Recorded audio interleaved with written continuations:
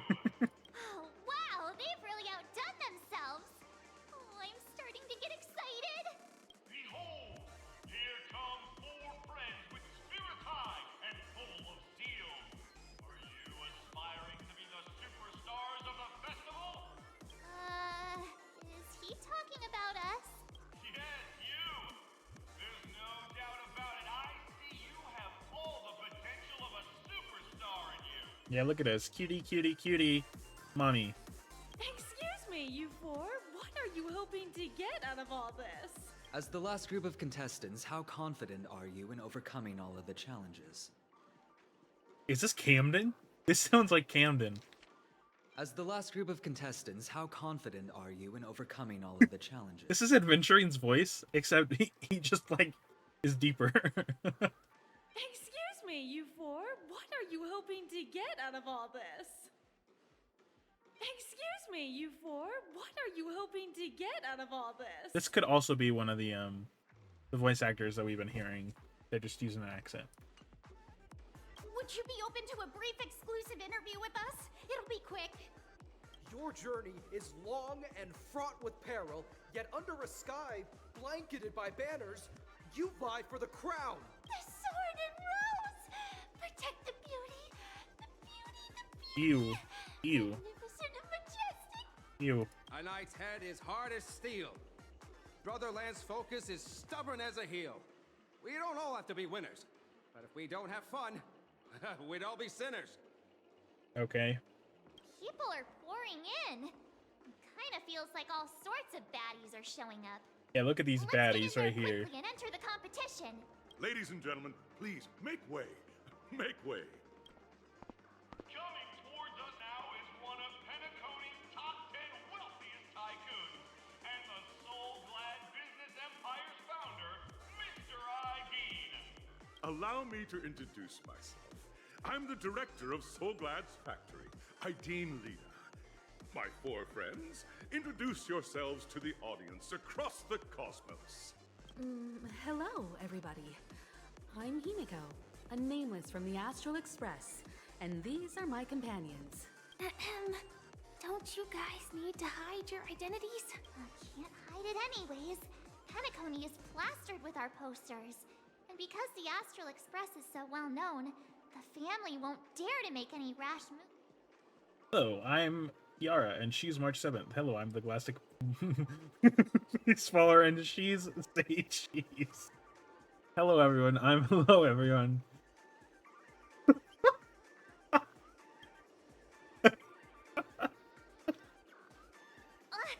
Don't expose my net handle to everyone. Oh, that's your net handle? What the hell? I'm assuming that's like an @ on Twitter. Hello, everyone. I'm March 7th. I'm an ordinary girl who loves adventures. Hello, everyone. I'm Firefly. I am also an ordinary girl who enjoys adventures. Oh my gosh. So it's a bunch of nameless guests. This final face-off is bound to be spectacular. Time is precious. My 4 friends, come with me. Grab a bottle of Soul Glad and make your dreams a blast. Oh my gosh. Dorks. What happens if I get... Wait, oh, I can't go over here. Ugh. I pull that out. Okay, so this is new birds.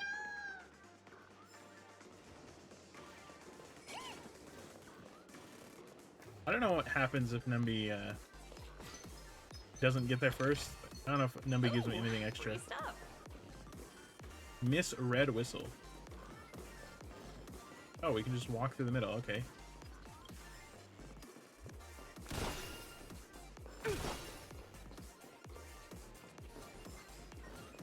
Gang, gang, gang, gang.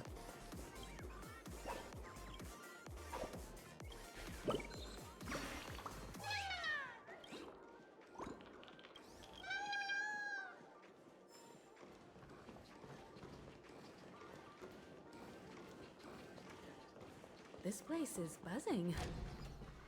That's right. This venue is a miniature representation of that time no...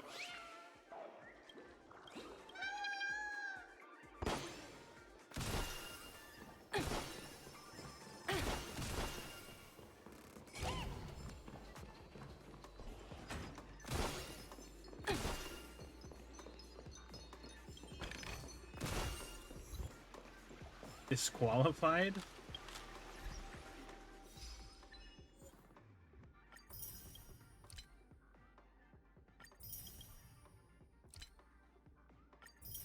Break all of... Okay. Oh, we did it.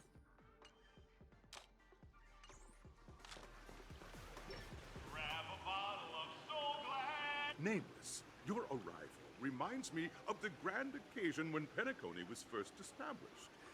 I was still a young, bright-eyed lad back then, lured here by the watchmaker's ads, full of zeal and ready to make my first fortune in life. Once, during a particularly grueling day, I passed out and was resuscitated by a drink from Mr. Sousa. Okay. That sweet taste has since been etched in my mind, and that was what drove me to create the Soul Glad that we all know and love today. The dream-chasing era was truly a wondrous time.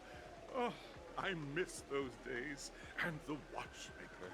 Scorched Sand Hall is my homage to that time of boundless possibilities. I wholeheartedly hope you make it to the finish and emerge as the next superstars of Penacony. Now then, is there anything you'd like to say before the competition officially begins? Nah, we win. Can we get the ball rolling already? I can't get all... I ain't got all day, capiche? Rest assured, we're gonna take an L in this. I can feel it.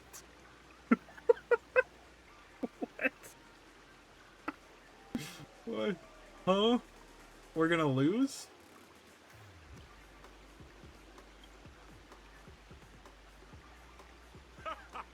There's that, ever-vigilant trailblazer. Hey, you should really fix that defeatist mentality of yours. Miss March, how about you? Hello, everyone! Next up, get ready for the Mega March 7th Adventure, where I'm going to break the speedrun world record! Trailblazing into the uncharted and challenging the limits. That's Miss March 7th for you. I hope that by the end of this journey, everyone will have achieved the outcome that they hoped for. Ah, a wonderful wish. Miss Himiko, what are you expecting from your team? Safety first, everyone. Simple words, but full of warmth. Waiting for you are 3 stages, each connected to that era.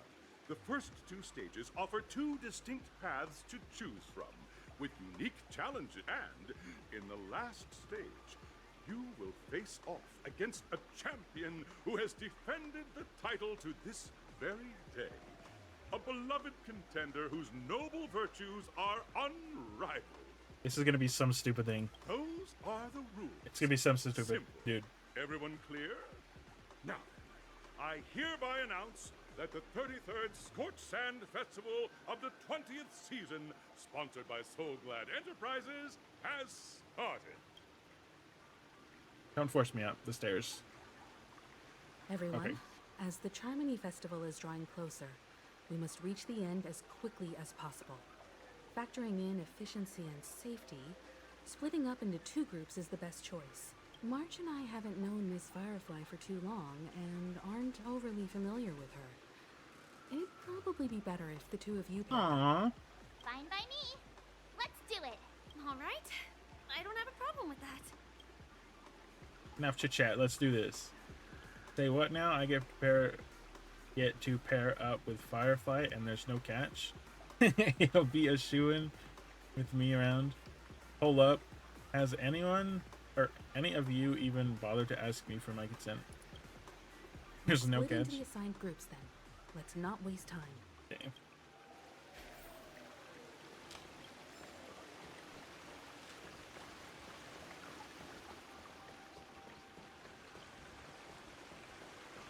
Red soda. Would be in poor taste to drink So Glad at a place like this. Oh, so this is where the bird is hanging out.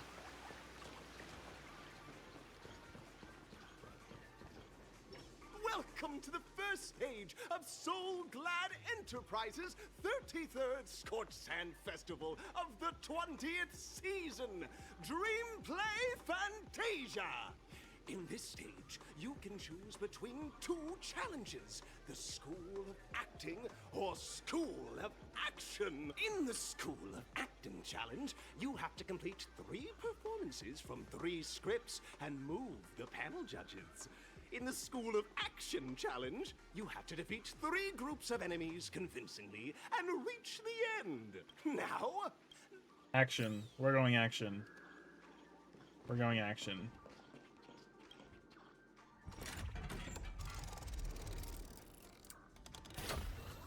What the hell is this? What the fuck? I just got pinball launched into a cosmos.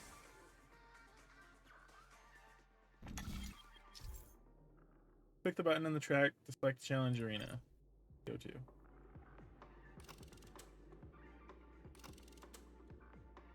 Acting? No, we're gonna go action. I have no idea what that acting thing even says. But it sounds like it's not combat, and I don't want to do that. On the stage, I'd rather do combat. welcome to the arena of action stars. Please make your way to the stage and vanquish those malevolent scoundrels. competitors, allow me to introduce. There are a total of 3 stages up ahead, each with their own challenges. The enemies you will contend against are antagonists from the film Once Upon a Time in Dreams. Defeat them swiftly and decisively. It's worth mentioning that the fastest time for this stage was achieved by a contestant with fiery red hair. Astoundingly, he overcame all enemies across the 3 Luca? stages in only 5 minutes. Or Argenti? Probably more Argenti, or someone we don't know yet. Time is of the essence.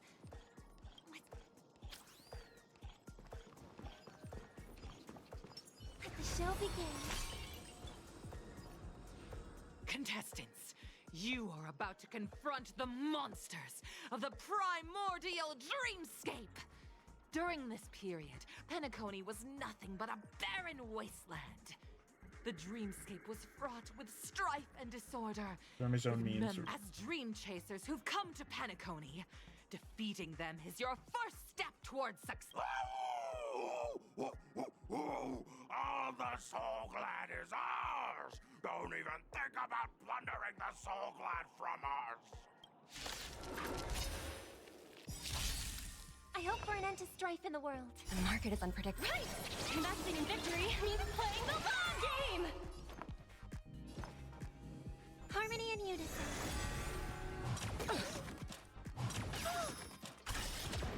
I want to protect everyone. Help me, Mr. Sora.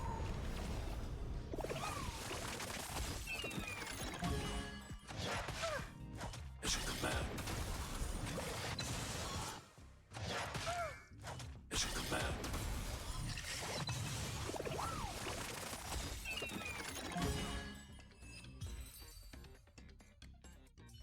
Soul Glad! My Soul Glad! Pretty simple. I just hope these tests don't take too long.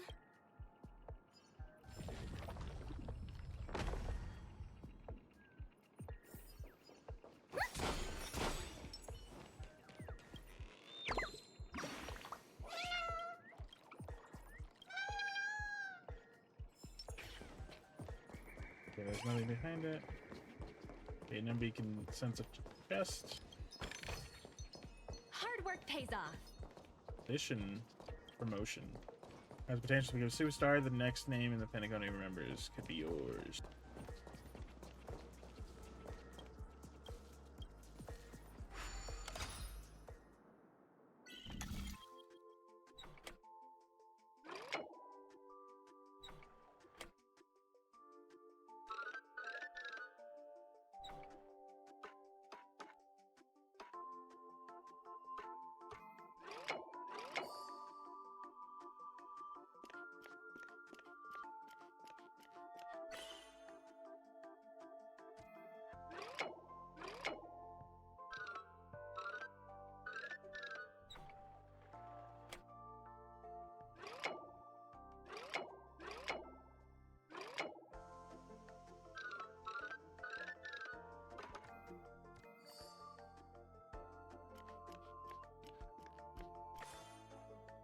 Okay.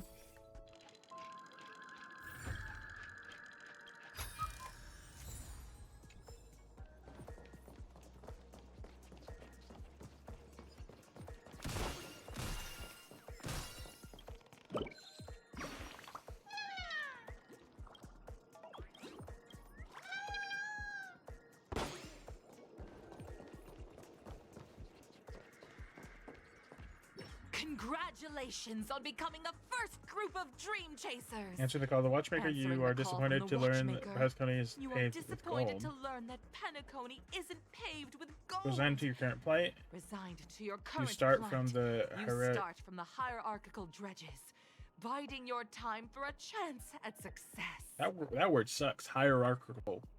Hierarchical. That is a hierarchical. Archical. It's archica. That's the problem. Hierarchical. Just as you're about to give up, a downpour sparks a business idea. You enter the umbrella business. So just things are looking up. Just as things You are encounter a looking up, competitor. Defeat them you and emerge encounter a victorious from the trade competitor. war. Is our opponent so glad? Because this is So Glad Enterprises' 33rd festivity auditions of the 20th season. Isn't this just product placement? Yeah. To safeguard the integrity of Soul Glad, I will soar high into the sky and become its shiniest star. Woo.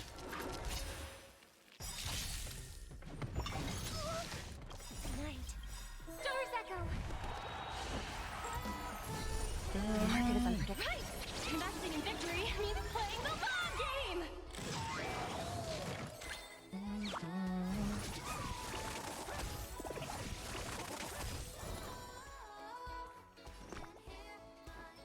Protect me, protect me. I'll never forget you. Hide. I want to protect everyone. Help me, Mr. Sora. As you command.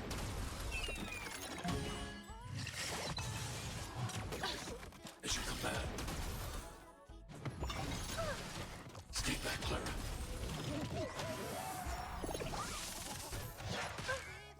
Stay back, Clara. I want to protect everyone. Help me, Mr. Sora. As you command.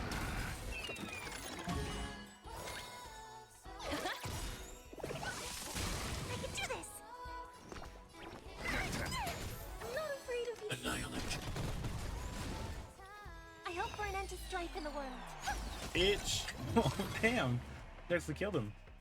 The world kisses me with pain, and I provide with Soul Glad in return.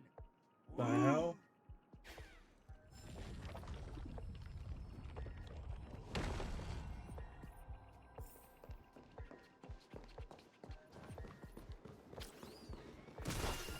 There's a chest over here, Numby. Oh, although we can't go up there. Poor Numby.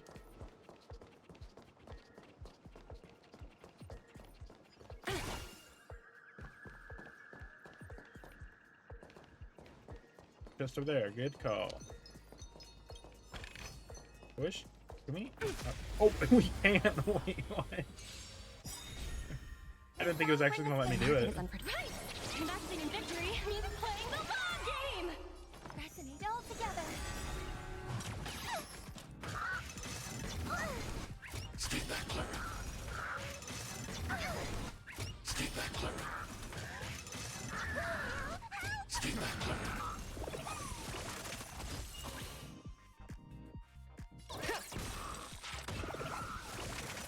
I'm gonna hold everyone back again. Get them.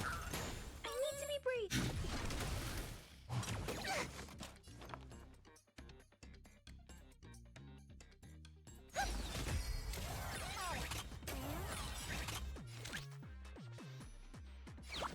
Go Nappy!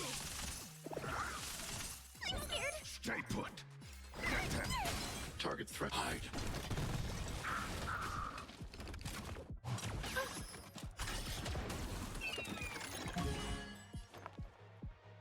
Harmony and unison.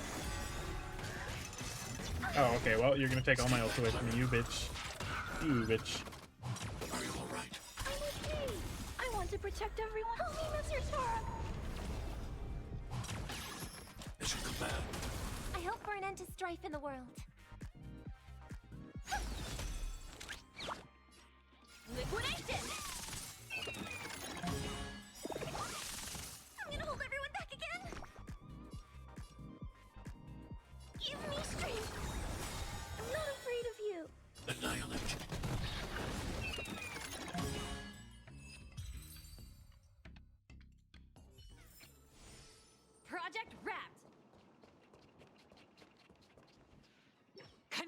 Congratulations to our 2 Dream Chasers for establishing yourselves as budding stars in Penacony. However, now you face a competitor selling at low prices, pushing you to the brink of bankruptcy. No matter how lengthy the battle, you always persevere. Topple this powerful opponent, and the tides will turn, paving a way to success! None will take my soul glad away from me. I will use the transmutation arcanum to turn into a dinosaur! Oh, dinosaur! Devour my enemies! The transmutation arcanum. Bottle of soul glad and make. I hate this product placement. Dangerous spots. Resonate all together. Night. Stars echo. The market is on. Right! Investing in victory means playing the long game! I want to protect everyone. Help me, Mr. Sora. These are devils. I'll crush them all. Confiscated! I'm scared. Stay put. Protect me. Protect me.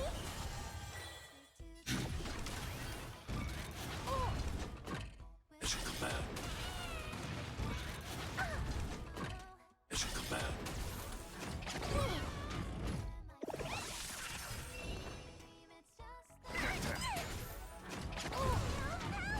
Stay back, Clara. Damn, this guy like really wants Clara to kill him. He just keeps hitting Clara. The body withers, but the soul glad name shall not. That should do it. Okay. Isn't this fight way off from the actual storyline? Transforming into a dinosaur isn't imaginative enough for you? This is the sort of magic only seen on Penacony. Anyway, let's get back on track. Where were we? After an extended battle, you finally emerged victorious! The companions who journeyed to The Penacony companion chose to who leave. journeyed to Penacony with. In the years that followed, you encountered each other once more on the prosperous streets of Penacony, but dared not call out to one another. And to linger in your Perhaps a gut kid- of every dream chaser. Well done! You brought to life the thrilling action scenes from Once Upon a Time in Dreams. With your fighting skills. Looks like we won. Let's hurry up and get to the next stage. I'm assuming this is what you're running at, NMB.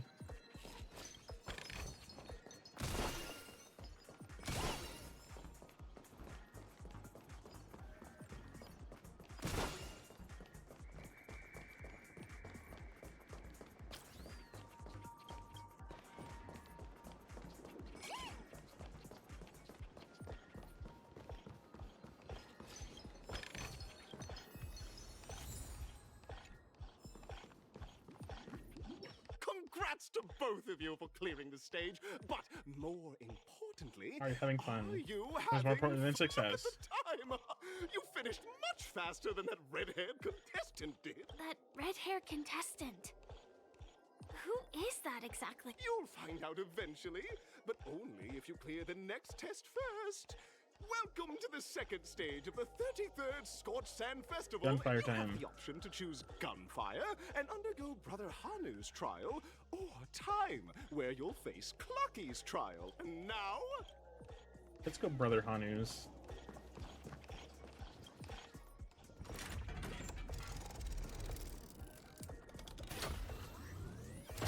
Pinball.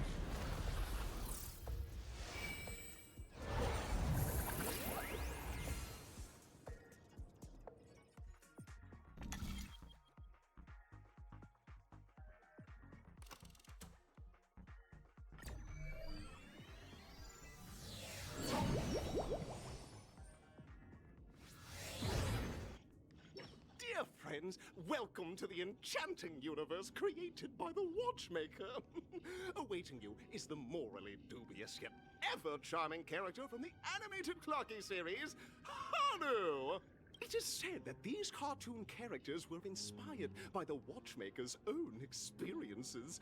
According According to research by Clocky scholars, the original Hanu of reality shared a deep friendship with the Watchmaker, akin to comrades in arms. Yep. Enter into the world of Hanu via the TV by the entrance and partake in an enchanting and If it's a gunfire trial, we should be able to settle this with a fight, right?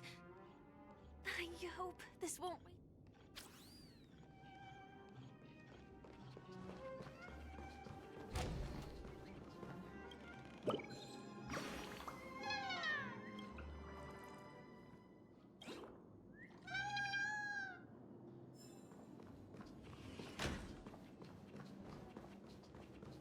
Ready? 1, 2, 3. Are we? very good. In this, alas, Hanu present.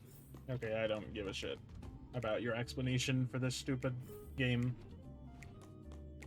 Oh, brave Hanu, you look like you could rip. Long time no see, Hanu. You look pretty stressed out. How about an intense and thrilling game of Dream Chicks? Actually, the plot dictates that you directly provide aid to us. That's how something cool sounding. Oh my! Are you telling me that Bob? Listen, but you know. Okay, I'm just gonna. Now I can't. I don't even care. Stay alert and make sure those monsters don't spot us. Look up there.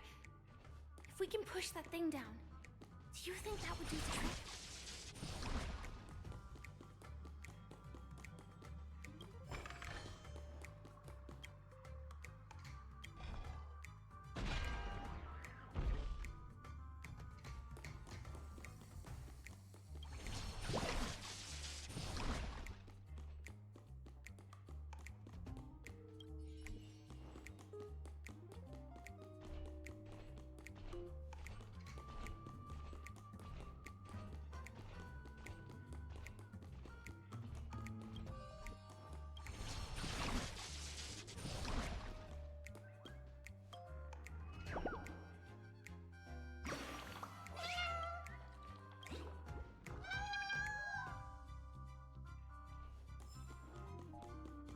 Finally, that's all the jigsaw pieces. Let's hurry back. I have to wait for that dude to move.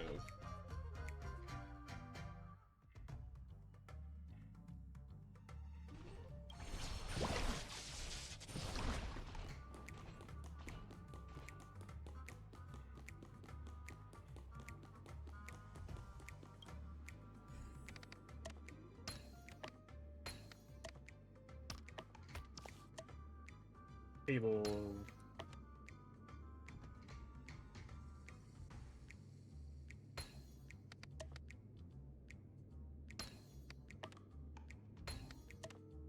Oh my! Hurry now! Are such.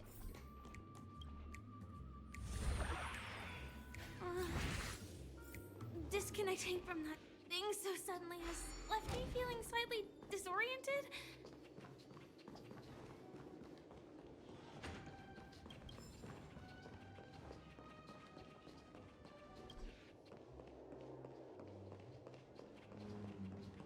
Yeah, that goes somewhere interesting.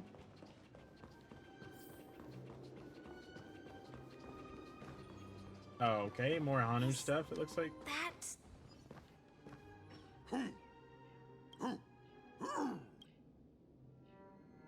Is staying in character that much really necessary?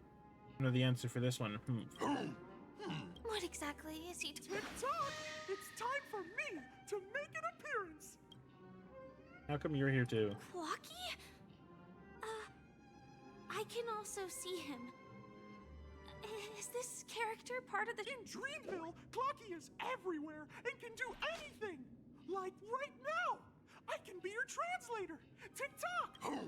Hanu says, battle! We must do battle! The enemy is at our doorstep, and we have no path of retreat! For the future of Dream... Touch that suspicious-looking TV right now! Suspicious looking, yes, that's so great. They just... Sheesh. logic in this plot and dialogue is really being pushed to its limits. True. Oh. Behind the door, there's a treasure chest. Good lookout. Well,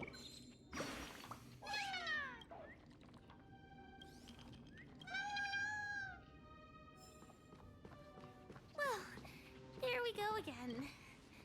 Ready? I am gradually... No, did last we but But... Sorry, I really don't care about this story that they've made up in here. The storage room. It's behind the shelves, right?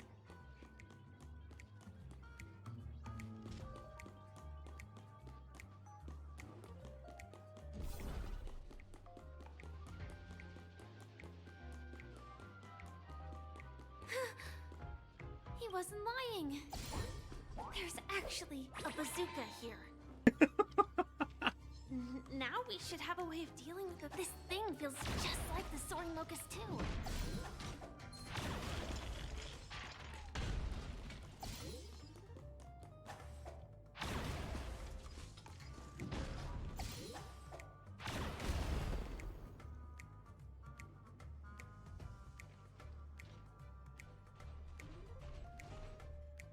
Careful.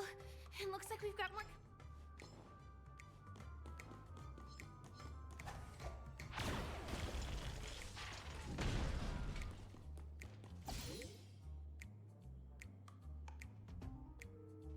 More company? Oh. I'm like standing right there on them. Here we go again. Oh.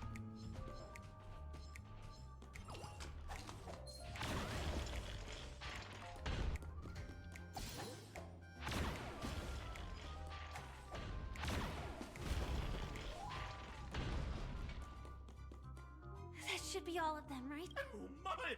Hanu is on the street! Everyone! The stage is complete! Quickly! Head through the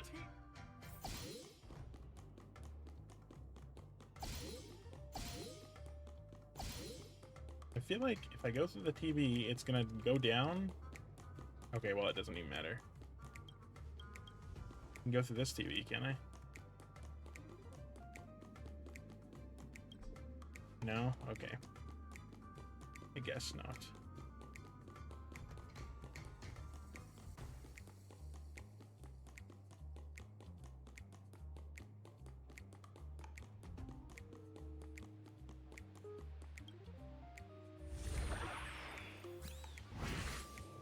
Well, that's that.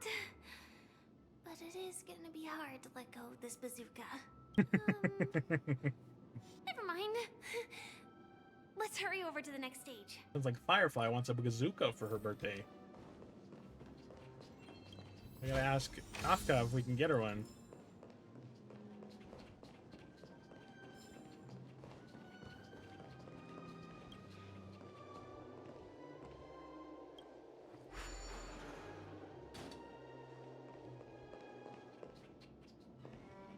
There's a thing actually up there.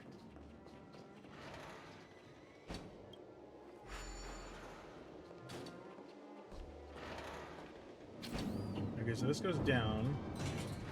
And being right here, if we go up these stairs, I should be able to walk across the top.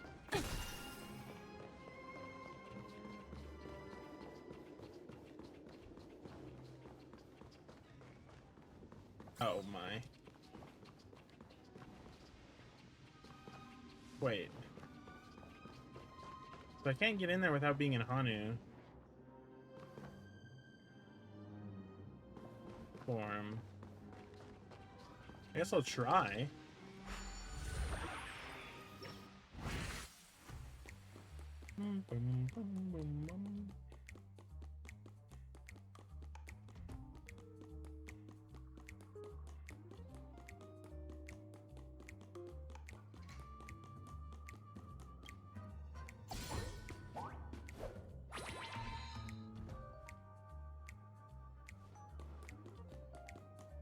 Okay.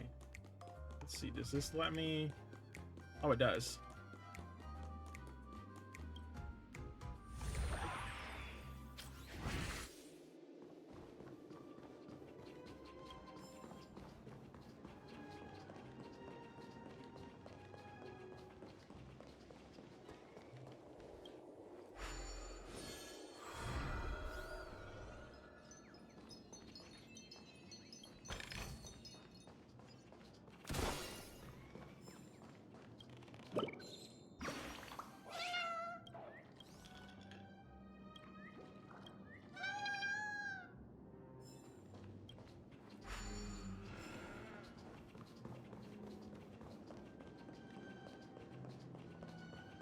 If I stand on this, can I also hit the button? Oh, okay. I don't...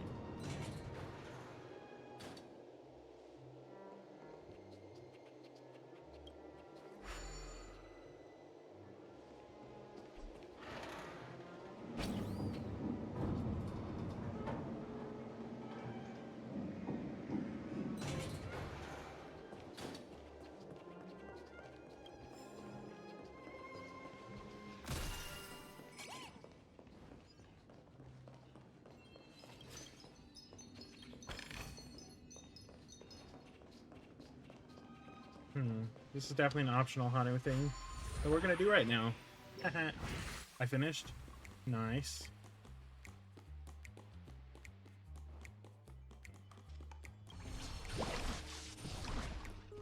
I'm probably like way behind if you just finished.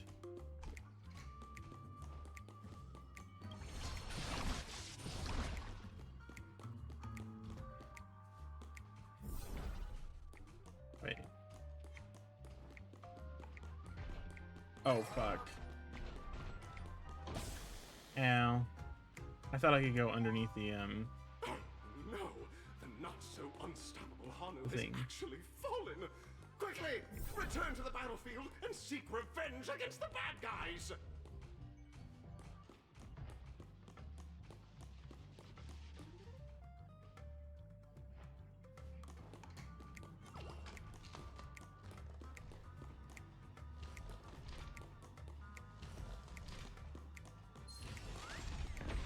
No fucking way, man.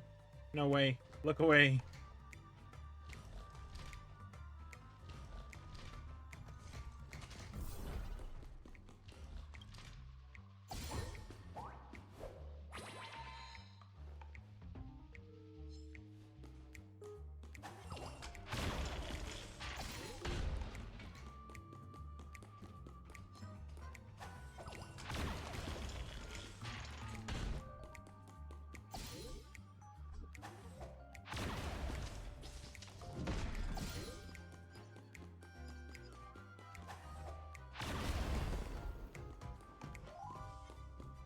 Oh, shit.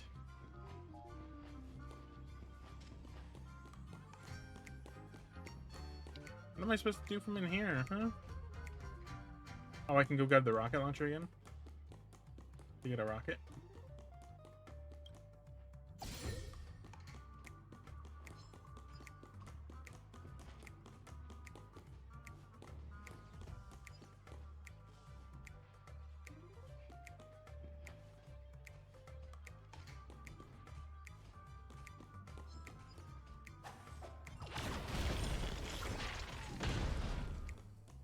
Saturation bombing.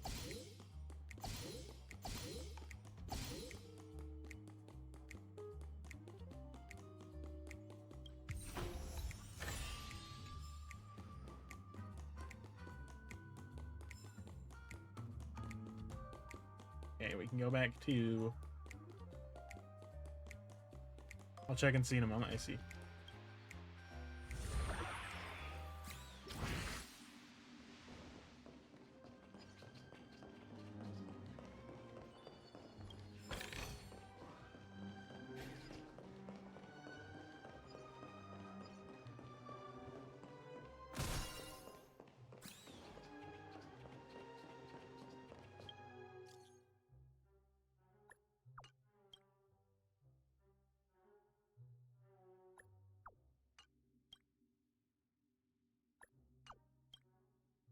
Hanu's End. Okay, so since we did that, we get a new story.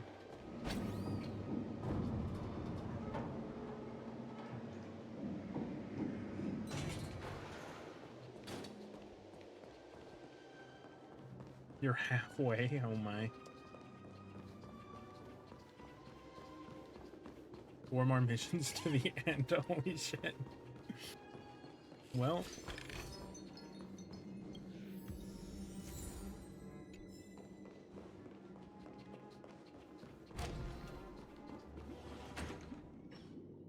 Congratulations to both of you!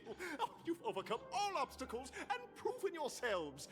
But Unfortunately, there is only one who can be Penacony's festive superstar. In the final stage, you will face the defending champion. If you fail, you will lose the opportunity. Welcome to the 33rd Scorched Sand Festival's.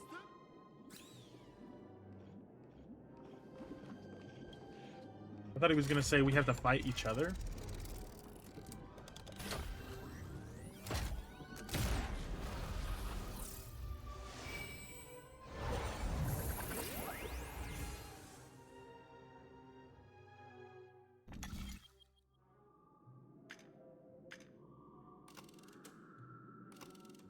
Go Superstar Showdown Arena 1.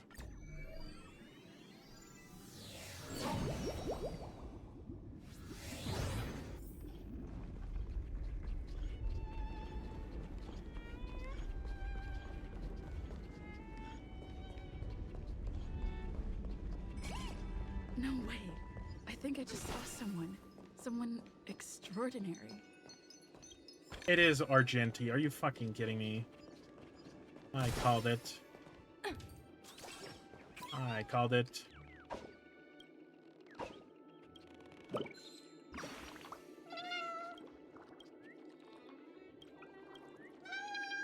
Okay, I really need to stop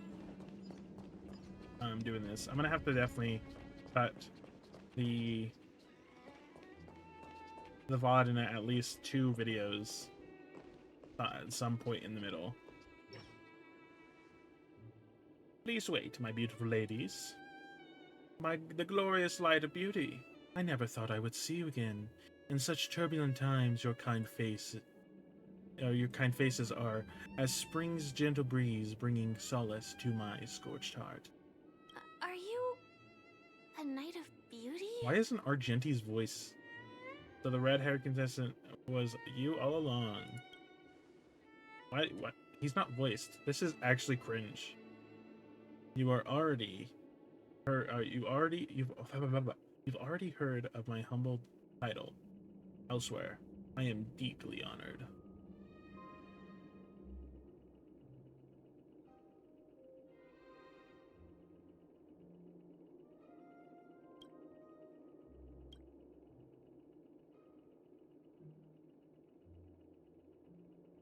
Fortunately, the mini rabbit mech pilot, stray dog, galactic ninja, and quad drive Inteleron, along with 32 other souls in distress, all emerged from their predicament safe and sound. I then led them all here to revel in the harmony of the countless other splendid things.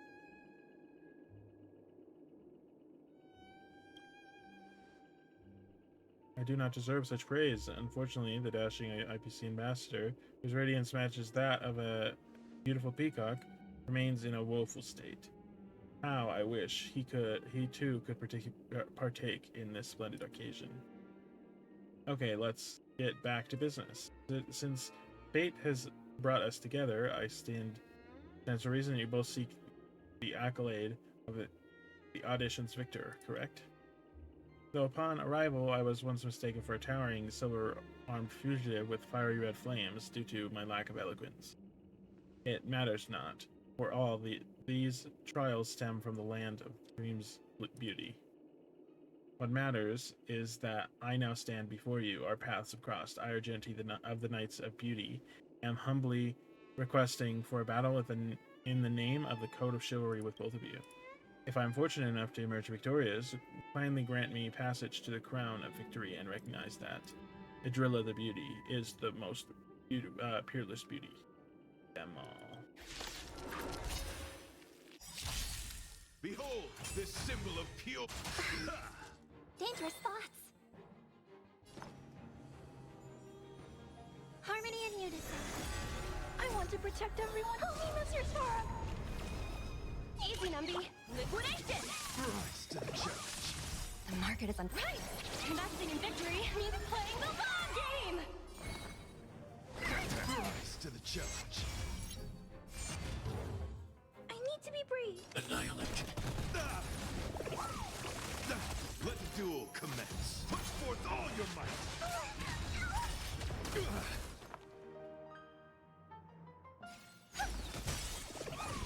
Rise to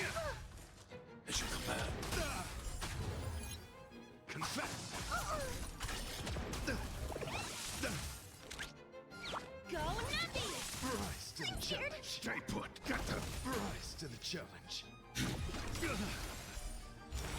I want to protect everyone who needs your Sora. Tonight, Stars Echo. No more time. Let the valuation begin. You're gonna finish the story tonight, or are you coming back at another 4-hour stream tomorrow because it's 2 a.m.? By the way, there are Jade's rewards for avoiding fight with Argenti. Well, they've got to be. The market I don't know. I don't give a fuck, to be Whenever honest. you're ready, liquidation. I'm sure it's an achievement, but if it's an achievement that you're locked out of, you can only do one the one time. That's stupid. These are devils. I'll crush them all. The market is unpredictable. Right. Investing in victory means playing the long But game. I don't know. I was gonna keep going. I don't know. I think it'd be stupid to stop. Eliminating flesh. Bear with. Because if I stop, I'm just gonna play it by myself. I'm not even gonna bother streaming. Pledged on loyalty. Put forth all your might. Are you all right? I'm okay.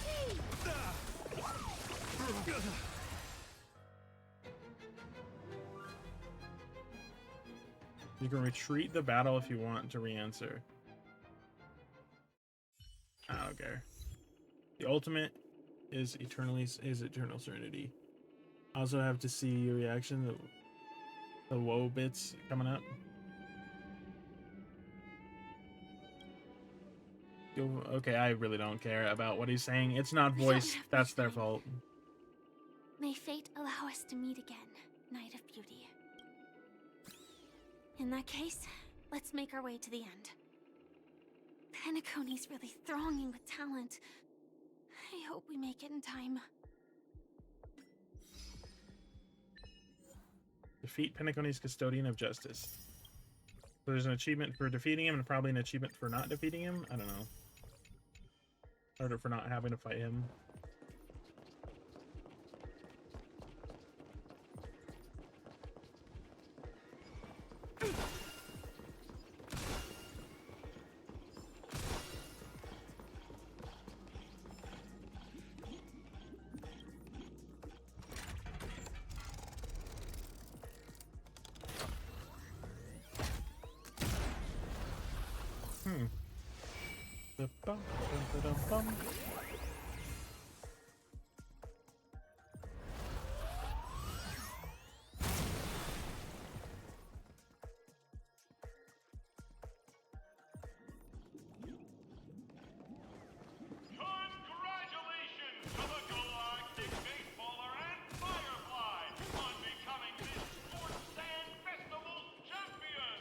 Called me Galactic Baseballer.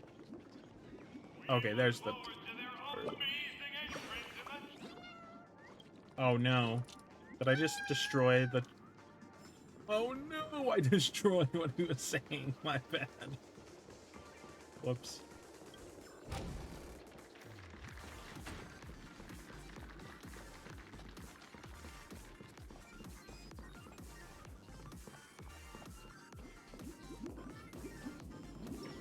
Oh, well, I was gonna go to grab the collectible, but no, you're not gonna let me grab the collectible. Congratulations to the both of you on becoming the festive superstars of this year's Charmony Festival.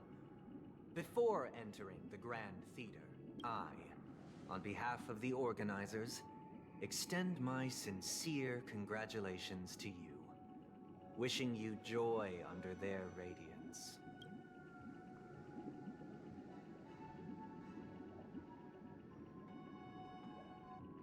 Where are my stellar jades? All I get are sincere congratulations.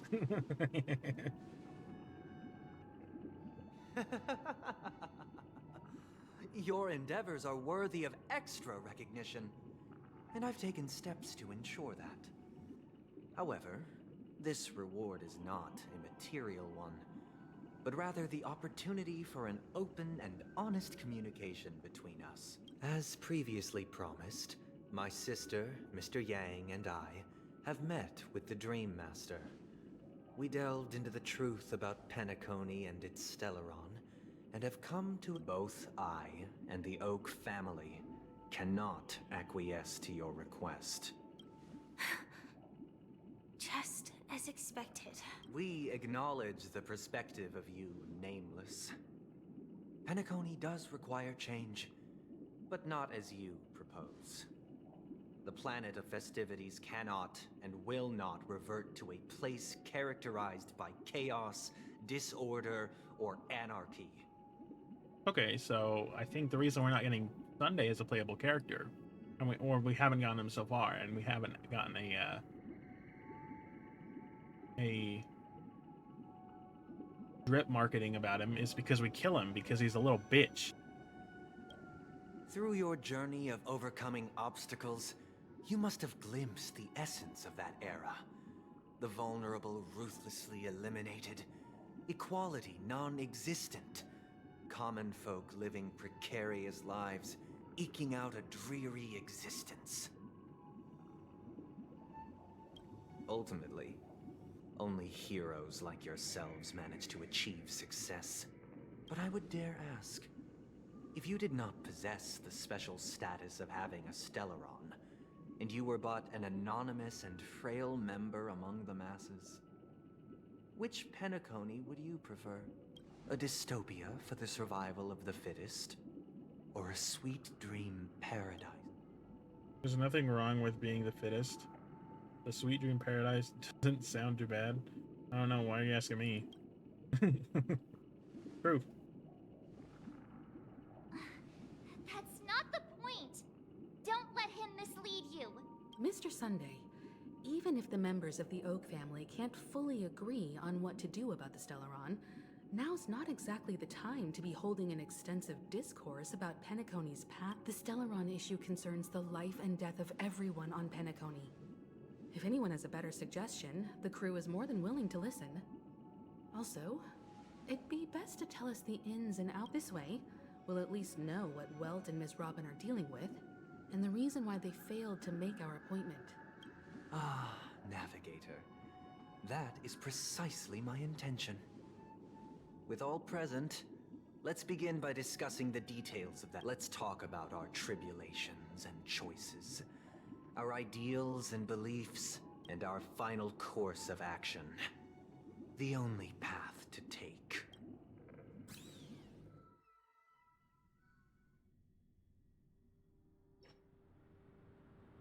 You mean to say that for the longest time, there have been scoundrels who would use the Charmony Festival that I have bequeathed to the masses as a tool to realize... Indeed, Dream Master. Once the Charmony Festival begins, the Stellaron's powers, along with the song, will be broadcast across the entire planet of Penacony.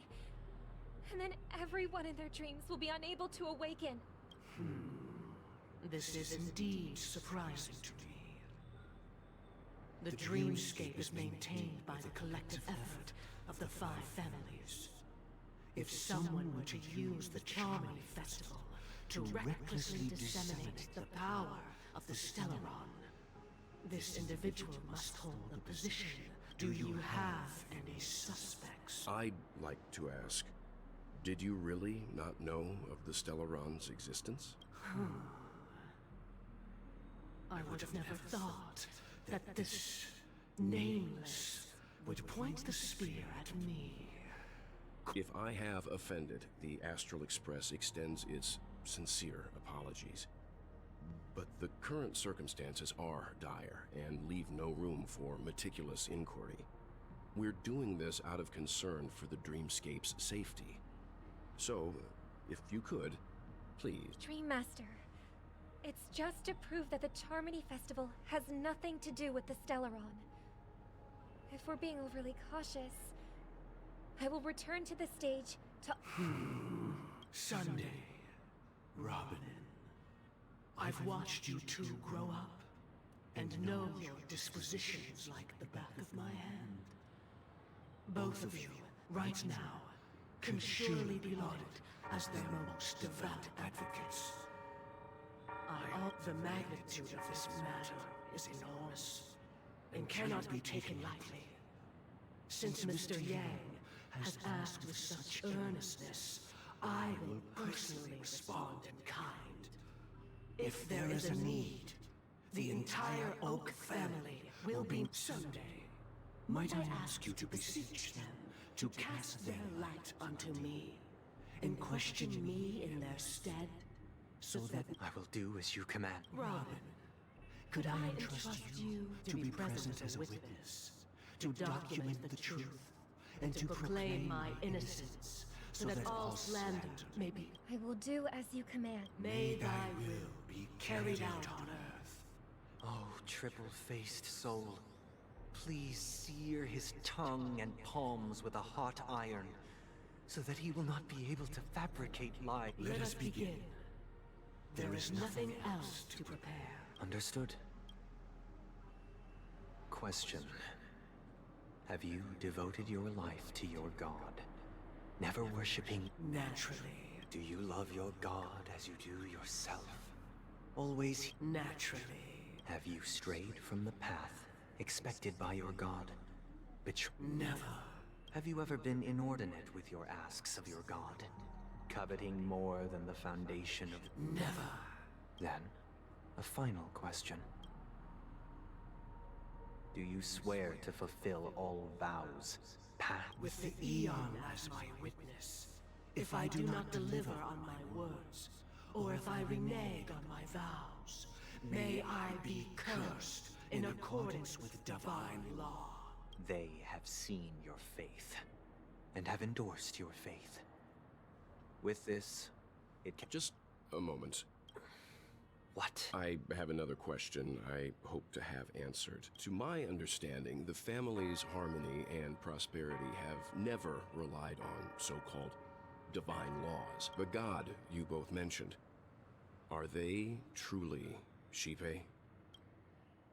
Oh, true. Mr. Yang should know that those belonging to the family toil together as if they were kin, embracing solidarity and unity under their light.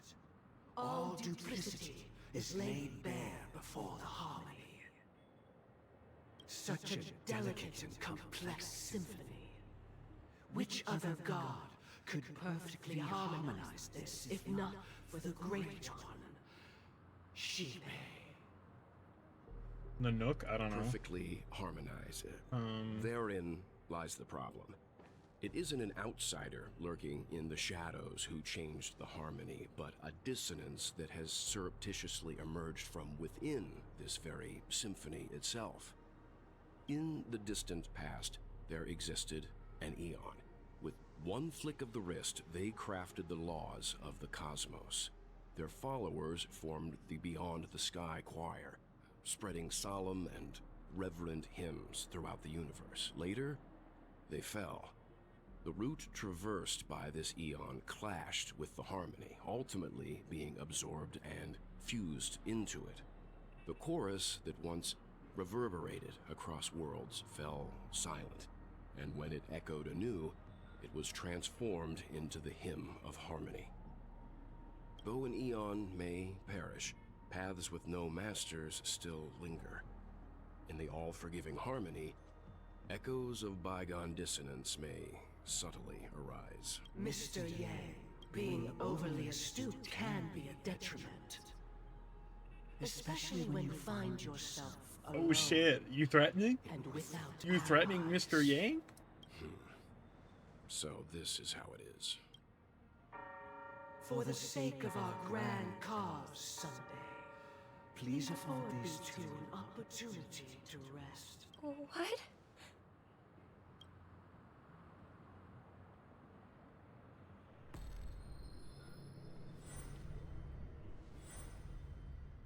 Sorry, Robin.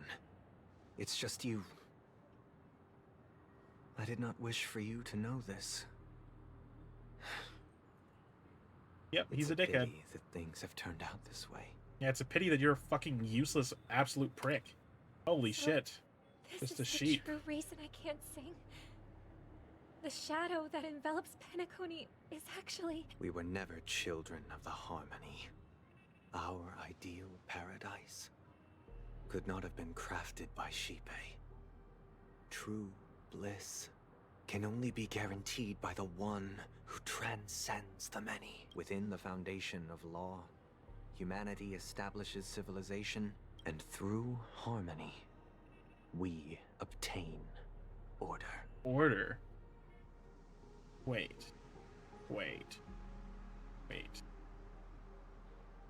I feel like we've seen... Oh, it's Anna. We have seen Order.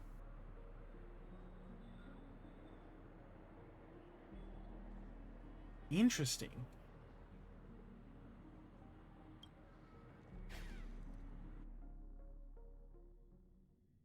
Unbelievable. To think that there would be remnants of the Order on Penacony. What have you done with Mr. Yang and Miss Robin? Don't worry. I just gave them some time alone to ponder their fates. You should know that these actions make you an enemy of the Astral Express. Should we need to stand against the Nameless, it would only be myself and the Oak family involved. But we haven't reached that point yet, have we? Your efforts for the justice of Penacony are evident to everyone, and have been widely observed. You want to talk terms with us? Stop beating around the bush. Get to the point. Give Mr. Yang back to us now. Smart kid. You're just as sharp as... If it is the Order that drove you to imprison Welt and Robin, and you're using them to coerce our compliance, then there'll be no point in entertaining any type of discussion. You're mistaken, Miss Himiko. They are in very safe hands, and just as the family has always proclaimed, no one can be harmed in the dreamscape, least of all in the beautiful new world belonging to the Order. Penacony and the entire universe have witnessed far too much innocent bloodshed. The strong wield their blades against the weak, and the victors push the vanquished to the brink of life. Natural selection. The world abides by this principle, establishing the well-being of humanity atop the corpses of the downtrodden. Only we, or rather, I, possess the power to put an end to this farce. So you've decided to resurrect a dead Eon? No one's ever done such a thing. If Miss Himiko is interested, let's draw back the veil and speak candidly. I've always firmly believed that people can understand one another through peace. I'm willing to divulge the unembellished truth as to the intentions of the Order's Pathstriders, so that you will make better judgment for the Astral Express, for Penacony, and for this stretch of the universe. Words can hardly... So, come with me, everyone. Let us retrace our steps, and see once again where this road leads. Huh? Where'd Hey, you go? BRB, just pass out in bed. Whoops, you're good. Welcome. This isn't any location in Penacony's dreamscape. It's my inner world. The reason the scenery before you remains unchanged is because your consciousness has drawn on similar concepts to fill in the gaps. You imprisoned us? Who in their right mind would boast their inner self like this? That means... Did you do the same to Welt? It's a tuning process. Stronger in effect and more draining on the mind. The gray-haired guest has experienced it before, so she should understand what it entails.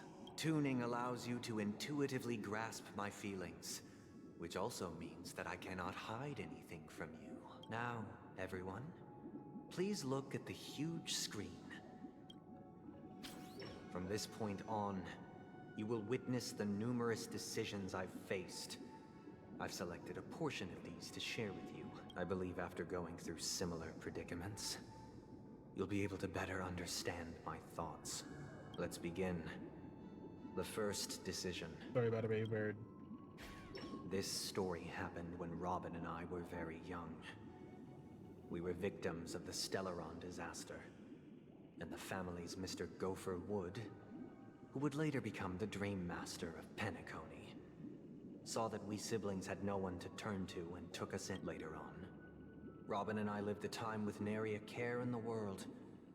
One day, after dinner, while my younger sister and I were lounging about in Mr. Gopher Wood's yard, we spotted a fledgling Charmony dove all on its own.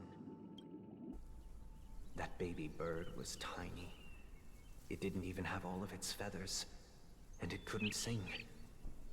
When we found it, it was already on its last breath, having fallen into a shrub, probably abandoned by its parents.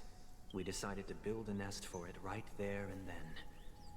However, thinking back, that winter was unusually cold, with fierce winds at night in the yard, not to mention the many poisonous bugs and wild beasts in the vicinity. It was clear that if we left the fledgling in the yard, it stood no chance of surviving until spring. So, I suggested we take it inside, place it on the shelf by the window, and asked the adults to fashion a cage. We decided that when it regained its strength enough to spread its wings, we would release it back into the wild. The tragic part, something that we'd never considered, was that this bird's fate had already been determined long before. Its destiny was determined by our momentary. Now, I pass the power of choice to you all.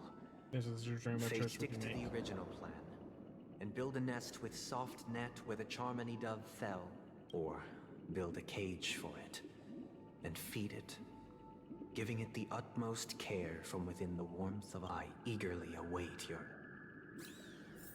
Huh? Talk to the others and see what they think.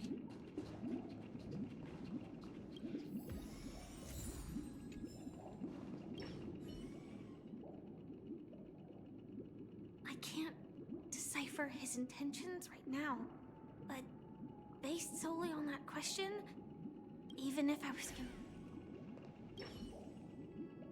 It looks like he really has no intention of imprisoning us. Back to the question. I would personally choose to... No special reason. I do think that a fledgling should have the right to fly into the sky. But if it can't even live to that point, then there's nothing to talk about. That guy just casually throws this kind of question if it were me. After all, leaving it there. Okay, well, they all said that they wanted to... Wait. Talk to the others? Is there another person? I already did the other optional things. I guess we're building a cage, because that's what everyone else wants to do. I'm happy to see that you made a choice similar to ours. If your mind is made up, we passionately nursed it back to health, preparing only the best food for it every day. We even preened its feathers. Later, on the day that Robin left Penacony, we opened the cage door and let it fly back into the sky. I watched it for a long while by the window, probably about 3 or so days. In those 3 long days, the little Charmony dove tried again and again to spread its wings to fly into the sky, but fell to the ground, only to keep trying. Finally, on the 137th attempt, it succeeded. But its attempt did not go perfectly. After flying unsteadily for a while, it fell to the ground. Unable to grasp the direction of the air currents, the fall shattered its wings. It writhed helplessly in my embrace. But it was all for naught, finally succumbing to a painful demise. And in that instant, our tender care, our given love and hopes, became the they all inevitable became push the that sent inevitable it to its push. death. I deeply regret the choices we made. Next, let us head to the second decision. This story happened when I was appointed as Bronze Melodia, a position exclusive to the Oak family, charged with listening to the problems and vexations of Dreamscape residents, Baby and bird, a providing robin them with almost. the relevant guidance. I want to build a cage. Interesting, yeah. Did you play the Trailblaze mission yet? Don't think so. It was during that period that I had the opportunity to hear voices from all corners of the Dreamscape. Joy, sorrow, arrogance, regret. The complex tapestry of human nature that formed the world. and I was fortunate to catch a glimpse of it. He was a dream chaser and an illegal stowaway. Just like the rest of them, he came to Penacony in search of a better life. Except that, to most people, the price he paid, I suppose you could say it was everything. He told me I sold everything I could at home. The house, the land, even his 2 children. He said he could not afford to raise them, and that at least they could eat if they lived as slaves. He had a plan in place. He would buy back his children once he had made his fortune, and enjoy Penacony's beautiful dream with them. Alas, his plan to smuggle himself was somewhat clumsy, and he was sniffed out by those pig-headed hounds. After hearing the Dream Chaser's story, I immediately appealed to the Bloodhound family to cease their pursuit. That way, at least he could live peacefully. But I was still too naive to the ways of the world. I did not anticipate that what I thought was a kind gesture. I'll tell you the outcome soon. For now, will you do as I did, and try to convince the Bloodhound family to stop their pursuit, or will you remain silent, leaving him to languish while the hounds are hot on? I look forward to everyone's I'm gonna say the other one, leaving the hounds, but I mean that is not what he did. And also he couldn't have. He sold his fucking kids. I'd probably choose to ask the Bloodhounds. Nope. I am not doing that. A dream chaser story. If I acted out of kindness, Nope. What cruel. Nope. It seems he sold his kids to chase. With that thought, there's only one Yes! choice. Yes! Let the Bloodhound send him back home. Let's go, March. You're actually best girl right now. Punished. Yes. Yes. High five, girl. Hell yeah. March, you're right. I agree. Remain silent and enforce the law. Yeah. It seems you, like me, are pondering whether a different choice could have led to a better outcome. Sadly, his fate would only be more tragic. Say he never gets caught. He would only die from delirium. The methods with which illegal stowaways enter dreams are unorthodox. Not flawless like the hotels. Living in the dreamscape would be a mere pipe dream. That is such a theater kid because he's being all emotional while not getting to the fucking point. True. Should he be apprehended? Could the hounds afford to turn a blind eye? The answer is a definitive no. They couldn't bear the resulting consequences, and thus wouldn't dare extend a helping hand. As to your choice, I once again offer my heartfelt apologies. Next comes the third, and the story this time. This is my own. This story happened the day I was appointed the Oak family head. At that time, Mr. Gopherwood was the current Dream Master. And as per his wish, what surprised me was that the Dream Master had only come to deliver a letter to me. He let me read its contents, and it was a letter from my sister. Are talking about the dissonance of... The letter contained the usual pleasantries, anecdotes from her travels. Nothing out of the ordinary. Just as I started wondering how this letter related to our discussion, the Dream Master... Do you know who wrote this letter? My sister, of course. But why would you personally visit me to hand me a letter from my sister containing mere trivialities? It's not the letter that I was thinking about, I guess. To help you grasp the full scope of this issue. Do you know where Robin is at this moment? From what the letter indicates, she must be in Caspelina 8, correct? She's touring there right now. Correct. Has she mentioned anything about a stray bullet? A stray bullet? What? A war has broken out on that planet. It is because of this very reason that Robin chose this destination. to spread the word of the Harmony, and to save the lives of that planet she personally made for the front lines. She hoped to ease the people's suffering with song, and was willing to brave mortal danger to deliver the IPC's medical supplies. Unfortunately, stray bullets show... Is she all right? If the operation was successful, she should probably be recovering in the field hospital. By the eon above, the bullet struck her neck directly, yet possibly as a reward for her consistent deeds of harmony.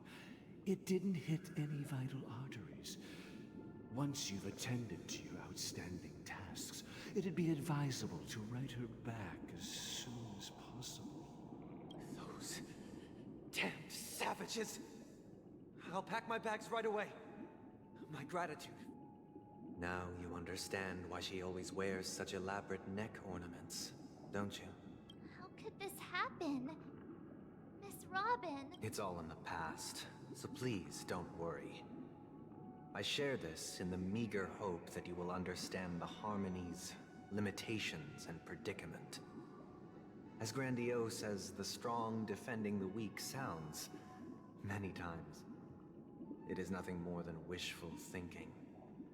Likewise, I've prepared one last question. One last choice. Not have any grave because this consequences. is merely a figment of imagination. A nightmare that has haunted me through countless nights.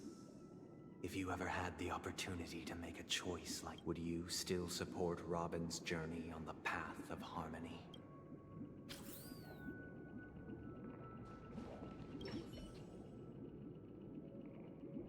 I often feel like I've dreamt of similar scenes on certain nights. In the dream, I see blurry faces. I don't know who they are, but I sympathize with all of them. Fighting for survival against some unfathomable force. Their confusion and fear are lucid to me. But I also remember they chose never to give up. Just like Miss Robin. If Mr. Sunday's question leaves you puzzled, you should find the ants with each trailblaze. Dangers and tribulations will surely follow. But would you ever back away? Would you stop March and Don Hung from reaching their next destination? I believe you have an answer of your own in your heart. That sounded very creepy, to be honest. Miss Robin's courage is admirable. And here I was thinking she was just another soup, but the fact that she's also Mr. Sunday's younger sister? No, I doubt he'd wish harm on his own flesh and blood, no matter how grand.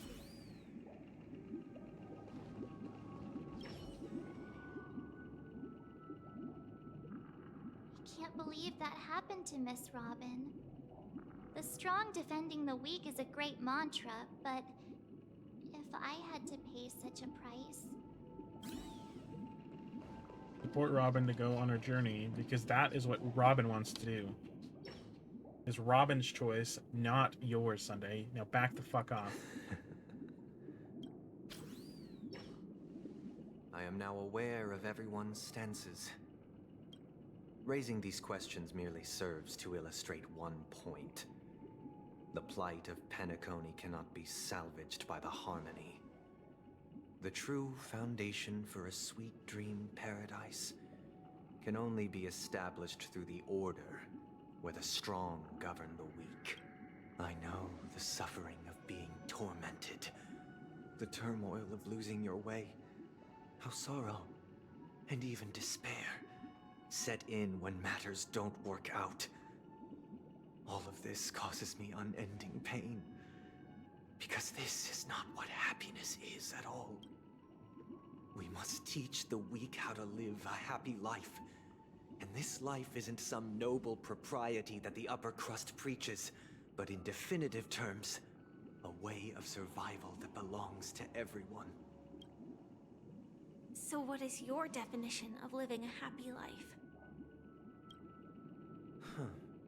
Good question. Human consciousness is fundamentally an illusion, a cage known as self-worth. You're bringing that up People again. lured in by this illusion make mistakes, yet still ask that external influences bear the burden.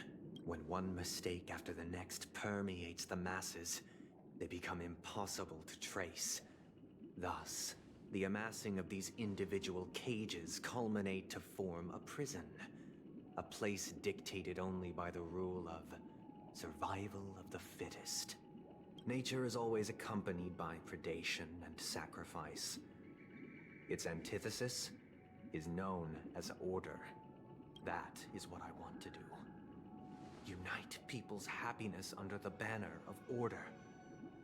They won't need to make bitter choices any longer, nor face the weaknesses of humanity. They can cast aside their primal instincts to build a haven for... Simply describing thoughts is far too abstract, so allow me to provide a simple example.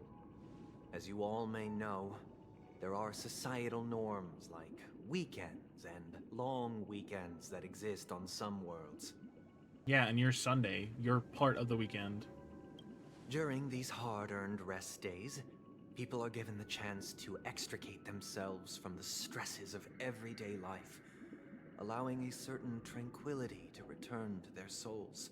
And it is only on these days that people do not have to adhere to the law where the strong prey on the weak. They can live out their lives happily during these brief intermissions. It's just a pity that 2 or 3 days are still too fleeting compared to the span of a lifetime. From where I stand, society's ideal system should be 7 rest days. Following Sunday, there should ensue a second, a third, and indeed an infinite procession of Sundays. This should be the face of the new world. Idyllic, eternal, peaceful days. What the fuck is this guy going on about? And thus, every person can return to their base selves in this utopia. Some gaze in reverence at the stars, pouring their whole beings into calculating the distance between us and the isolated world of Pagana. Meanwhile, some seek refuge in quiet corners, holding one another, unencumbered by the chains of unwelcome obligations. I don't like how this fits in the thing. The G is cut off, and then they cut off like the top, like fourth of the top text. There would be no need to bear the hardships of reality. Only in this way can humanity face the inevitable end with the purest of spirit, living a life of dignity. This is what it is to live in bliss. That's your definition, bitch. Not everyone has your definition, bitch. Now sit down, bitch. And let me slap you. With Miss Numby. Firefly, you who are stricken with entropy loss syndrome, you of all would surely understand this.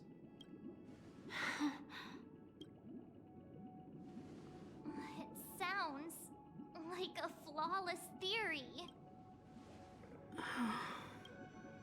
But what is the price to attain all this? The cost is minute, merely a personal and eternal sacrifice. If this paradise is to be maintained for everyone, someone must remain trapped in solitary wakening until the end of the cosmos. Awakening. Which means that this so-called paradise is still a dream. Stepping into this paradise means forsaking reality, correct? It is not forsaking, but transcending. Flesh, blood, sorrow, weakness. If the physical is the root of spiritual suffering, it is only logical that we defeat it. But in this supposed bliss, people won't have defeated their demons. The chance to overcome their tribulations would be forever lost to them. In other words, it is an escape. That's another way of understanding it. But there is no shame in escape. On the contrary, the seeds of escape exist in everyone's hearts. He looks... I don't know why, but she, like, looks off this whole time. And I don't know if she just, like, looks angry all the time or what, but she just looks, like, different than what I remember her. As Judy from Cyberpunk said, quality over quantity be? Don't you agree, Miss Firefly? And as to why we sleep, it is because we are afraid to awaken from our dreams. But this is not in conflict with the grand plan. Only in acknowledging this can we truly understand the frailty of human nature, and from there, show compassion and protection.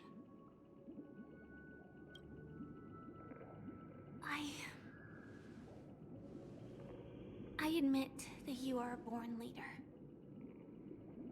Your perspective on humanity brims with pessimism. Yet you express compassion for all. Even when your heart pities them.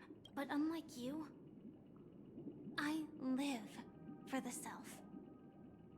From my perspective, individuals making choices for themselves is their birthright. Yes, exactly. The want to escape may be innate in the weak. But whether they are weak or not, it is not up to another to decide. Perhaps in your mind, you also view me as weak? Okay. Because I don't think so. Since Miss Firefly has said her piece, the Astral Express will also naturally give you our answer. We'll leave it to you. Just as Mr. McHale instructed before. Tell him our choice. Muddle fudging. Okay. No. What is this place? Does this place ring any bells, Misha? I don't know. But I feel a sense of deja vu. It's the realm within a dream bubble. This was left to the Astral Express by a nameless, but weirdly, when we entered it, it was completely empty. Dr. Edward from the Dreamscape sales store told me that dreams are formed from memories, and a dream bubble can't take shape if its core is empty. So I thought you might be able to help us in unraveling this mystery, Misha. As a hotel doorman, you know Penacony best among us. I don't know much about dream bubbles, but if you want to figure out what this mansion is, I'll do my best. I'm counting on you then. Himeko, I still don't get it. Why were you so sure that Misha had a connection with this dream bubble? I wasn't sure. It was just a hunch. But since Misha feels familiar with this place, my hunch might be correct. Place looks a bit familiar. This place feels a bit nostalgic. Exactly. This is where you and Firefly encountered death, which we now know as dormancy. Considering its connection to Dreamflux Reef, it's not surprising it appeared here. The question now is, who brought you here? Based on the clues we have so far, it's unlikely to be that masked fool. So identifying them is crucial to we're drawing closer to the truth once more. Let's give Misha some time, as I believe he'll unveil the secret of this dream bubble. All right, but there are doors all over the place. Which one I guess... I'm not entirely sure, but... let's give it a try.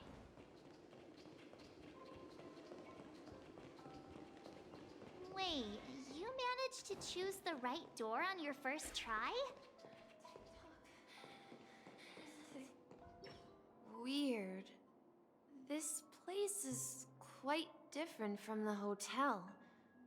But I feel like I've been here before, And even if I remember correctly, there should be a fireplace down that hallway. Clocky and I used to sit by the fire, listening to the crackling of fire. No way. Is Misha like somebody who the characters represent? And the room on the other side was the toy room. I loved spreading out all the toys from the box on the floor and... Hold on. This doesn't make sense. This could be a case of amnesia. Don't worry, Misha. It's common for everyone to forget certain aspects of the past. Those memories haven't vanished. They're just lying in the depths of your mind. Since this place seems familiar to you, why don't we explore a few more rooms? Yeah, then let's check out the rooms. Is this a new? It is. Then wait to eat. I heard some noises from the room. You and Origami... Yeah, it's a member of the Compass crew, just like Clocky and Miss Mirror. And there's more than just one origami bird. They follow Miss Mirror's orders and handle all sorts of jobs on the... Sailors? Can Origami... Could you tell us more about the Compass? The Compass is a ship bound for the New World. Clocky and his partners travel through layers of fog to the depths of the sea. Whenever there is danger, Clocky will use a compass and guide the ship in the right direction. That's a great story. But in the Penacony cartoon, Clocky and his partners have always lived in Dreamville and Does never Misha the ventured compass? out, right? Huh? Oh, that does seem to be the case. Weird. I clearly remember... Clocky arrived in the New World in the end. Perhaps Clocky has a hidden past. So, where has Clocky gone? Did he leave to protect Dreamville?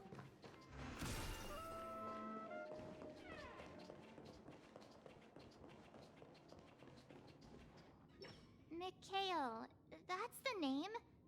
Now we all know him as the Watchman. So, who is he talking to? Do you know anything about it? I'm sorry.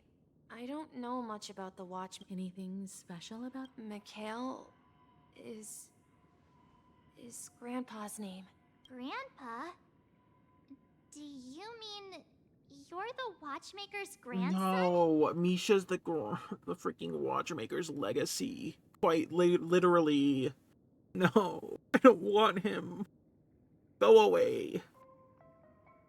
But we haven't heard anything about the Watchmaker having descendants. And the name Mikhail is not rare. Perhaps it's merely... Could you tell us more about your grandpa? Yeah, sure. He was a seafarer who fearlessly ventured into mysterious seas and storms. He was always on the sea and had lots of friends who accompanied him on his travels. He didn't want me to call him Grandpa because that would make him sound old. He believed he was still young. The name Mikhail was given to him by his parents, Mahaley and Elise, both renowned seafarers. Every time he came back, he'd share his logbook with me and tell me about his adventures at sea. I want to become a great... It appears that the seafarer has nothing to do with the Watchmaker. So, perhaps it's just a coincidence? I don't think so. So, where is your grandpa now? He went off on a new journey, and it's been quite a while. I think I hear the sound of water. Oh You shit. once mentioned there's a magnificent fountain up ahead. No way. Is the story or the little girl that's looking for somebody, is that Misha? Misha's somebody that was lost and the little girl couldn't find? Look, there it is. The water resembles a precious jewel, embedded in the dreams of all seafarers.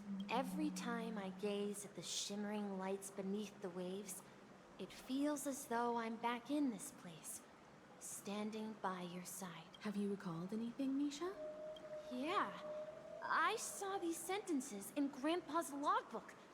He used to say that despite the perils of the sea, whenever he stood on the deck in the afternoon, overlooking the sparkling waves, he would think of this fountain in front of his house. He often said that those moments felt like returning to his family's side, and the difficulties at sea didn't seem quite as challenging. You know, I quite understand such sentiments. Don't sigh or you'll start getting gray hair. Talking like an elder. I'm not an elder. I was just being a bit sentimental. Perhaps every adventurer far from home carries a fountain within their soul. Even though the other side of the sea remains shrouded in the unknown, the fountain in front of his house serves as a compass, leading him back to his cherished ones. Yeah, while Grandpa was at home, we would stand by the fountain and place the compass, a toy boat that I made, into the pool. Back then, I would ask him when I could go on adventures like him, and he would always laugh and say I was still too young. It seems this Mikhail is truly a seafarer and has nothing to do with the watchmaker. Yeah. Based on Misha's recollections, the scenes in the dream bubble appear to be his childhood memories. But this raises more questions. According to Misha, he was clearly born on an oceanic planet and led an ordinary life, with no connection to Penacony at all. Could this be some sort of metaphor? Perhaps the sea refers to the memory zone. Sea of Quanta? I'm sorry. I don't know, but my memories keep pouring out uncontrollably. Perhaps I'll... Remember things if we go further. We're going to the opposite side, right? Wish to share your No. burden. We should turn left. Huh? Something Can you feels take me with you? different about this place. I want to go too. Up ahead is... Oh wait, is that Misha's voice? Oh, was in the it's not a little girl. It's a Misha trying to talk to Grandpa.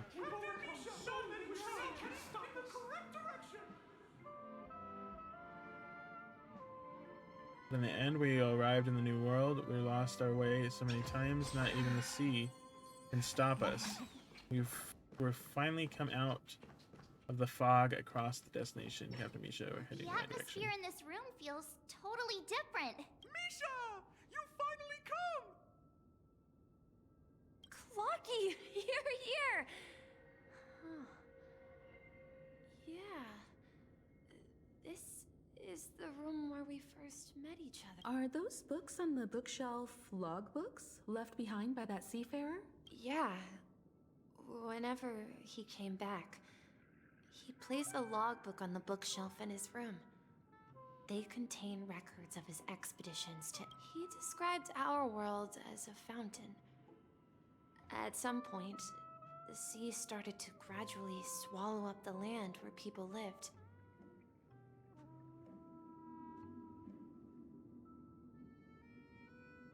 For some words, Cloggy, Misha, you finally come. Oh my. Okay, wait. Described our world as a fountain. At some point, the sea started to gradually swallow up the land where people lived. They literally made a metaphor earlier about... Isn't it a metaphor? I don't even know. About the... Asdana? I don't even remember. The planet name. The memoria on it was the water, and then they used the Stellaron as a... can't think of the word, as a tool to place the land on it. To ensure that everyone had land to settle on, he had to continue exploring the sea in search for the source of the rising seawater. On that day, he called me to his study, telling me that he was embarking on another journey. However, I could sense the gravity in his expression. It was the same look I had seen on my father's face. I asked him if I could go with him, but he said that my adventure lay elsewhere, and told me to stay home, and patiently await a certain sound at the door. What sound? He told me about a vast ocean in the sky. An ocean of stars. He spoke of a train that transports children who desire to venture far away, traversing the sea of stars without ever stopping. No, Misha, you cannot join the Trailblazers. I don't want you. Go away. No. No. No. Okay, the reason I already kind of knew this was coming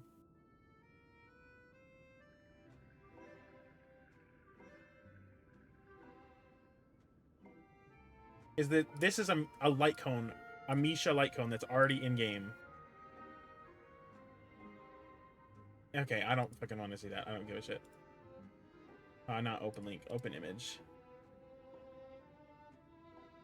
That's the Trailblazer thing being handed to Misha. He said that he knew the crew on the train, and that he had asked them to take me along. I don't want you. He said the journey I had always dreamed of would start there. March, can we test his secret strength like Dan Hung and stab him through the chest? I think that's a great idea. A train? Could it be? Is that Welt? I don't know. Sorry. I know this is probably not what anybody watching about it would want to see, but we'll look at it again. I think it's either Welt. I think it might not even be Welt. It might be like his grandpa, to be honest. It might be Mikhail. It doesn't really look like Welt's glove. Oh, maybe it does. It could be Welt. It's the Astral Express. I remember now. Grandpa's friends are a group of nameless who came to this world to resolve a disaster caused by... Then, he gave his pocket watch to me. It was his cherished treasure, appearing in every one of his adventure tales. Pocket watch is He clocky. explained that difficult times were ahead, but assured me that the watch would guide me. He said, as long as I kept moving forward, I'd eventually reach my desired destination. And then, it was as if the distant sound of a train whistle. Exactly, Misha! And then we followed that whistle. Yeah. I think I can still find the way we took back then.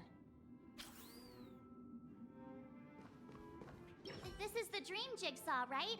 So we're supposed to find the... Do you remember? Hey, the shape seems to match. So this shard is also connected to Misha? Looks like we're just one step from revealing the truth. Let's get to the other side and investigate.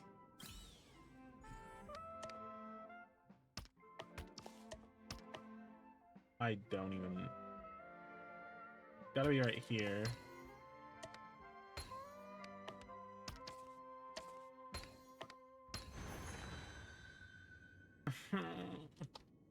I don't want Misha. Can we say no? This is it. This is my room of clocks. While I spent my time waiting for Grandpa to return from his voyage. We'll make a great Walter assistant gave for me this Pom Pom. workshop I don't even want him and on the to prepare train. my secret base. The little pussy ass bitch. I don't... learned how to repair clockwork and gears out of my fondness of precision mechanics.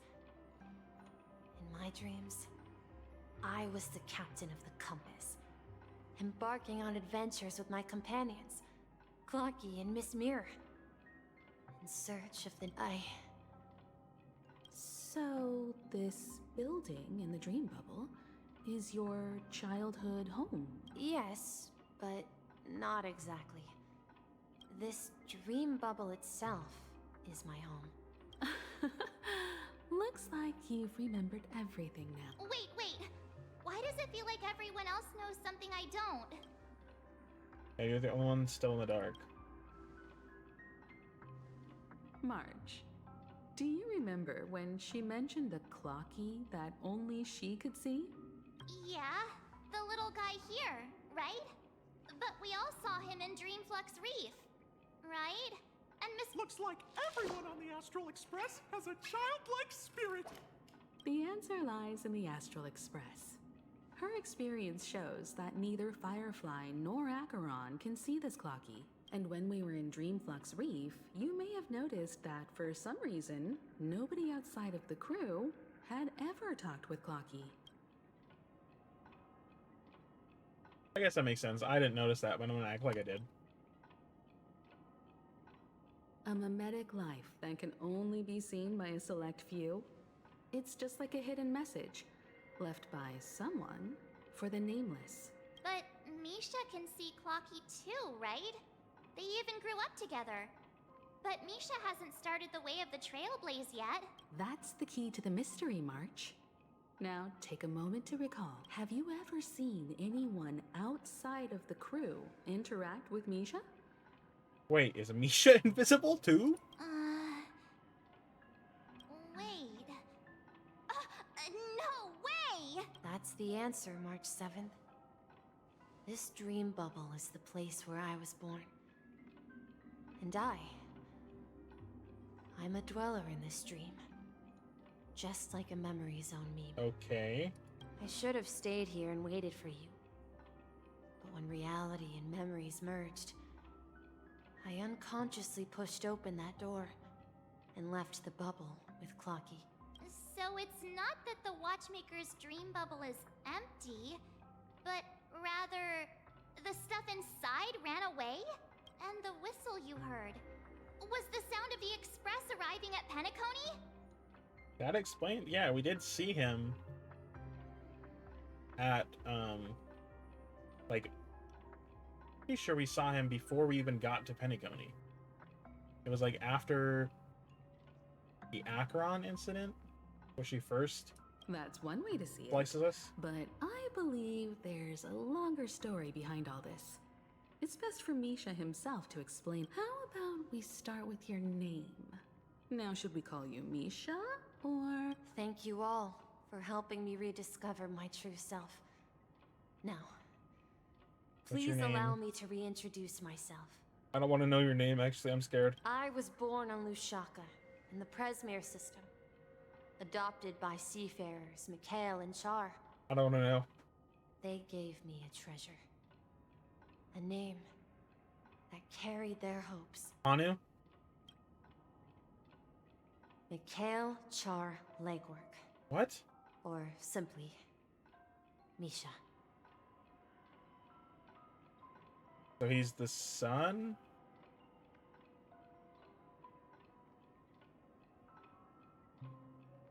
I don't get it. If you prefer, you can call me by a more familiar name. The Watchmaker? The Watchmaker. Huh? That doesn't even make sense. So, you're the Watchmaker himself? Unfortunately, that legendary figure is no more. Okay. I'm only He's a reflection. Okay. reflection of his That makes sense. As for the child who has been with you, he's the innocent protagonist of Misha's childhood dream. A friend of Clocky, a young apprentice, and a future mechanic on the Express. And this also marks the beginning of his journey, devoted to the Trailblaze. No! At the end of the journey, I left this little flame. No! Which I so cherished. In my deepest dreams. Hoping to pass it on to the nameless of future generations. For a second, I thought he was like, oh, okay, I am the watchmaker. I'm just a copy of the watchmaker. So he's not going to actually leave the memory bubble, but it sounds like he is going to. However, he somehow left the dream bubble and forgot all about his task. I apologize for all the confusion this caused. Because he was born with a desire to trailblaze, wasn't he? I don't No. think Misha has forgotten his role as a guide. He remembered it, and that's why he mistakenly appeared as a hotel doorman in her dream from the very beginning. The one who brought our unconscious friend here must have been Misha. If that's the case, we encountered the Watchmaker's legacy from the beginning, didn't we? Oh. Well, I have a sarcastic friend who says I always take big detours and end up back where I started. Perhaps that's what every nameless has to go through. Yeah, that was Gallagher. But in the end, you found me. I'm sure you're all wondering what my legacy is. I believe my hound has mentioned the Stellaron and my wealth.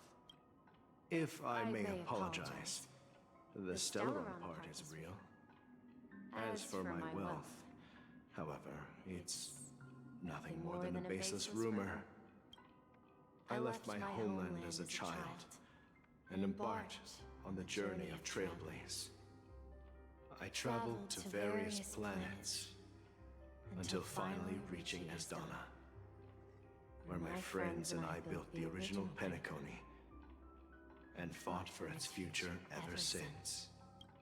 I've been moving forward all my life, doing what I could to overcome the obstacles in my path.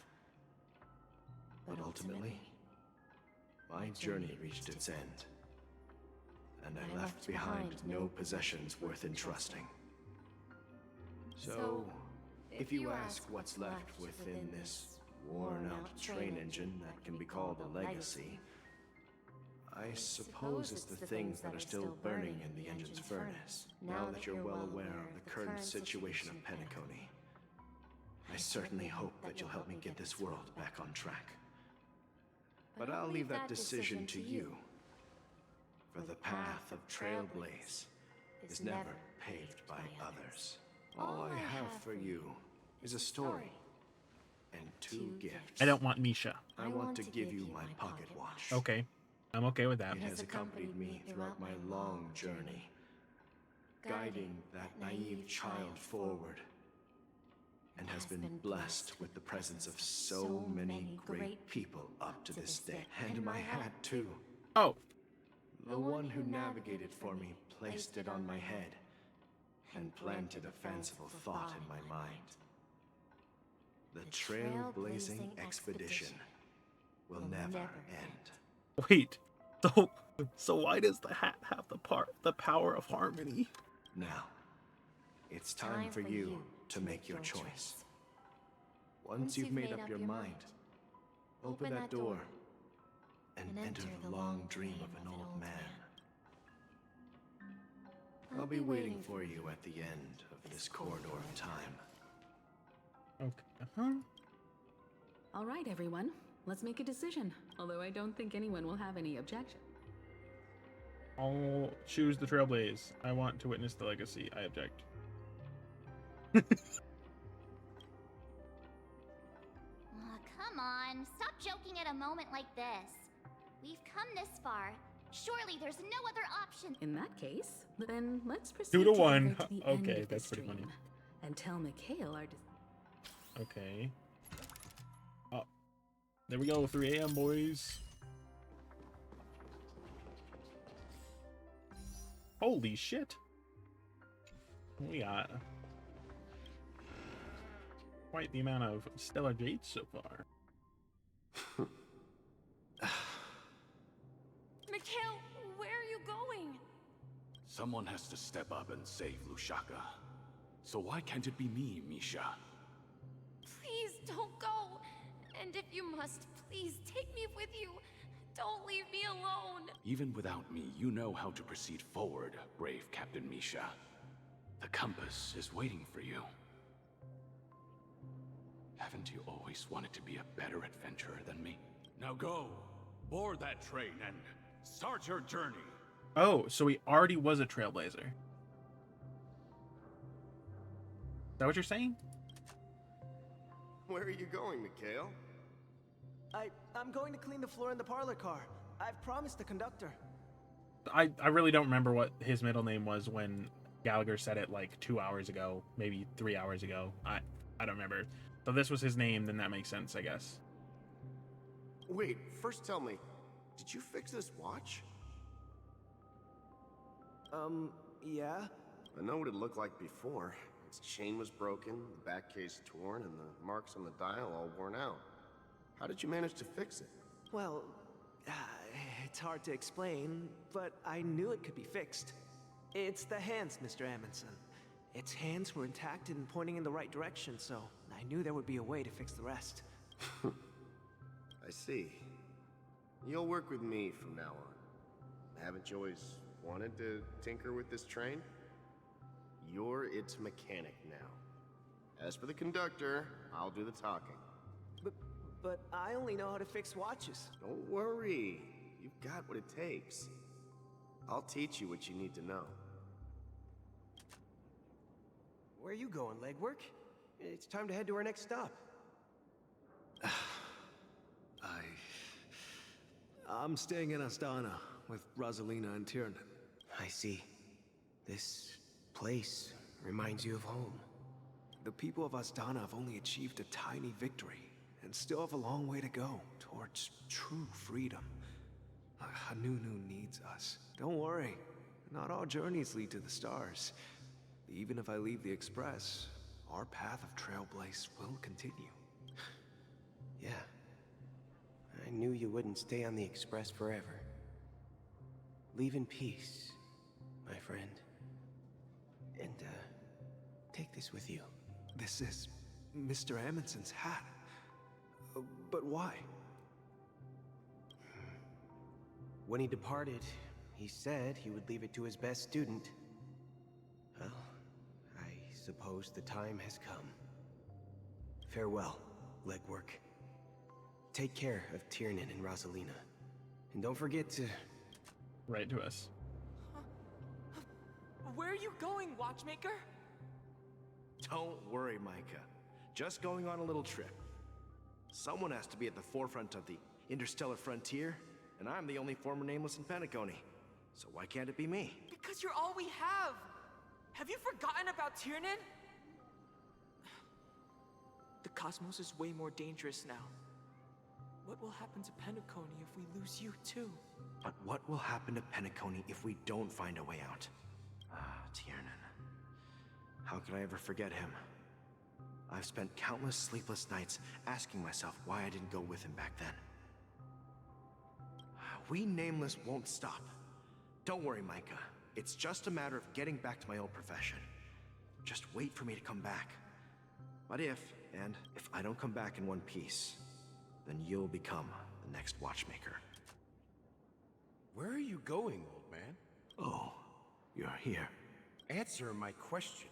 What are you up to? Relax, Gallagher. I just came up with a great idea. Wanna hear it? Oh, come on. Aren't all your ideas just ways to get yourself killed? I may be blunt here, but you're the last remaining hero in Penacony. If you die too, the secret of the Stellaron... Yes. I'm afraid there's no way out in Penacony, so I'll have to consider alternatives. We'll organize a festival using the Watchmaker's legacy as a facade, and send invitations to the entire cosmos to gather people here. So... a desperate struggle against the family? Desperate? Don't we have you here, my friend? This task is challenging, but what hasn't been challenging for us along the way? Well, whatever you do, remember, make sure to send an invitation to the Astral Express. Misha! Where are you going? Oh, it's you, Clocky. Take me to Dreamflux Reef. Last night, I had a long dream about the day we met. Write it down? Oh, so I won't forget it. Do you remember? Oh, you got your name, Clocky? Of course! You told me that when you were a kid, you lived in a room full of clocks. Those wall clocks and pocket watches grew up with you and were your best friends. That's so sad, actually. Yes, but what I didn't mention was there's a funny misunderstanding behind it. I was a kid, and there was always a special pocket watch in my memories. It was with my grandpa, guiding him on his sea voyages and leading the way in his every adventure story. I wanted to have a pocket watch like that too. And that's when you appeared in my dreams. Yeah. Every night, we boarded the compass. Let's sail us together. But you know what? It wasn't until the day my grandpa gave it to me that I realized. It wasn't a pocket watch at all. It was a compass. So, your name should have been Compassy. Compassy. Oh, I'm delusional. And the watchmaker is just a nameless. We've arrived at Dreamflux Reef. So, where to next? You know, Clocky, I don't think I'll be going anywhere else.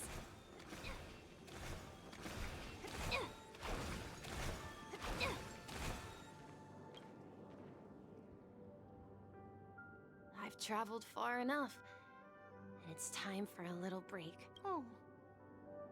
So, we'll set out again. No, I'll stay here. And then... This is... where it ends? What do you mean, Misha? You told me that the trailblazing expedition would never end. Yeah, that's what I said. Didn't say my trailblazing expedition, though. So now, it's up to you to decide your next destination. Huh? My next destination? What's that supposed to be? I've been following you, Misha. Oh. You're acting weird today. If you're feeling down, we can just do what we usually do. With the clockwork. So that's why... No, I'm not even gonna say anything. No, I'm not feeling down. As for clockwork, yeah, it resolves all problems in this dream. So, do you know what clockwork actually is? The harmony?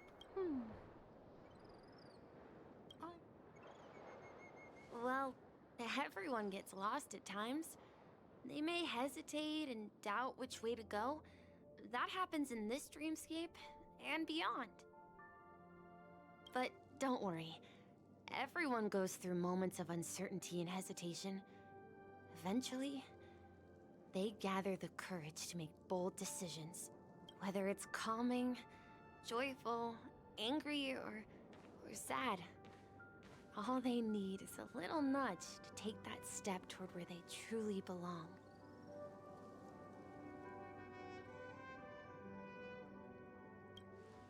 I'm leaving that little nudge with you, and I hope you'll share it with others. Such is the essence of clockwork, the will of the Trailblaze.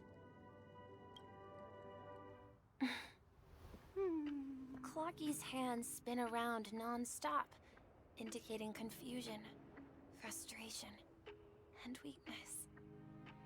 But ultimately, people still need to move forward. Just like your hands, always pointing ahead. This is where my journey ends. From now on, It is your path to walk. Trailblazing means taking paths your predecessors forswore and venturing even further. The Penacony in Mikhail's dreams does not belong to Order. There's Zipe. Actually, you know what? That makes a lot of sense. Zipe has the bunch of like puzzle pieces. So all this blocky puzzle stuff, having puzzle pieces. Oh shoot, my internet's dying. Okay, from here on, it's not a stream. My stream died, so we're just gonna do a recording, and then I'll patch it together with whatever part I decide to put it together with.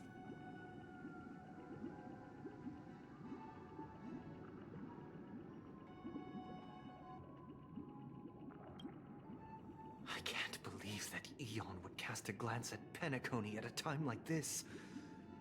Is it because of the resonance from the legacy of the Trailblaze? Or perhaps the bond between you is so strong that it even impresses an Eon? Well, there might be another possibility.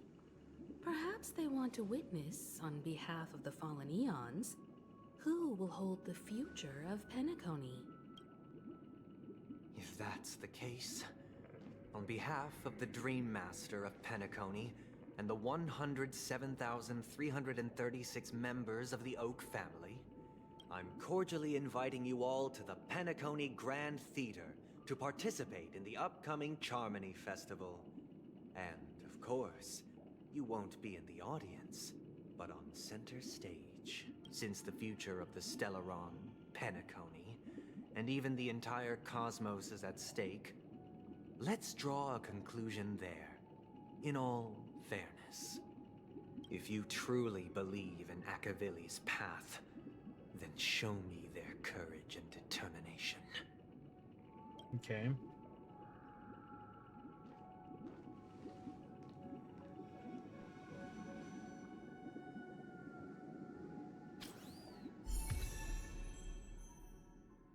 A new path. Go view the new path.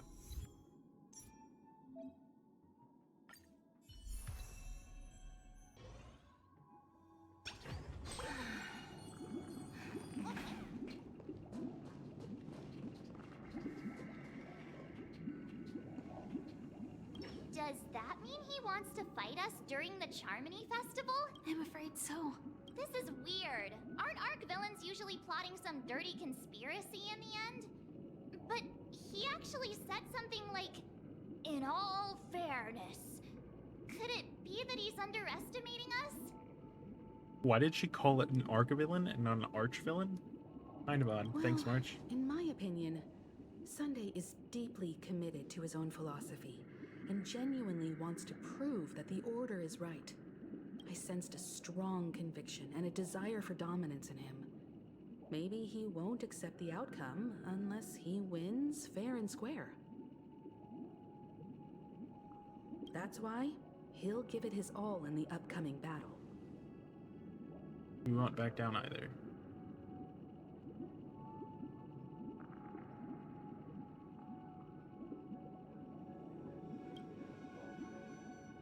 Yeah, you're right. We've even dealt with a Lord Ravager of the Destruction, so a follower of the Order won't be a big deal. Anyway, we can't leave the Stellaron unchecked. This is about trailblazing a bright future for Penacony and fulfilling Mikhail's and his predecessors' long-cherished wishes. Now that we've taken up the mantle, we can't afford to fail them. However, the same applies to the Order. Their plan didn't materialize overnight, and they have the profound collective consciousness of the planet of festivities behind them. A desire to dream, to slumber and escape reality. All those hidden emotions have given birth to the sweet dream of the Order. They've harnessed the will of an entire planet to create an Eon. This confrontation is far more complicated than a simple power struggle. to secure Penacony's future, fighting on the stage alone is not enough. What do you mean? Are you not coming with us? I believe Firefly is trying to say that she's heading off to another battle. Mm-hmm. What kind of battle? Before I left, the Destiny Slave told me that this journey would bring unforgettable rewards. Even though the script he gave me only had a few lines, I couldn't ignore them because one of the lines said, "I'll experience death 3 times in the land of the dreams." 3 times? This can't be serious, right? The first time was a painful death when I was stabbed by the Blade of Dormancy, which led to all subsequent events. The script will always come true, but in a way that will only be revealed when that page is turned. So now I've understood the meaning of my second death. And I am prepared to face it. If all goes well, my efforts will provide crucial support for you. Only by achieving victory in this battle can we secure a future for Penacony. And only then, my third and final death won't come true in the most terrible form. The most terrible form? Does that mean... The true death, where everyone in Penacony loses themselves completely in the eternal sweet dream of the Order. We must do everything we can to prevent that. Have you made up your mind, Firefly? Yes. Otherwise, I wouldn't be here. Thank you again for your assistance for the Astral Express. May we meet again, in reality. Yeah. Farewell, everyone. May your trailblazing expedition never end. Damn. Oh, what?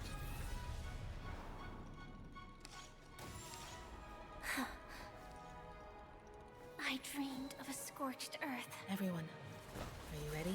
A new shoot sprouted from the earth. It bloomed in the morning sun and whispered to me. Like fireflies to a flame, life begins death. May we meet again in reality.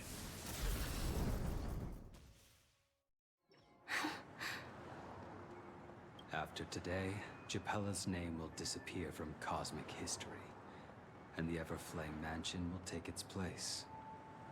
In the not You'll receive an invitation. next. Land of the dreams. I hope you find whatever. We already went over this before. You mean my 3 deaths? Silverwolf told me about it. It's such a shame that it's not part of my script. Well, I want to live. I'm never afraid of death. The opposite of death is eternal life, and that's something I'll never desire. People die, and I am no exception.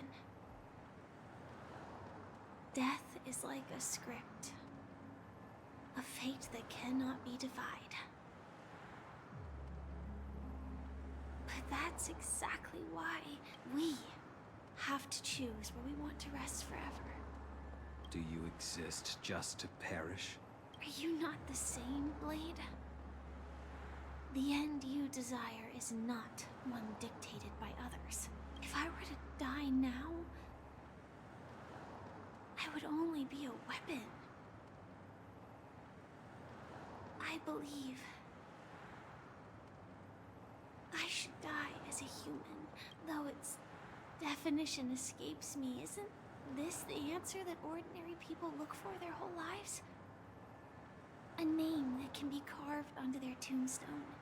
The tombstone that belongs to me once bore the inscription, Glamoth's Iron Cavalry. Then it changed to Stellaron Hunter. It will bear the name Firefly. And all the brilliance she showed at the end of her life.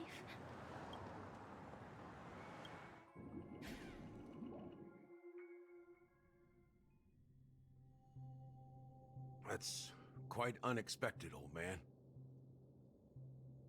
Who would have thought your crazy plan would actually work? Do all you nameless fools just act on a whim? I can sense that this false sweet dream is coming to an end. The nameless may be young, but they had the ability to achieve this goal. Just like you did in your time. It's a shame you won't be able to see it firsthand. Maybe I won't either. Once something fictional is seen through, it ceases to exist. Yeah. Not just those nameless. Even Mr. Wings is just like you. Stubborn. Won't listen or give up, no matter what. Well, fate is unpredictable, I guess. If we weren't bound by those cursed paths, maybe we could have had some good talks. But in the end, we managed to do it. And now we can find solace. Remember how those idiots cursed us? They said, "Go to hell, you worthless traitors." Well, I don't know if they really meant it, but if longing for freedom means going to hell, then I'll be joining you soon, you fool. Let's get together and have supper again in hell. Okay. Oh, I almost forgot. Here's to you. A glass of hello and goodbye, Trailblazer. To the imperfect tomorrow. He sounded like he was like tearing up from that. It's warm here. Oh, Akron. You're lucky to have found shelter from the rain. Let alone fresh berries. I was just following the scent of life. It's particularly strong in a place like this. It's a shame these berries don't have much flavor. Seriously? In case you didn't know, this fruit is pretty juicy. The only downside is that when you chew it, it becomes extremely spicy. Have you lost your sense of taste? I can still taste certain things, like a faint sweetness. Before coming here, I stopped by a place called Orkron. It had barren cliffs and nights lit by bonfires. Burgundy snow would fall from the sky, and when it landed on my tongue, it tasted like raspberries. The flavor wasn't exactly sweet, but it left a lasting impression. When I think back on my past, I realize that what's tying everything together isn't the big events, but rather these small yet unforgettable moments. Don't worry about it. Losing oneself is a reality that every self-annihilator must face. At least I haven't completely lost my senses and memories yet. Well, congratulations on adding another footnote to your journey. By the way, are you always alone? No, I had a companion in Orkron. She's a short, nameless girl who aspired to explore IX. She always said she'd walk a path deeper and farther than Akavili's. Quite an ambition for such a small girl. She became stagnant water. Well, my condolences. Condolences. I don't need them. The girl left with a smile. She never regretted her choice and most definitely wanted me to say goodbye with a smile. So, that's what I did. That's proof that you're grieving for her. Or perhaps I'm just afraid. Afraid? I rarely sense that emotion from you. What do you fear? I'm afraid I'll forget the 30 days I spent with her. Just like all the other days in my life. Most of them have already washed away with the rain. disappearing into an unseen realm. I fear that those vivid red memories will fade away too. There isn't much color left. And besides this faint, warm red, there's almost nothing. Hard to imagine. A ranger accustomed to bloodshed, destruction, and chaos finding warmth in the red color. Because I have experienced this warmth many times. Long ago, I promised someone that I'd bring it to more people. And that for every remaining moment of my life, I'd strive for a better ending for all. As long as this red color still lingers, I have a chance to fulfill that promise. It represents a burning fire, a blooming flower, the berries in this cave, and life itself, fleeting yet still dazzling.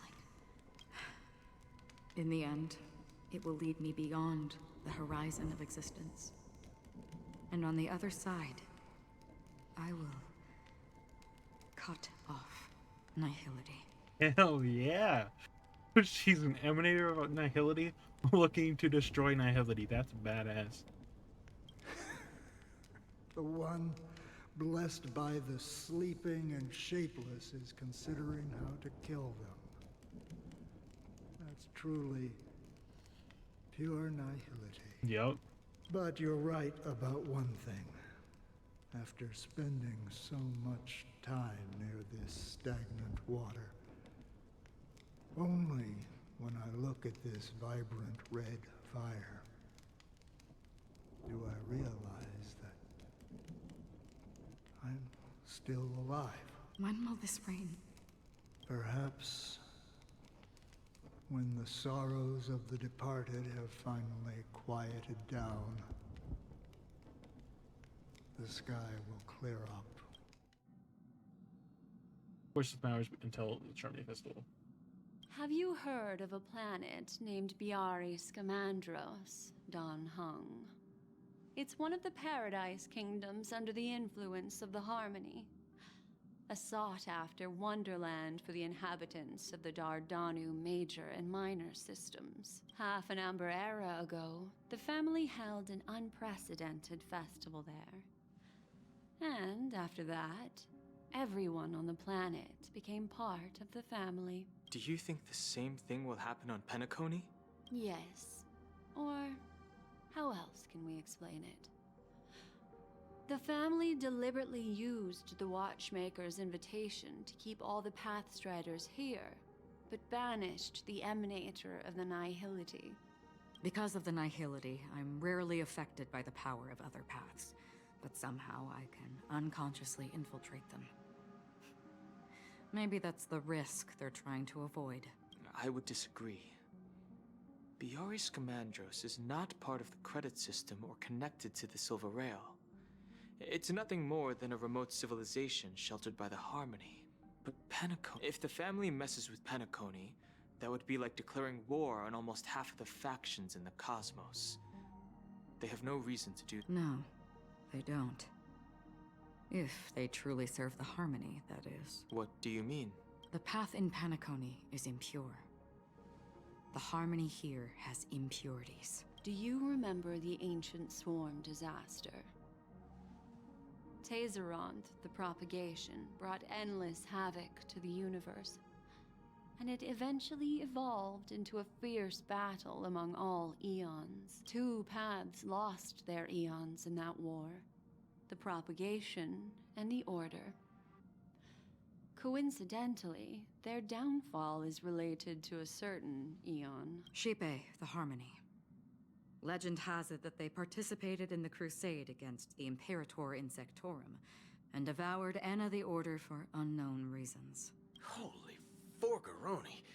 So you're saying that the two leaderless paths are working behind the scenes? But I don't see any descendants of the propagation in Penacony. Could it be that the remnants of Beyond the Sky Choir are hiding within the family, trying to resurrect a fallen eon?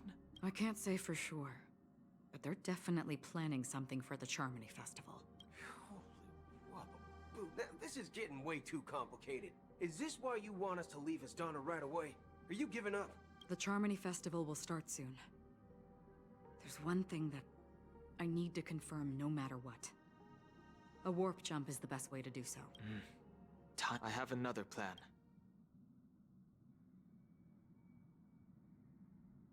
Hold on. We go in with guns? Are you thinking? Oh no. Using What? the Jade Abacus of Allying Oath. Exactly. The assistance from the lawful Cloud Knights would be enough. Think it over carefully. I have considered it thoroughly. My companions are... they're also once-in-a-lifetime treasures. Damn, wait. There's no way you're actually gonna do that. No wonder we saw freaking... what's his name? Sayu. I can't think of his name. What's his name? General. Jing Yuan, that's his name. No wonder we saw Jing Yuan in the trailer. It was only like a split second, I think. We still saw him. Reese's Matters at the Charmony Festival, Penacony's Grand Theater. Are you the only one here, my child? The Nameless is quite the diplomat. Our secrets have spread like wildfire within the family. And IPC starships are gathering towards Astana. This is a crucial moment for us. So, where is the chosen one who harmonizes the varied sounds? What do you mean, Master? I'm right here in front of you. You know, she was supposed to be the star of the Charmony Festival. But the plan has changed. As her brother, I know she doesn't want to sing for the Order. So I'll take her place. You've always been wise beyond your years. I'm sure you understand the consequences of your choice. If you consider this a betrayal, well, there can't be two suns in the sky. I'll step up and take down the other sun if necessary. Do you believe in karma? If karma exists, then everyone has their own karma. You have yours, and I have... And my karma has nothing to do with you, Mr. Gopherwood. All right. Since you're willing to sacrifice yourself for her, Grant you I'll grant your your wish. Well, the compromise came sooner than expected. Why? You and your sister were born as twins of the Order. And one of you is destined to follow this path to the end. Is this part of your plan? Of course. You're still as clever as you were when you were... The opening is near. Go, my child. Seize the power of the Harmony and reveal your karma. I have one final question, Master. Why did you choose to bring the Order to Penacony? Wouldn't it have been better to choose a desperate world instead of a city filled with hope and dreams? Why?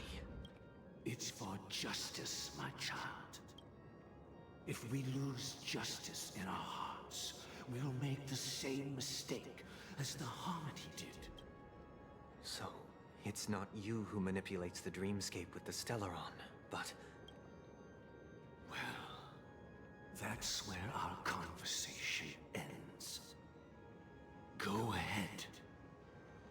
The 107,336 souls of the Oak family have dreamed.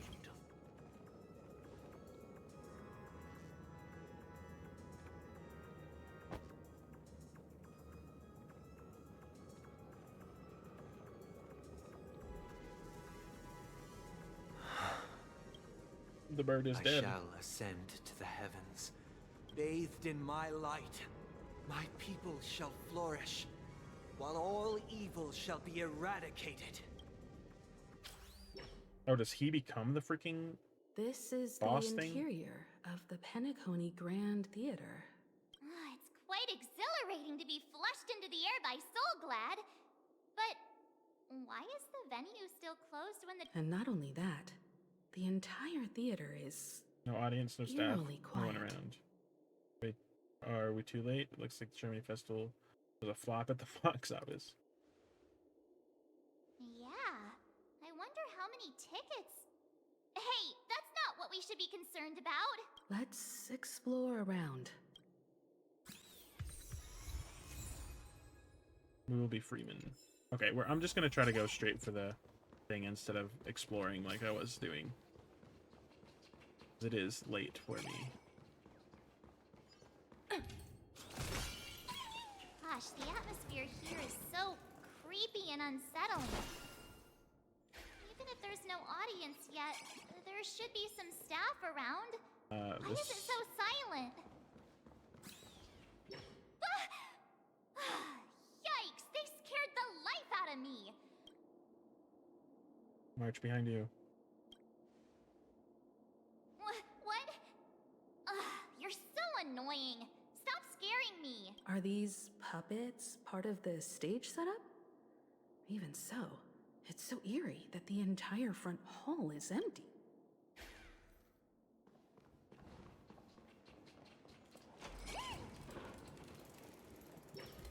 Something feels... There's no other grand theater. So Sunday's messing with us?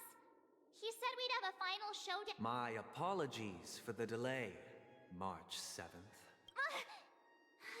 I'm waiting for you behind the curtain. Following the Asdana tradition, I invite you to enjoy a stage play in 3 acts before. History is a mirror reflecting the universe's true essence. Let's use this opportunity to delve into the rich history of Penacony and the eons within it. Naturally, the future takes shape.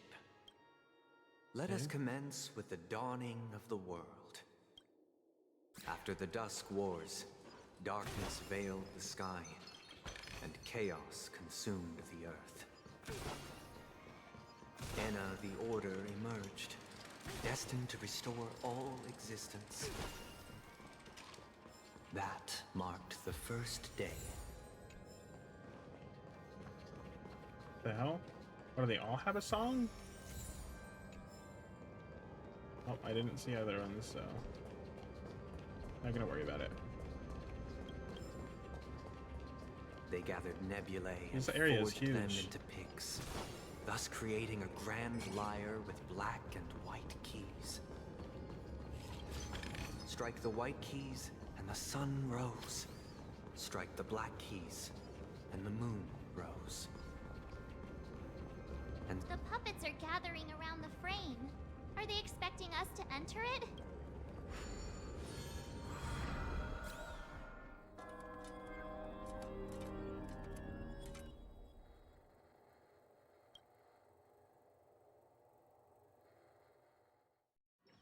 Where are we now? The atmosphere here looks similar to Sunday's inner world. Perhaps this so-called stage play is created with his abilities. This act is named Ode to Prisoner. Given the atmosphere here, I believe it's about Penacony's past. I thought things were finally looking up as I managed to dodge prison during my recent trailblazing expeditions. But now it looks like I'll be back behind bars again. I genuinely wish to avoid a violent clash with my esteemed guests from afar. Therefore, I've arranged 3 acts before the situation becomes irreparable. Where shall we start? I know I said I wasn't gonna do this, but Where shall we start our narrative? Well, let's start with the time when Penacony was still a frontier prison.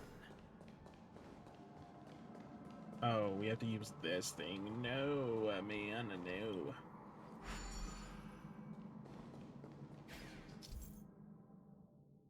Occasionally, some scattered dream bubbles here. Them being unconnected to the past, dream bubbles cannot be formed. Bubble bridges.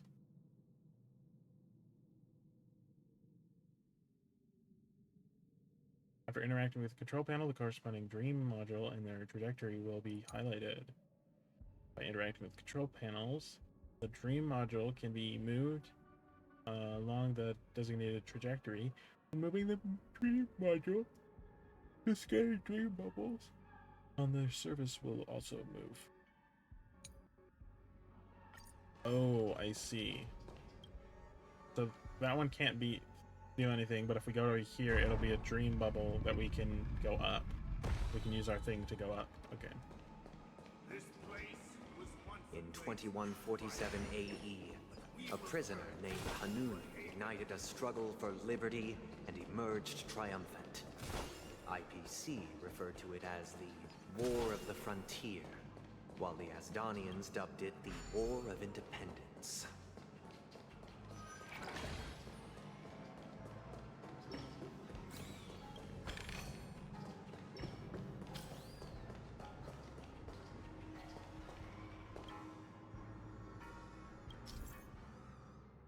When the already formed, moving the said module would destroy the formed bridge, and all landed on the building bridge will be returned. Okay, nice. So I don't even have to grab the thing again. I already have it again. Nice.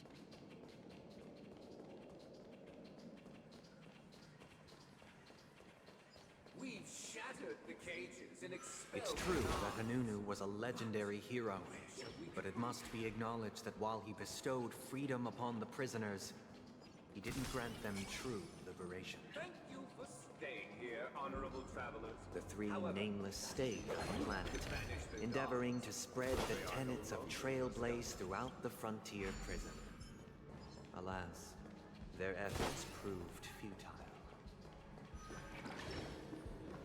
Let's build another prison, not within the vicinity. Once again, Asdana was engulfed in war, this time the enemies originating from within. The prisoners remained prisoners for the rest of their lives, fighting for freedom rather than living for it. I hope you like this land of freedom on a scorched earth. As you can see, their sentences have long ended, and the IPC guards have long been expelled. Yet, these prisoners remain enslaved, not by external force. Freedom permeates every corner, except fragile souls. It gives solace only to those who believe in its existence. Prisoners, this is my order. Learn the essence of freedom, and teach your fellow prisoners to fight for their lives. Hey! Why do we have to fight while enjoying the show?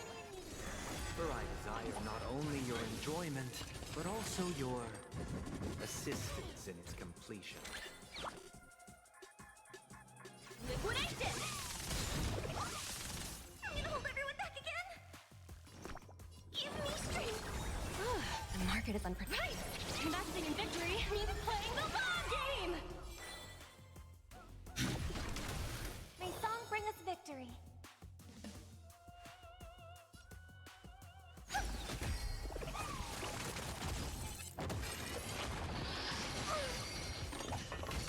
It's okay, Easy, Numby. it's okay. Confiscated! I need to be brave. Eliminating threat. I hope for an end to strife in the world. Tonight, Stars Echo! Go Numpy! Protect me! Protect me! I want to protect everyone. Help me, Mr. Sora!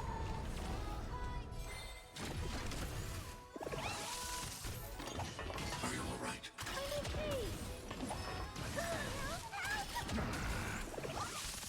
No risk, high reward. Liquidation! No one can restrain you anymore.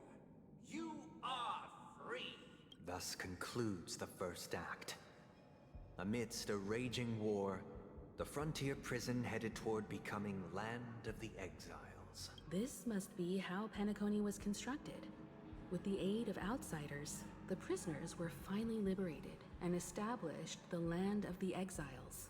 However, it appears that Sunday aims to convey the spiritual plight of the prisoners more than the physical aspects of imprisonment. This show is a bit too literary for my taste. But the battle part is quite easy to understand. Anyway, we've arrived at the exit. True. These puppets. Where are they guiding us this time?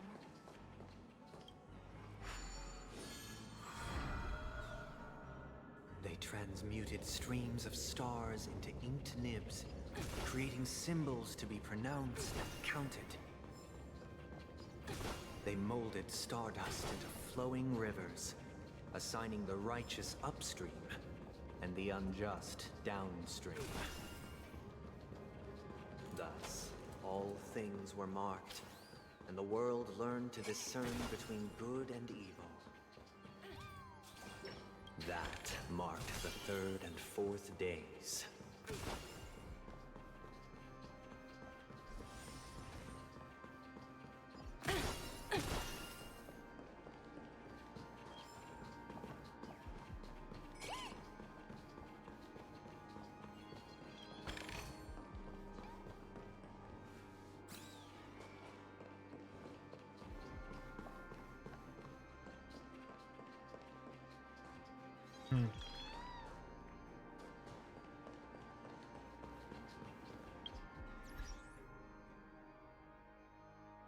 Okay, it's like really late. I'm actually just gonna leave this for tomorrow. I will be back and you guys won't even know. I'm gonna just make a cut and we're back the next morning. My voice sounds deep because I haven't talked to anyone today, but we're just gonna go. I just want to get this done because I am very invested.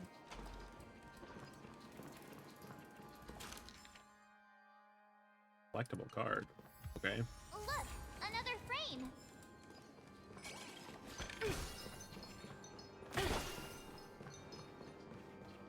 I know I said I wasn't going to do this, but when I see collectibles, I gotta grab collectibles.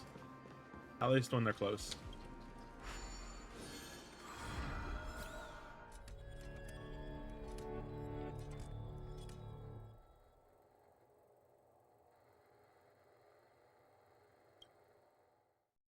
Ode to Fool. This must be the second act. The surroundings are different from before.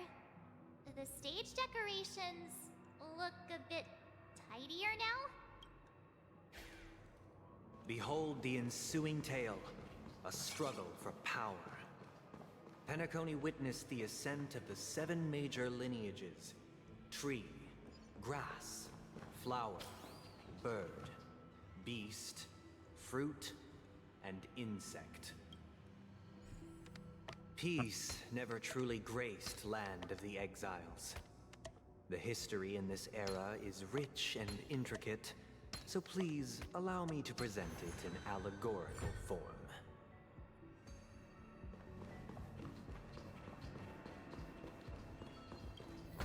Welcome to this mansion, dear outsider. Land of the Exiles was in disarray, besieged by both internal and external perils. Though the 7 major lineages appeared united on the surface, each harbored their own ambitions, leading to ceaseless conflict. Count it! We are the pillars of this The Black Plum family was the first to fall. They withered away in the White Desert event, orchestrated by the Alfalfa family. You did not serve the old master. The leader of the Alfalfa family sought to defect to the IPC, trading freedom for survival. However, his eldest son slew him in the name of righteousness and ascended as the new family head.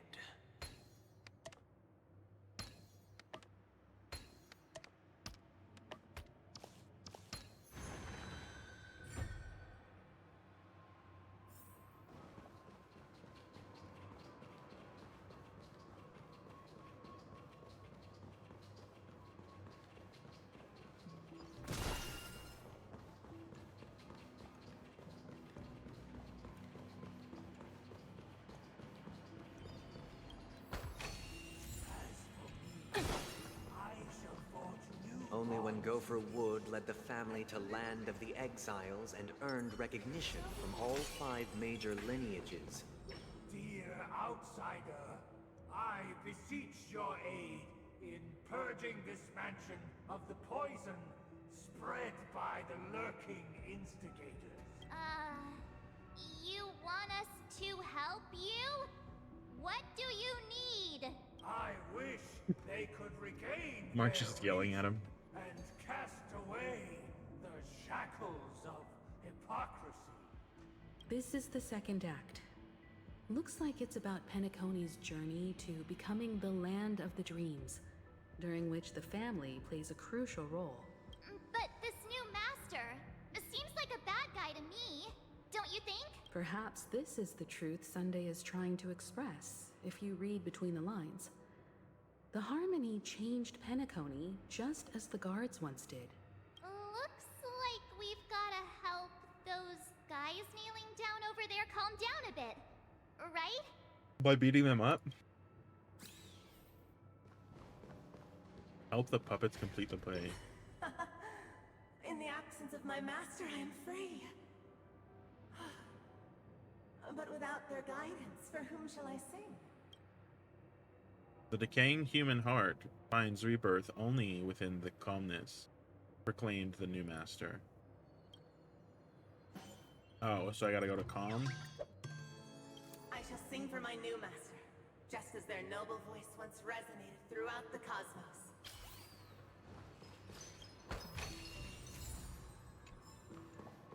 Master, oh, you will return in due course, and I shall stand vigilant, awaiting the reward for my loyalty.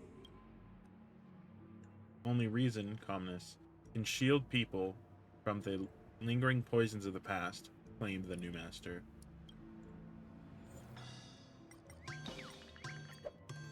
Master, now that you have gone, I shall wait no longer for my reward. I shall seize what is rightfully mine. Damn, their legs are so long. My face is in their... What the fuck? I guess they are on their tippy toes. Once, I stood as the most loyal guard among all the servants. Now, with my master banished, it's my right to assume control of his dominion. In the absence of calmness, there exists no path to liberation from the clutches of death, proclaimed the new master.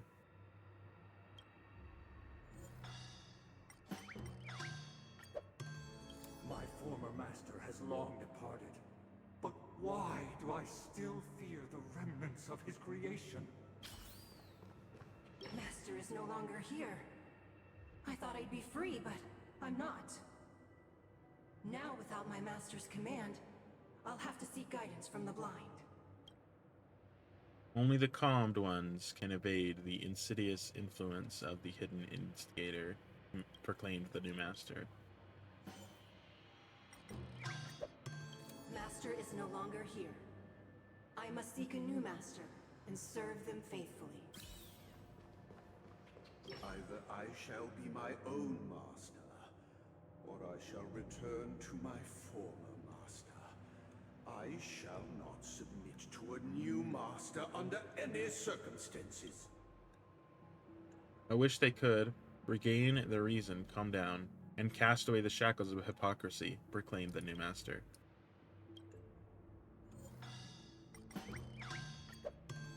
Without a master, who can grant me true freedom? That doesn't even make sense, brother. Thank you, dear outsiders. My servants have regained their sanity. Heed me, one and all. Your former master shall not return. It is through righteousness and unwavering support for one another that we shall attain true perfection. Cast aside the veils of hypocrisy and embrace one another. Get ready. Looks like another fight is about to begin. Is this what they call immersive theater?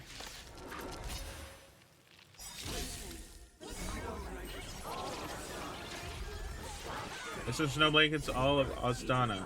The sky trembles and the earth teeters on the brink of collapse. At the edge of the silver universe, the first buds. Okay, there we go. Sorry, I had to read it because I had Topaz and Numbi ult over what they were saying, and then Popo ult right after. I'll crush them all. Resonate all together. All right. It's okay. It's okay. Stay back, Clara.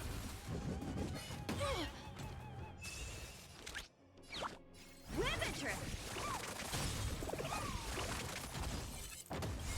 The market is unpredictable. Investing in victory means Playing the long game. I'm gonna hold everyone back again. I'm not Annihilate. I want to protect everyone. Help me, Mr. Sora.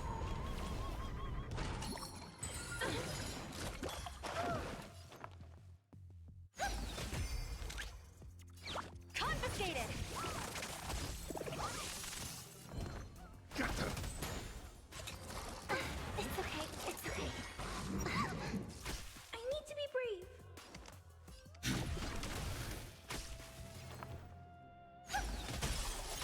Low risk, high reward. Liquidation. I'm scared. Stay put.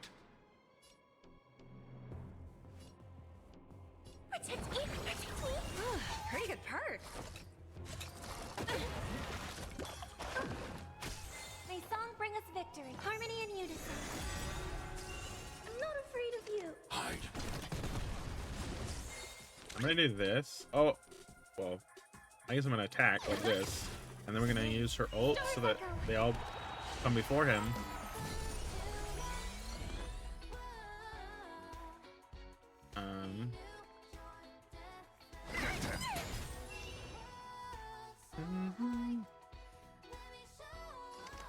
Eliminating threat. Easy, Numby. Go, Numby! The market is Right! Investing in victory means playing the long game!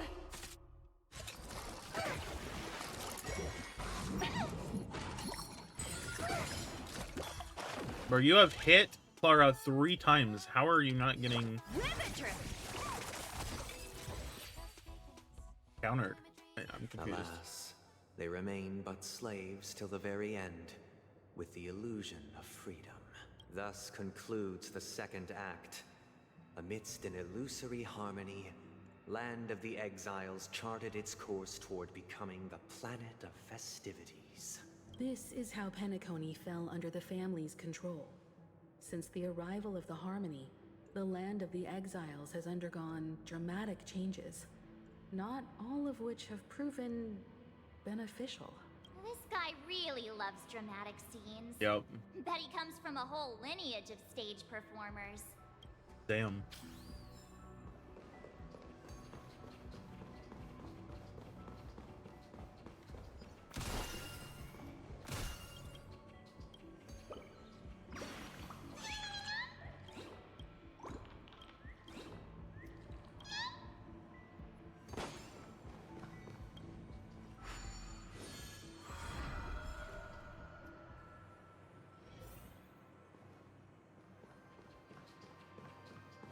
They're all pointing me. Used the planetary rings to establish the law, forging a code of conduct among the masses. A grand lyre with black and white keys served as an instrument, while symbols of articulation and numerical notation took the form of musical notes. The downward flowing river became a melody. Oh, I just cut off Sunday. Good job, me. It doesn't matter. Honestly, Sunday's rambling does not make any fucking sense to me, so I don't care. He can say whatever he wants. I know he's just trying to justify his own actions of being a dickhead.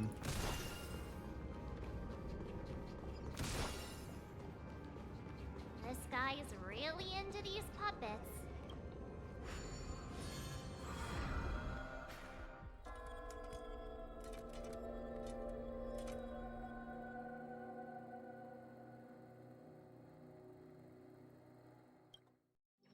Oh, I get it now.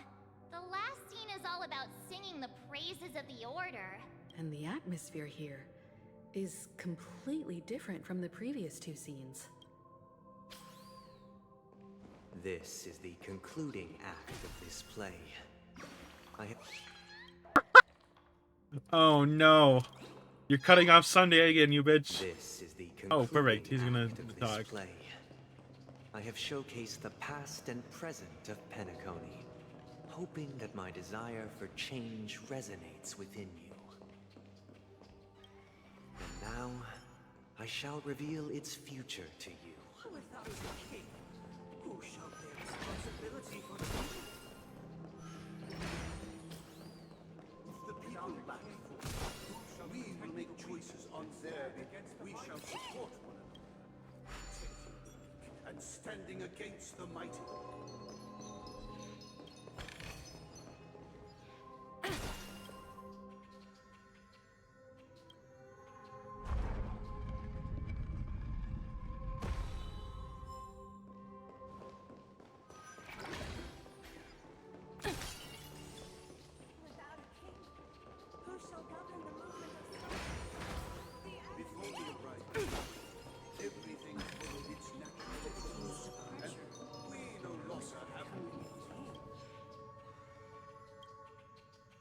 Oh, this is literally just for chest.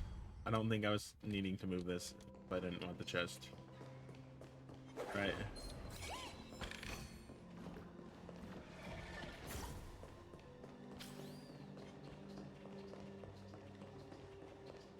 What's this? Oh.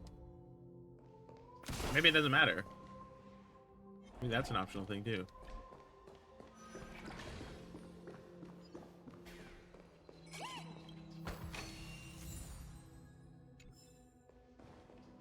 Yup. Hey, aren't we supposed to kick off a short story and have a fight here just like we did in the previous acts? Why aren't any of these puppets saying anything? Perhaps we'll need to complete the story ourselves, just like we did before. So, do you think their mind needs tinkering or something?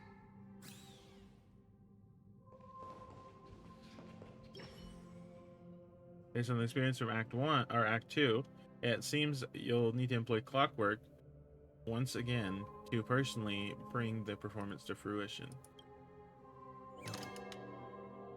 Farewell, former king. We no longer have need for a king, for we have become kings of all things. How did it go?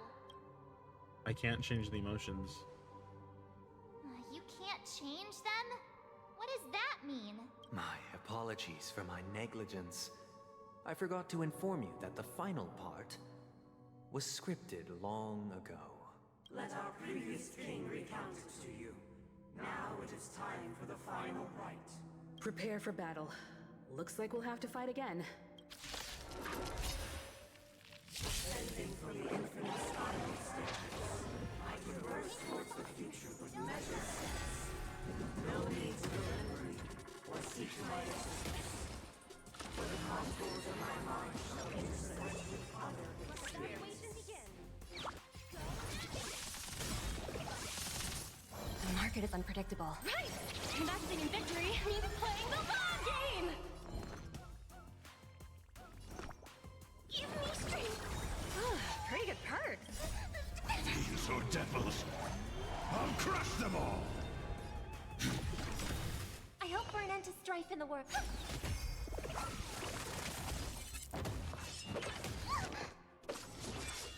Easy, Numby. Confiscated! I want to protect everyone. Help me, Mr. Sora! I'm scared. Stay put. Get them. I'm not afraid of you. Eliminating threat.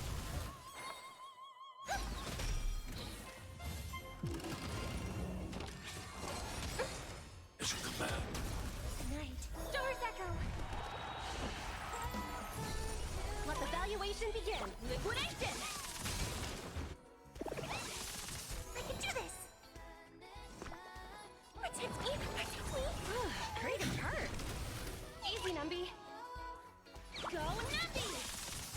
record is right. Investing in victory means playing the long game. I'm gonna hold everyone back again. I'm not afraid of you. Eliminating threat. Wreck, bitch. In the hushed expanse of a nocturnal reverie, I leave faint traces behind. No need to remember me, or to recall the essence of dreams. What is mine shall wane, while you shall transcend its delicate nature. This is the final scene. It's much more straightforward. He wants to expel the Harmony and establish an empire based on the Order. Let's go. Once this stage play concludes, it'll be time for the main event, the Charmony Festival.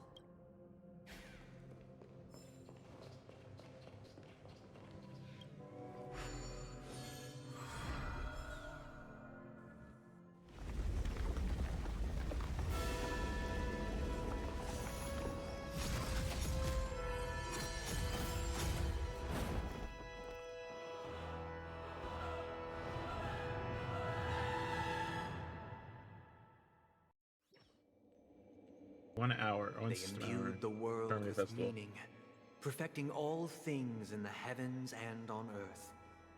Then, they rested from the labors of creation.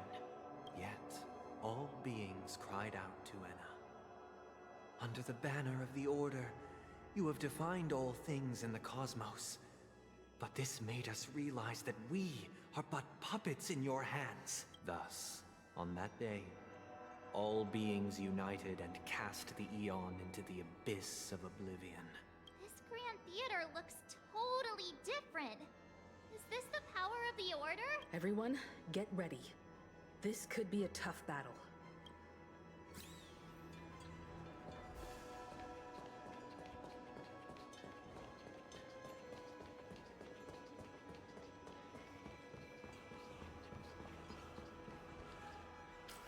That marked the 7th day.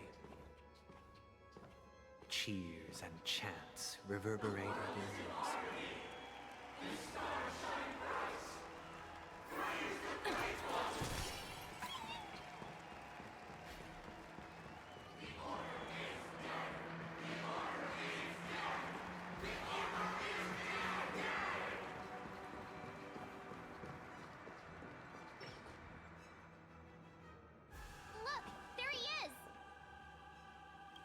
That concludes everything related to the Order.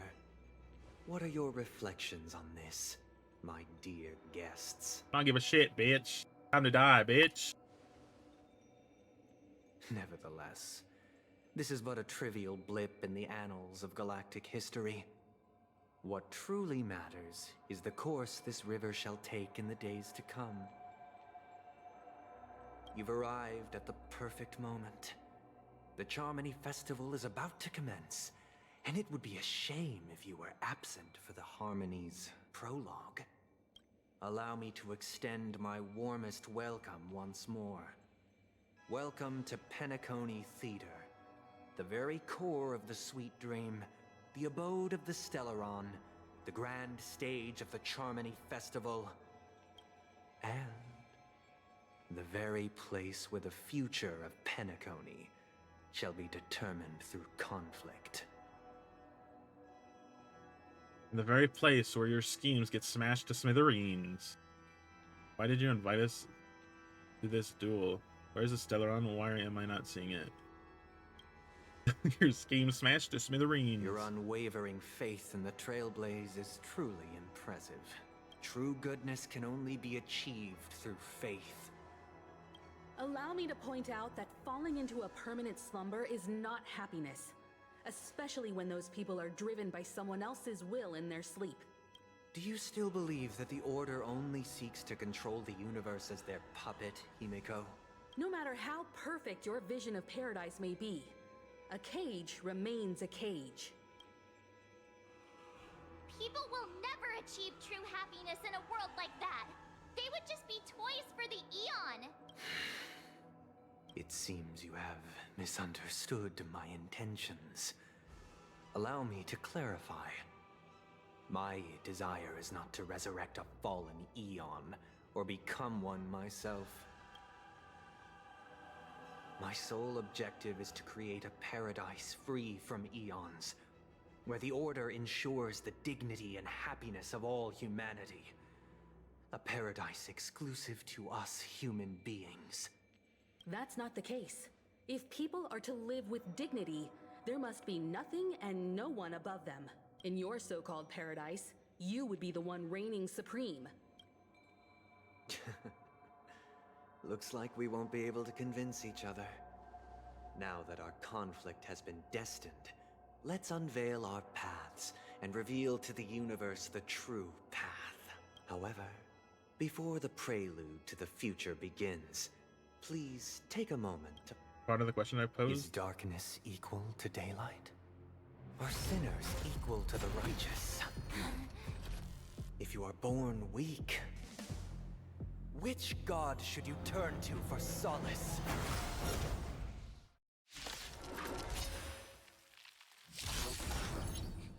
The Eon with great might, under the banner of all things in the cosmos.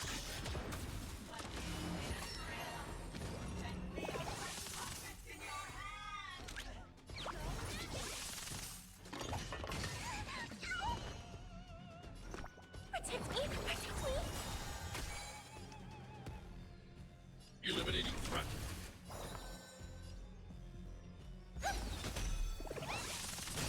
Okay, well, Numby didn't give These are devils. I'll crush energy to Topaz like I thought he would. Or she would. I don't even know if Numby's a girl or a guy, to be I honest. want to protect everyone too. Help me, Mr. Sora. I don't even know if Warp Trotters have gender. High reward. Ribbit trip.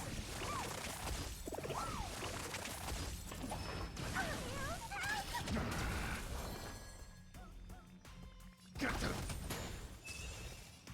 Hide. Listen to the final song of life. Oh yeah, I don't have anything for that besides Topaz, so... I wonder if she gets... Okay, no, she doesn't get enough.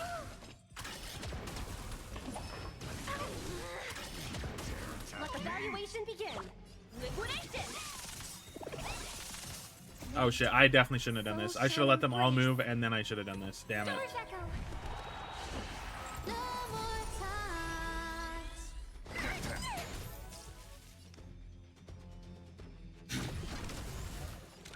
Go Nappy. They'll risk high reward. None claimed Order's Grace. All puppets receive more damage. Liquidation. Right. Investing in victory means playing the long game. Get them. I'm not afraid of you. Annihilate. Harmony and unison. I want to protect everyone. Help me, Mr. Sora.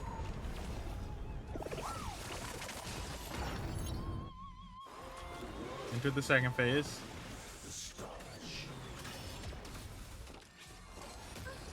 It's a command.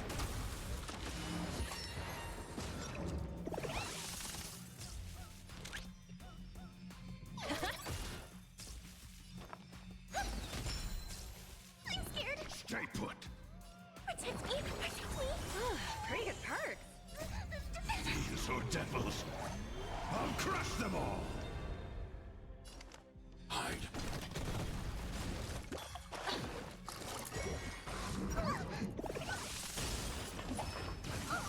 Stay back, Clara.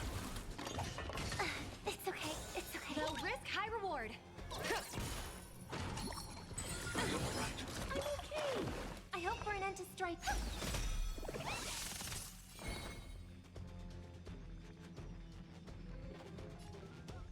Okay, we're gonna do this. We're gonna use her turn, and then we're gonna ult as Robin. Stars echo. No more times. Easy, Numby. So everyone else gets a turn. I want to protect everyone. Help me, Mr. Sora. Go Nappy. The market market is right.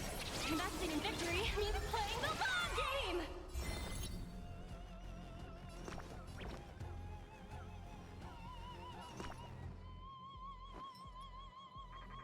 Give me strength. Pretty gets hurt. Annihilate.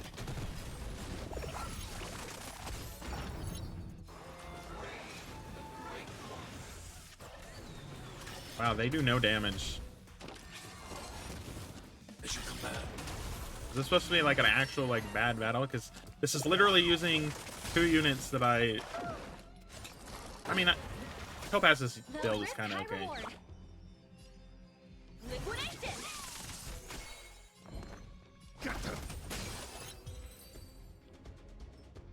It's just stolen from Dr. I Ratio. already know your decision. I now permit you to gaze into the sun. On these 107,336 stones, the almighty and powerful strings of harmony are at my disposal. The supreme tuner, harmonious choir,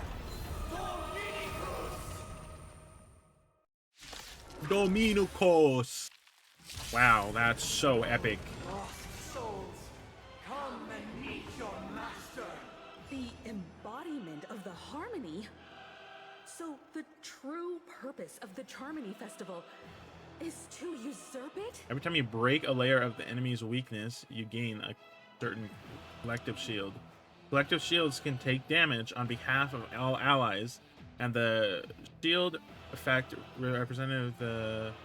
represents the amount of effect the shield can currently endure. The harmony will soon play in unison. Stay back, Qiyara. Oh, we are turning this up. Begin. Go nothing. Noisy. Protect me! Protect me! Fiends or devils, I'll crush them all. Oh wow, barely enough. That should be enough for that one.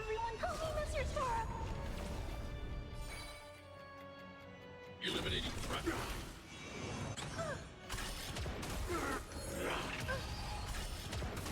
Wise and receptive as you are, answer me this. Why could the harmony and the order merge into one? I don't know what you're spouting, bitch. Noisy. Night. Stars echo.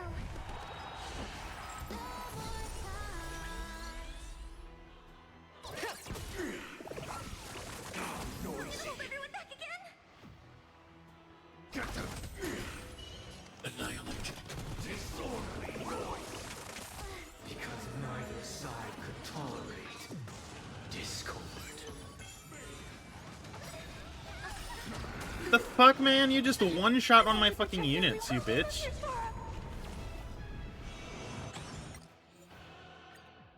Oh shoot, I didn't mean to retreat. I meant to fucking restart the battle. Whoops. No way. Please don't tell me I have to fucking fight that first phase again. Or it's just the puppets. No. I swear, if you force me to fucking do that, that's gonna piss me off. What are your reflections on this? Shut the fuck up. Nevertheless, this is but a trivial blip in the Ow. annals of galactic history. You Bitch. arrived at the... Allow me to extend my warmest welcome once more. Wow, they really need to add a skip Welcome button. to Penteco and the very... Your unwavering true goodness can only be achieved through faith. Allow me to point out that falling into a permanent slumber is not happiness. Do you still believe that the Order only seeks to control the universe as their puppet? No matter how perfect your vision of paradise may be. People will never achieve true happiness in a world like that. They would just be toys for the... It seems you have misunderstood my intentions. Allow me to clarify. My sole objective is to create a paradise free from eons, where the Order ensures the dignity and happiness of all. That's not the case. If people are to live with dignity, There must be nothing in your so-called paradise. You would be the one reigning. Looks like we won't be able Bro, to this convince actually is each other ass. now that our conflict has been. However, before the prelude to the future begins, please, is darkness equal to daylight? Yep, yes. No way! I have to fucking do this? Oh my gosh, man. This actually makes me dislike this quest. That's so fucking stupid. It's 2 entirely separate fucking boss fights. These are devils. I'll crush them all. The market is unpriced. Investing in victory means playing the long game. Hide. I want to protect everyone. Help me, Mr. Sora.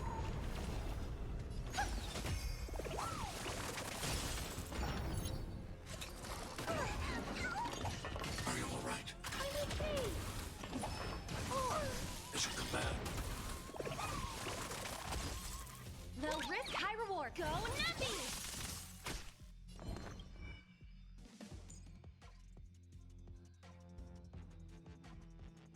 Ash Blading Grand Duke. What the fuck is that? Is that from the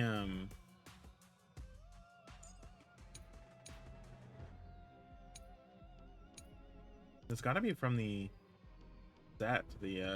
relic set. These. Give me strength. I'm not afraid of. It's okay. It's okay. Night. Stars echo. No more times. Liquidation. I can do this. Get them. I need to be. Annihilate. Steady. Go Nappy! I can do this! I'm not afraid of you. Eliminating threat. I hope for an end to strife in the world. Harmony and unison. Easy, Numby.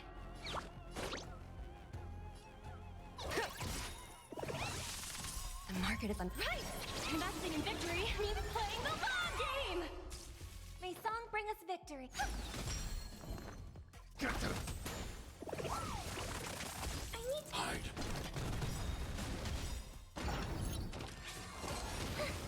I want to protect everyone. Help me, Mr. Sora.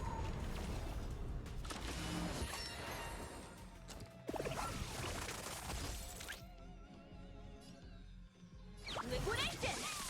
I hope for an end to strife in the world. I'm gonna hold everyone back again. Give me strength. Hurry, it hurt.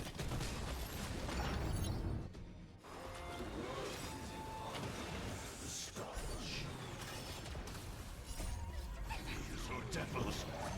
I'll crush them all. Night. Stars echo. No more times.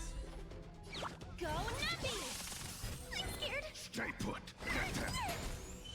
I need to be brave. Hide. I want to protect everyone. Help me, Mr. Sora. Oh, I shouldn't have done that. I should have waited. Yeah. I would have had an extra use of her counter. Are you all right? I'm okay. Steady. Low risk, high reward. Shit. Well, The market is unpriced. Investing in victory means playing the long game. I'm gonna hold everyone back again. Protect me. Protect me. Eliminating threat. Harmony and unison.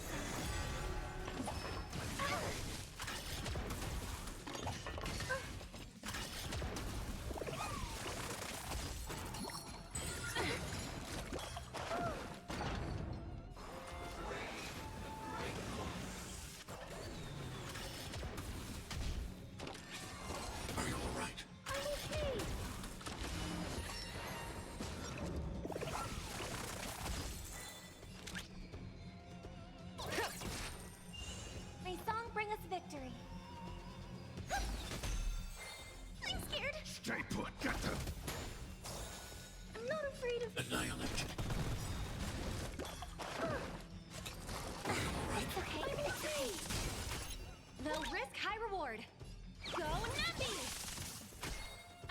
end to strife in the world.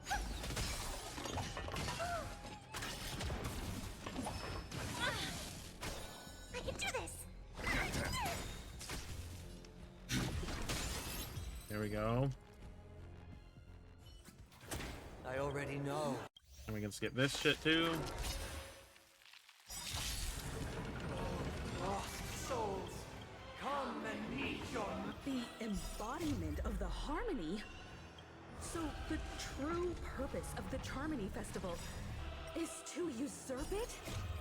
I thought we literally... Okay. That's the second time Himiko said that. We literally already knew that. These are devils. I'll crush them all. Like, Himiko said that like that was new news. That's old. Investing in victory means playing the long game. Noisy. Got the thing. I need to be brave. Eliminating threat. Night. Stars echo. Let the valuation begin. Liquidation. Noisy. Give me strength. I'm not afraid.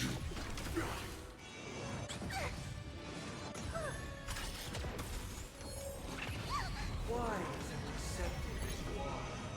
Answer is, why could the harmony and the order merge into one? Because neither side could tolerate discord. Are you fucking kidding me?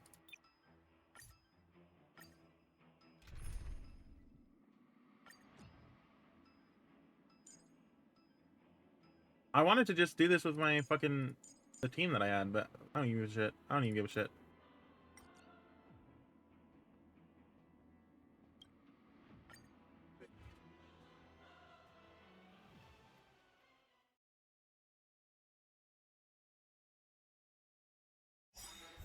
There we go. Lost souls, come and meet your... The embodiment of the harmony? So the true purpose of the Charmony Festival is to usurp it? These are devils. I'll crush them all. What do you want to know? I weep for the departed. It too shall fall. Hold everyone back again. Protect me. Protect me. Don't worry, it's just a scrape. Why is it accepted as you are? Answer is, why could the harmony and the order merge into one? Because neither side could tolerate discord.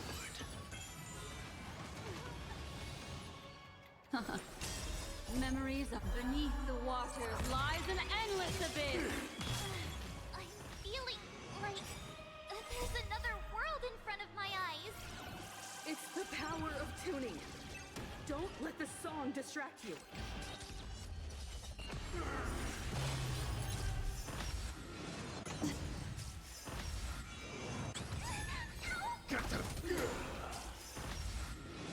Again. Time for a fun. There we go. That's what I was trying to do. Mind your manners. Enjoy eternal peace. Destiny isn't chosen.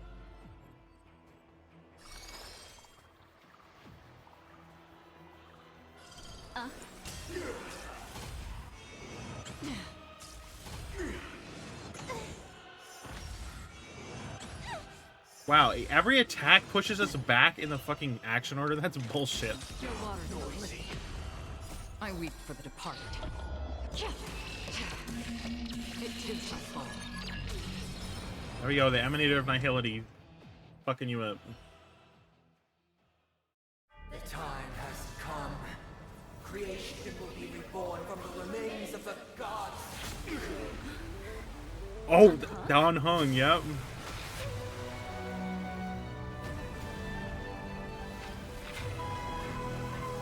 Radiant spirits, heed my word. Show no mercy. Holy shit!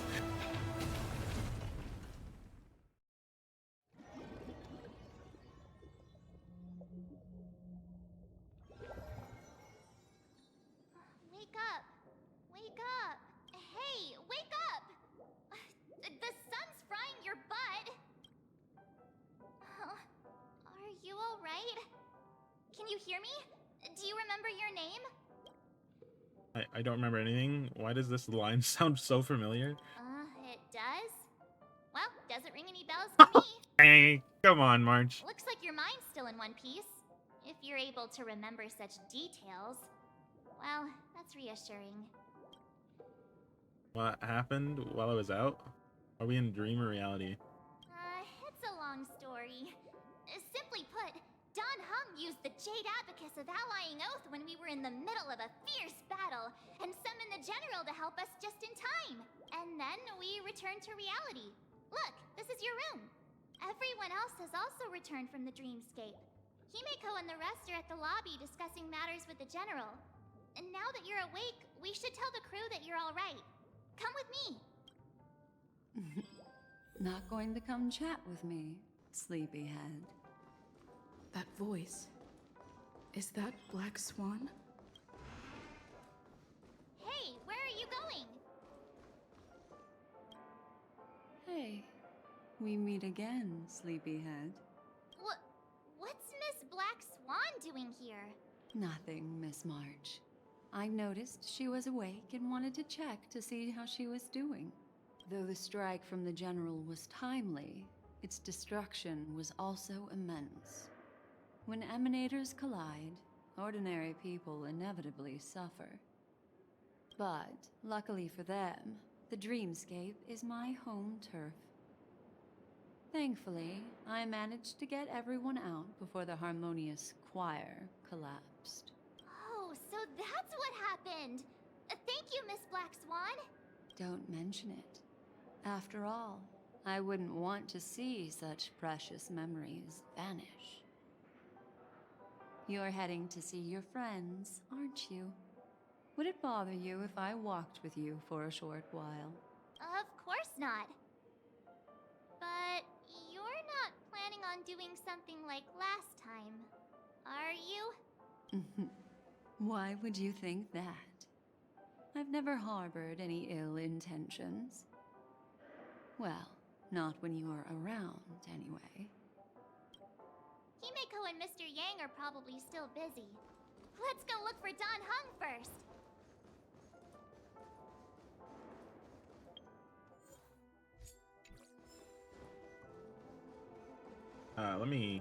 Let me turn back to my other team. It was 4. There we go. Look, he's still talking to that cowboy. You're awake. How do you feel? Well, fork me. You must be that Stellaron they were talking about. I'm fine, thank you. Dunhung, well, why do you have to blab about everything? Fork? Huh? I myself prefer spooning. Yes. Allow me to introduce him to you. This is Boot Hill, a Galaxy Ranger. During our pursuit of a certain person, we crossed paths and just so happened to uncover a shocking plot being concocted by Mr. Sunday. Which is why we sought you out, to help the Astral Express save the world together. No need for thanks. The Galaxy Ranger's principle is correct every injustice one sees.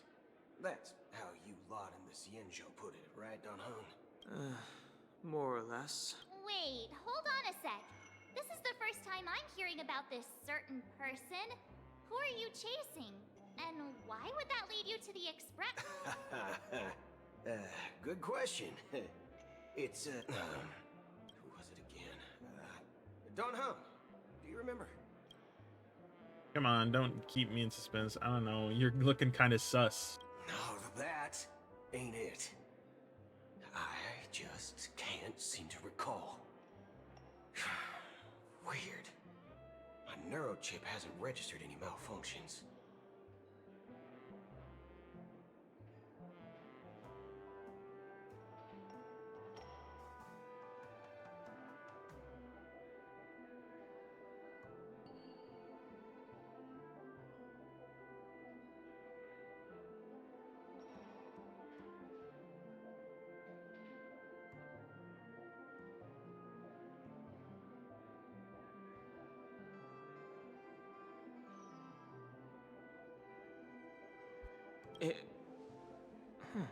What? I can't seem to remember either. You guys don't remember Acheron? What's going on? Heck, forget about it. If it slipped all our minds, reckon that person was just a minor scoundrel. Unimportant. Ain't gonna stop us from piecing together the story anyhow. Yes, when the dust settles, I'll just think of a way to recall it in the memory zone. Everyone, let's hurry up and look for Miss Himiko, shall we? She's now a minor star on Penacony, and the entire hotel's concerned about her well-being. You're right. Let's head to the lobby then.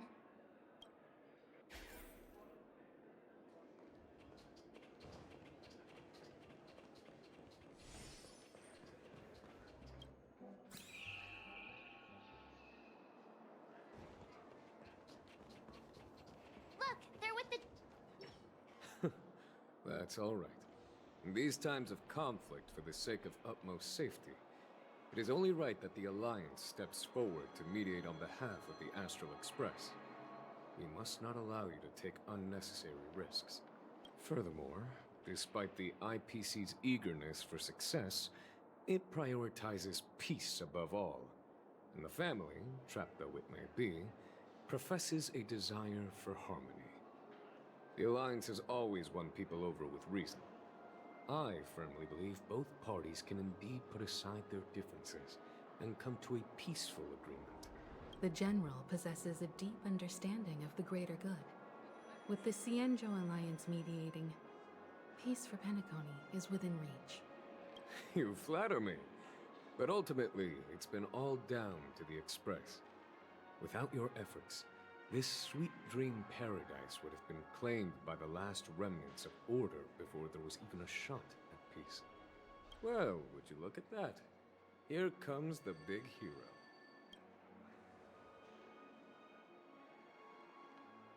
It was nothing really. I do what I can. Let me guess, you were thinking about me again? If it isn't the galactic baseballer, a hero with unparalleled insight. Are you okay? I heard you couldn't wake up. Are you feeling unwell? Don't worry, Mr. Yang. There's nothing wrong with her. She practically burned through a lifetime's worth of jokes on the way here. What about you, Mr. Yang? Yeah, kinda. I heard that even Miss Robin wasn't spared. And that guy locked you both up. It's a long story. But at least Mr. Sunday took it easy on us. He used an ability called tuning to connect our consciousnesses with his. In other words, he imprisoned us within his consciousness. Thanks to General Jing Yuan's destruction of the Harmonious Choir, we were able to escape. He used that tuning on us too. Does that mean that we were almost imprisoned as well? I can confidently say now, he was truly after a fair fight with us. Had he wanted, he could have easily taken us down, without so much as lifting a finger. Speaking of the Oak family head, where is he now? It's complicated, but in a nutshell, he's now the former Oak family head. The IPC has named him the key figure in the family's Penacony split, citing a threat to cosmic peace. He must represent the family and answer for the unrest caused. His trial is set to take place at Pier Point. The family quickly labeled him and the remnants of the Order as enemies, declaring the turmoil an internal rebellion. This move effectively barred the IPC from intervening in family affairs on both moral and rational grounds. Everyone really has their own agenda, after all. Then, what's going to happen to Miss Robin?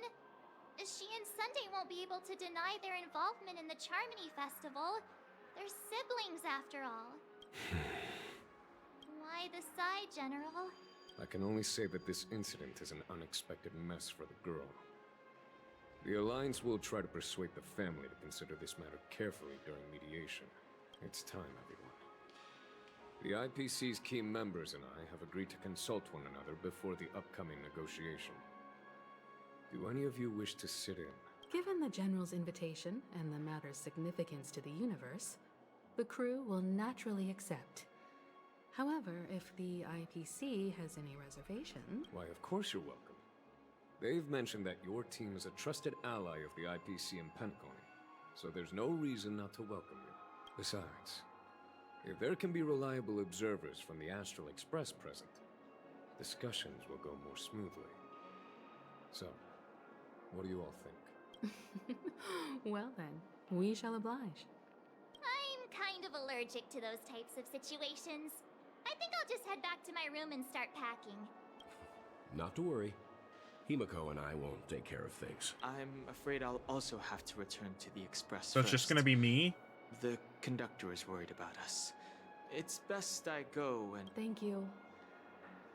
What about you? Oh no, it's Welton. Will you join Welton? Himiko. then? Or... I'll go with Miss Himiko. I have to help March pack. You know why? But something tells me I only have one real option here. Great. Although I'm not too sure of the reason, the representatives from the IPC have insisted on her presence. Allow me to lead the way. Follow me, please. The negotiation will commence at the hotel lobby. Everyone, please follow me. Okay, if you're saying please follow me, I'm just gonna teleport down there. Mr. Aventurine and Miss Topaz are here too. Oh, and who is that over there? Dr. The Ratio. Intelligentsia Guild's Dr. Ratio. Yeah. This assembly is quite something.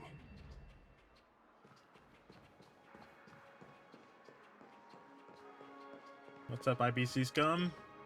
It's been a while, my Astral Express friends. I would also extend my sincere thanks to you, General of the Lawfu. The presence of everyone here assures that the talks will likely reach a conclusion that satisfies all sides. Oh. Looks like everyone has come with expectations. Care to share? Of course. Topaz, if you please. Sure, leave it to me. In summary, it's good news. After much deliberation from the Strategic Investment Department's council, the absolute majority of members have agreed to the following resolutions.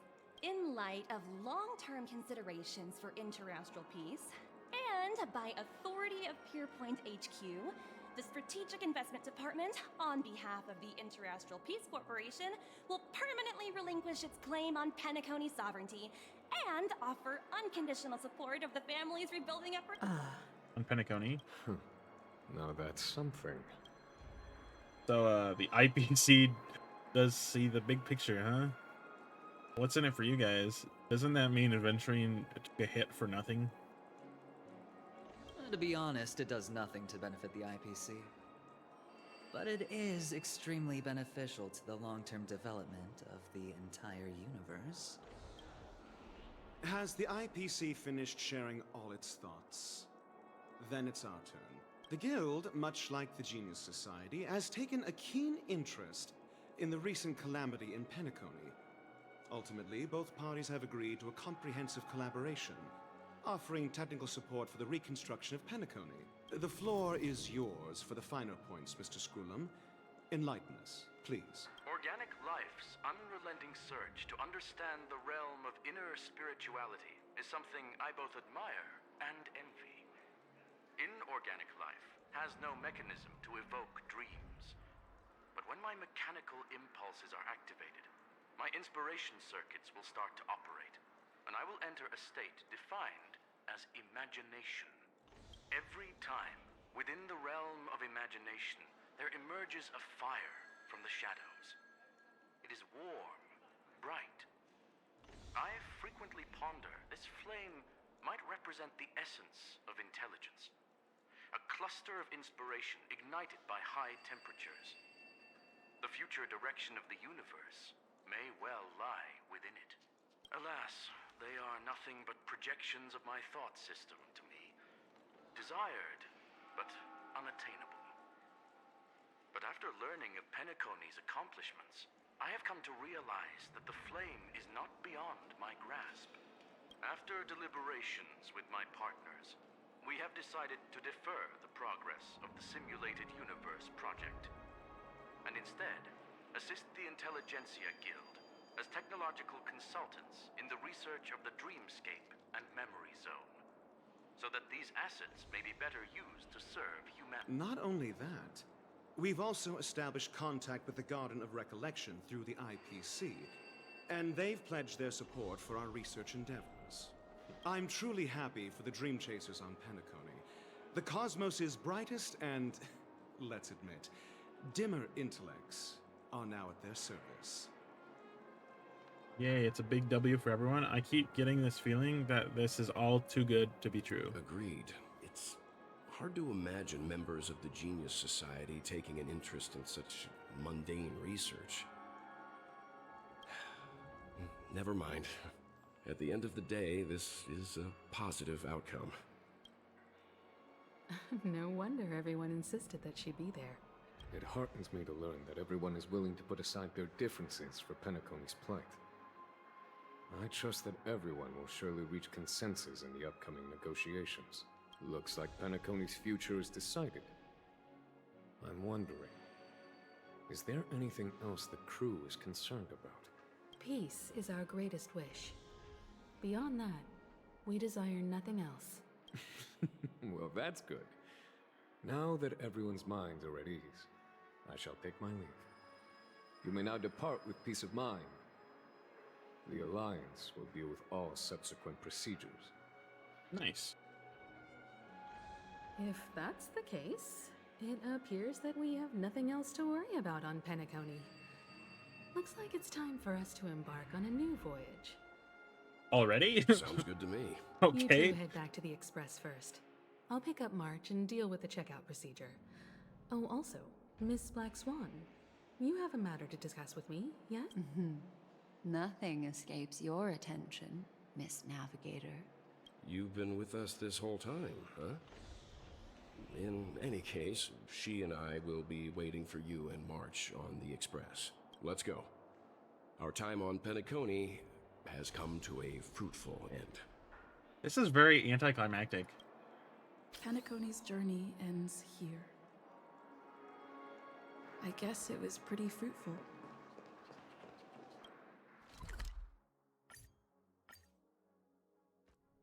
The navigation meeting is about to start.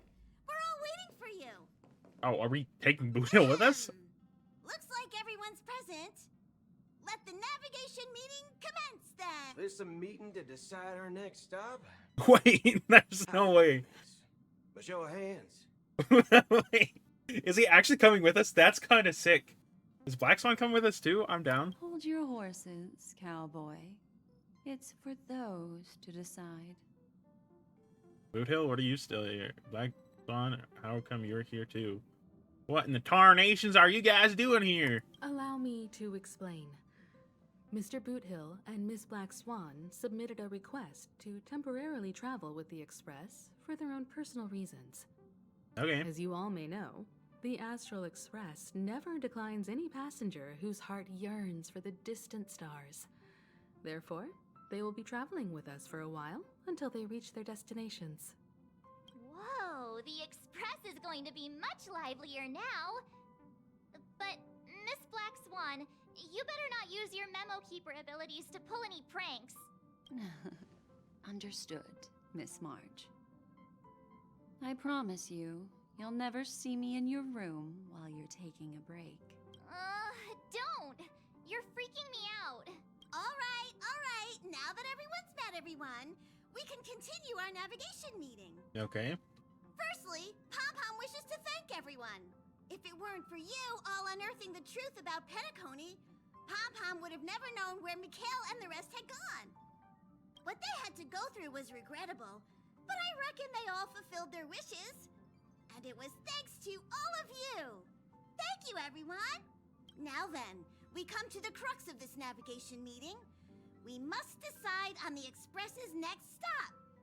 Let me introduce our current options. The first choice is from Himiko, the oceanic planet of Lushaka, a planet composed entirely of water. Many aquatic races reside there. Of course, it's also the home planet of the venerable, nameless Mikhail. I don't want to do that because we were literally on the Lofu a planet ago, and the Lofu has Tons of water on it. The second choice is the agate world Melustanen, suggested by Welt. It's famed as one of the initial sites of the Stellaron disaster, and the place where the beauty Idrilla ascended. Today, it's celebrated as a planet of undying allure. That sounds cool.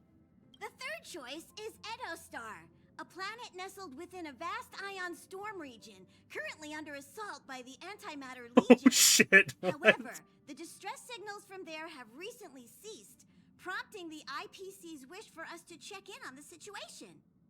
The last choice, courtesy of Black Swan, is the glass belt Petravia, a massive belt of asteroids that was turned to glass by the Lord Ravager Zephyro. These days, it's apparently known to house one of the branches of the Morning Actors Troupe. I don't know what that means. Ooh, so many options. I'm seeing stars already. Next up, everyone will select the destination that they wish to visit. And then we'll put it to a vote. There's no way. Actually, it would be kind of sick if this was like an actual poll that Hoyo was doing in game, and this would actually decide where they send us next. Edo Star sounds like the sickest part. Currently under battle with the Antimatter Though Legion. the fact that the distress signals have ceased means we're probably too late. But I still think we should investigate the situation there. Yes, I agree. Okay. Nameless, Huh? should we not extend a helping hand? You and Dan Hung make good points. I'll throw in a vote for Edo Star too. Huh? If that's the general sentiment, then we should indeed investigate. I vote for Edo Star 2. Was this like always the choice? If I click something else, would they all do this? All votes for Edostar! Looks like we have a winner! Next stop, Edostar! Then this navigation meeting is adjourned. I'll go check the warp jump coordinates. Everyone can catch up on some rest in the meantime. And by rest in the meantime, you mean like 4 patches. It's time to make the jump. Pom Pom will make an announcement. There's still some time before the jump. What should I do? What the wait, are we actually jumping there? How about a chat? Over here. Okay. Oh, you're here. Seeing your reflection among the stars in the porthole really does seem somewhat surreal. How about it? This journey of beautiful dreams. Was it to your liking? Oh no! What? Wait! Sparkle didn't get all her buttons pressed! That would have been awesome. What a roller coaster, I just so peak. Keep it coming. That's hilarious. Kinda left me wanting more, you know?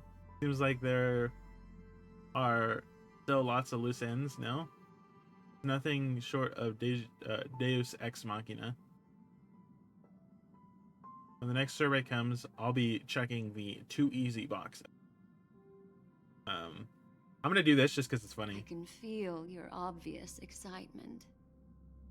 That means your memories will also become even more beautiful. So, how about you hand that small parting gift back to me? I'm quite eager to have it back.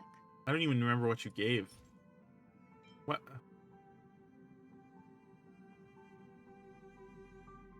Penny card number 0, seemingly absent from Black Swan's collection. And the card's art, she casts her gaze into midst of destiny. Okay. Oh? What happened? It's not this card? I wasn't the one who broke it? Never mind. Bitch! I just stumbled upon a particularly fascinating spot in your memory.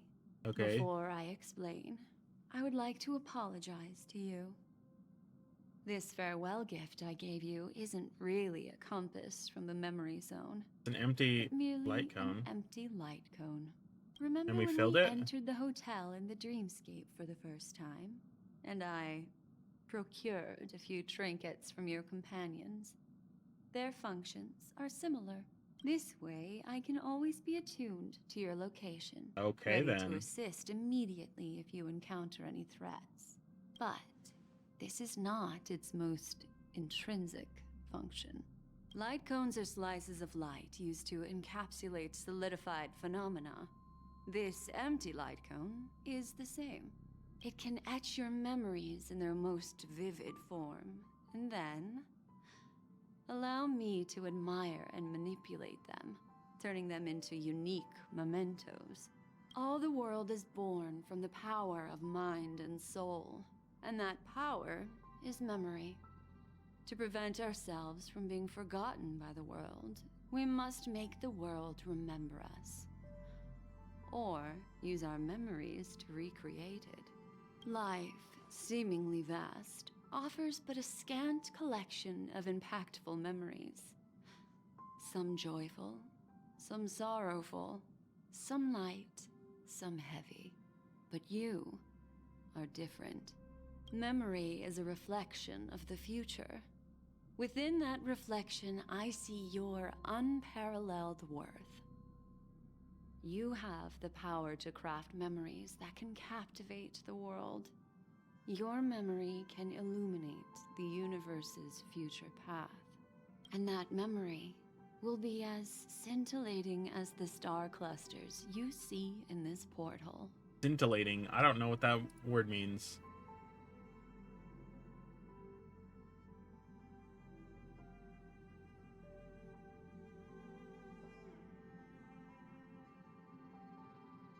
Sparkling or shining brightly? Brightly and excitedly, clever or skillful. Which is why you want to collect my memories? You're making me blush. How adorable. But do you know the deeper meaning behind it? The reason is simple. In this grandiose and ostentatious dream of the families, only you personally experienced the entire course. What does that mean? Stop speaking riddles? Patience, my friend. Oh reveal my the gosh. answer to you, but that time is not now. That's fucked. Just tell me, bro. Turn around and take a look at your friends. Every one of them is reveling at the arrival of their next destination, all filled with hopes and expectations of their own present and future. Revealing everything at this moment would be a bit of a buzzkill, wouldn't it? No, it wouldn't. I'm looking for an opportune time, a time when you're totally at ease. Perhaps when the night grows hazy and you're about to drift off would be the most opportune. How about one fine night? I will prepare the candles, aromatics, and even a cushy couch to create a cozy dreamland for you. And then I will tell you the answer in the form of a little bedtime story to lull you to sleep. Ahem. Hi. Hello. Attention all passengers. The express is about to make the jump. Please be seated and hold on. It looks like we're finally about to set off. There are countless gleaming memories out there waiting for us. Why don't we just leave it at that? Ah, that's right. As a small token of compensation for playing that little life is akin to a Sorry. Ah, that's right. As a small token of compensation for playing that little trick on you with the empty light cone, I will gift you with some words. They hold great significance to me. Life is akin to a winding labyrinth where memories serve as our sole companions. Winding labyrinth. You'll remember these words dearly, won't you? In the year 2158 of the Amber Era, the first year of the new epoch, the universe resumed its intended trajectory.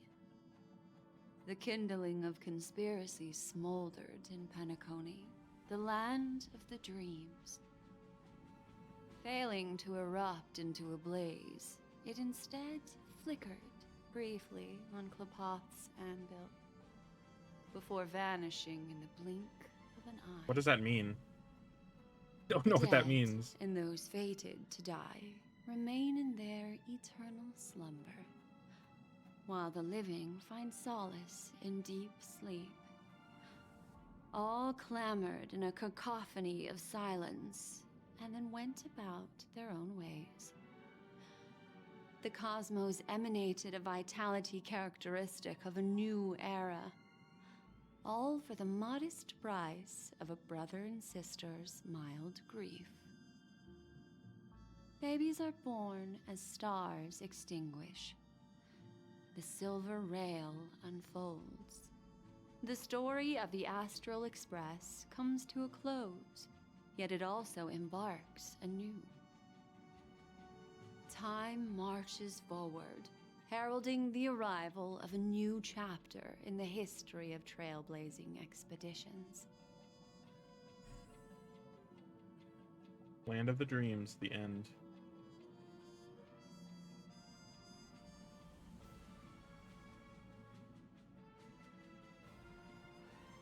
Huh? What the fuck? What's happening? Danung is Danung. Question mark as March 7th. Himiko's Himiko. I think that's his real name. Firefly is Firefly Sam. Black Swan is Black Swan. Kakavasha. Misha. This is so... Oh my gosh. Grift Supervisor Elio. In memory of Rosalina, Kiernan, and Mikhail. Charlie. May the journey lead us starward. Countless shooting stars streak the sky tonight. If you can pick the right one, it will carry your wish to thousands of distant worlds. You're feeling very relaxed now, aren't you? So, then, it's time to tell you a little bedtime story. Okay. Well, let's start with a conclusion. The crew was defeated in the battle against Sunday. Everyone in Penacony failed, and no one survived. But don't panic. The truth, as horrifying as it may be, is not yet irreversible. There's still a glimmer of hope, and that's why I'm here. Next, I'll use this empty light cone that carries all your memories to relive everything that happened before. And when this story reaches its end, I'm sure someone as clever as you will notice that. There's a major flaw in the story you have experienced. Yet, within that flaw lies a glimmer of hope. Are you ready for it? Okay. Do you remember everything? When the clock turned back, the Express started a warp jump, sending you to a strange dream. Mm-hmm. You were bewildered back then, and then a Galaxy Ranger named Acheron showed you a way out. When you arrived at the Reverie Hotel, you met the doorman Misha and had a confrontation with Aventurine, an IPC representative. Thankfully, Acheron appeared again and helped you. Yes. After that, you saved Firefly and explored Penacony together. During the tour, you ran into Sparkle disguised as Sampo and accidentally entered a child's dream. There, I rescued both of you from death, but Firefly didn't return to reality. She realized the truth and tried to involve you in her plan, but that resulted in an accidental death. Even more unsettling, you soon encountered another murder. The 2 cases of death prompted you to investigate the truth behind the sweet dream. Despite your efforts to gather information about the 2 victims, you didn't make much progress. But you did learn about the Watchmaker from Gallagher. Meanwhile, Aventurine was secretly carrying out his scheme, in which you were one of the pawns. In the midst of a fierce battle, Acheron revealed her true identity as an emanator of the Nihility and unsheathed her sword. That strike foiled Aventurine's plan and opened a passage between the Sweet Dream and the original Memory Zone. Upon your arrival at Dreamflux Reef, you learned the truth that death was actually dormancy, as well as the truth about the Dreamscape, the Stellaron, and the bellboy, Misha. You split up with Sunday and Robin, looking for a way to seal the Stellaron. However, it turned out that Sunday and the Dream Master had their own hidden agenda. And you had to engage in an ultimate duel on the stage of the Charmony Festival. Yeah, actually now that I'm thinking about it, there is a loose end. We didn't seal the Stellaron. The Stellaron's just still there, so... Finally, the story reached its conclusion.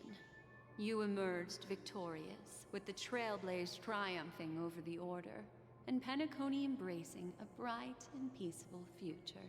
This marks the end of the thrilling journey in Penacony. I'm sure you've already noticed something unusual.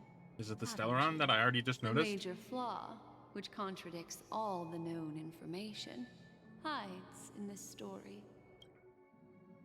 My first encounter with Misha at the hotel, I was attacked by Sparkle.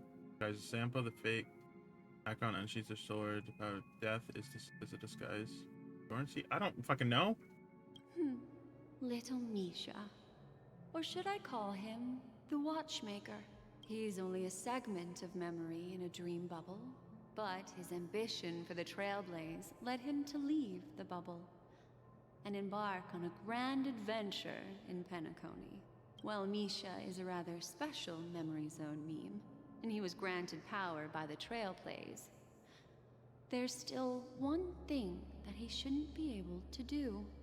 A life born in the Memory Zone could never manifest in reality. Yeah, true, actually. So, why did he appear in the Reverie Hotel in reality? The answer is simple. He is the one fatal variable that contradicts all our known information. This means that you, who wholeheartedly believe in this memory, are still trapped in the dreamscape at this very moment. That makes sense. Wake up, sleepyhead. Break free from this eternal dream and return to the real world. We'll find our answers there.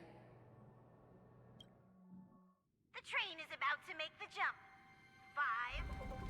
5, 4, 3, 2...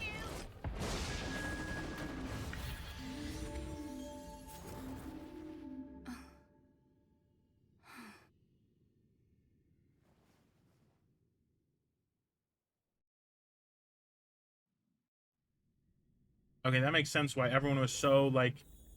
This way, darling. Makes sense why the IPC was so, like everything just kind of fell in place. It didn't seem like there was any conflict at all.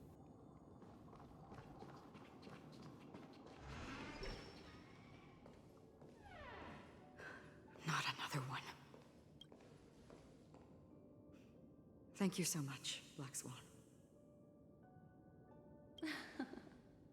Finally, I can breathe a sigh of relief. What happened? What is this place? The deja vu is strong with this scene. I understand you must be confused, and we'll do our best to shed light on the situation. However, before that, it's essential to know that this place is the rift between dream and reality. A place reserved only for those who have awakened from Enna's dream. Do you remember Sunday's ambitious plan? He intended to harness the power of the Stellaron, the collective will of over 100,000 Oak family members, and the desires of everyone in Penacony to usurp the harmony and restore the order. Yeah. Unfortunately, it didn't stop there. From the early days of our journey into Asdana, We were already affected by the Stellaron. That strange dreamscape where we met. Maybe it was a sign that your thoughts were beginning to drift away. All of this is a dream? Did I fall asleep on the Express? I'm not. I'm now back at the beginning of the story. I don't think the goal of the Order was to put everyone into a deep sleep. Quite the contrary. They used the Stellaron to catalyze the leakage of Asdana's Memoria into the material world, allowing the dreamscape to blend with reality. And that included a lot of Memoria from the Beyond the Sky Choir. As time came and went, the dreams eventually became indistinguishable from reality, and reality became an illusion. People think they are awake, but their spirits have long since stepped into the Temple of Order. This is what makes Enna's dream so powerful. In this paradise governed by the Order, everyone indulges in their delightful dreams and lives happily ever after. I believe what you experienced in the sweet dream, except for that flaw, was real. Only in this way could you reach the destination, lifting the crisis in Penacony and embarking on your next trailblazing expedition. If it wasn't for Acheron's plan, we might have been trapped in this dream forever. Fortunately, while the path of the Order governs all things, it can't affect the Nihility. Okay. I came to realize this when the Dream Master tried to expel me at any cost. This is also why you felt a sense of peculiarity when traveling with her. Well, I'm not as fortunate as she is. Even if I'm a memo keeper, I was still influenced by the power of the Order and fell into hallucinations. However, thanks to your memories, now we still have a chance to turn the tide. Okay. For mortals, even if they possess the great power of a path, they can't create a flawless world like gods do. That's why there was a flaw in your dream. In other words, once you have realized the world is not real, you'll have a chance to break free from the dream. The flaw in your dream lies within Misha, who could have never appeared in reality. When I turned the pages of your memories, I realized that I was in an illusion too. We still have a fighting chance, so we lost. Didn't expect it all comes back to Misha. Now Sunday has usurped the power of the Harmonious Choir through the Charmony Festival. Asdana has thus fallen into Enna's dream, transforming everyone equally into the notes of the Aeon. Failure doesn't mean weakness. Only the strong can gather the will to resist the Order and try to break free. We still have a chance, though. To make it happen, please, Black Swan, guide us to those with a strong will. All right, please come with me. These people are... By using clockwork? They're the ones who accept Enna's dream and indulge in their happy illusions. And it's, I'm assuming, satisfied, yep. Welcome to paradise! Your clockwork is unable to point this person in the right direction.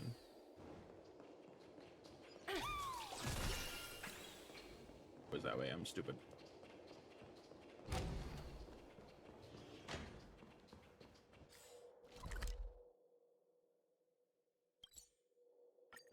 I'm just gonna teleport.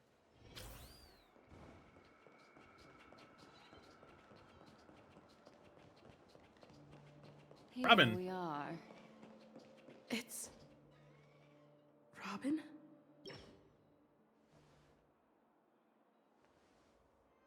Finally, you've arrived. Let me introduce you to Robin. She woke up from Enna's dream by her own will, and it's this tough lady who led us here with her song. I woke up for the same reason as all of you. In the dream, I experienced something that could never occur in reality. Are we going to lock it up in a cage? I want to see it fly freely in the sky. Without us, this bird would be too fragile to survive on its own. Do you want it to die? No, but... Then let's take care of it together until it can return to the sky. Huh? Birds have wings because they're meant to fly. Even if they may crash on the ground one day, they shouldn't be trapped in a cage. This is exactly what Robin said the first time. That is not something Sunday would say. Birds belong to the sky, so we should help them return there, right? The illusion was so impossibly blissful that I realized it was just a dream. And this is our final hope. Enna's dream is founded upon the harmonious choir, namely everyone's shared wishes. It will only materialize once the aspirations of all beings in Penacony merge as one. At present, it has become impervious due to people's desire to remain slumbering within the dream. And in order to destroy it, we must make everyone in Penacony want to wake up. Now comes the tricky part. How do we do it? I'm curious too. That doesn't sound simple at all. Maybe we should just go back to Anna's dream. Humans yearning for sweet illusions borders on obsession, leading them to subconsciously resist the harsh reality. Therefore, I carefully selected a moment where she was completely unguarded, guiding her to uncover the truth herself to make her regain her consciousness. However, to wake up everyone in Penacony and get them to share the same determination, that would be nearly impossible. So we use the power of nihility, I assume? Indeed. I'm afraid it's almost as difficult as resurrecting an Eon. But we can't just stay here and do nothing. This is a critical moment for the whole universe. Who cares about some dumb number?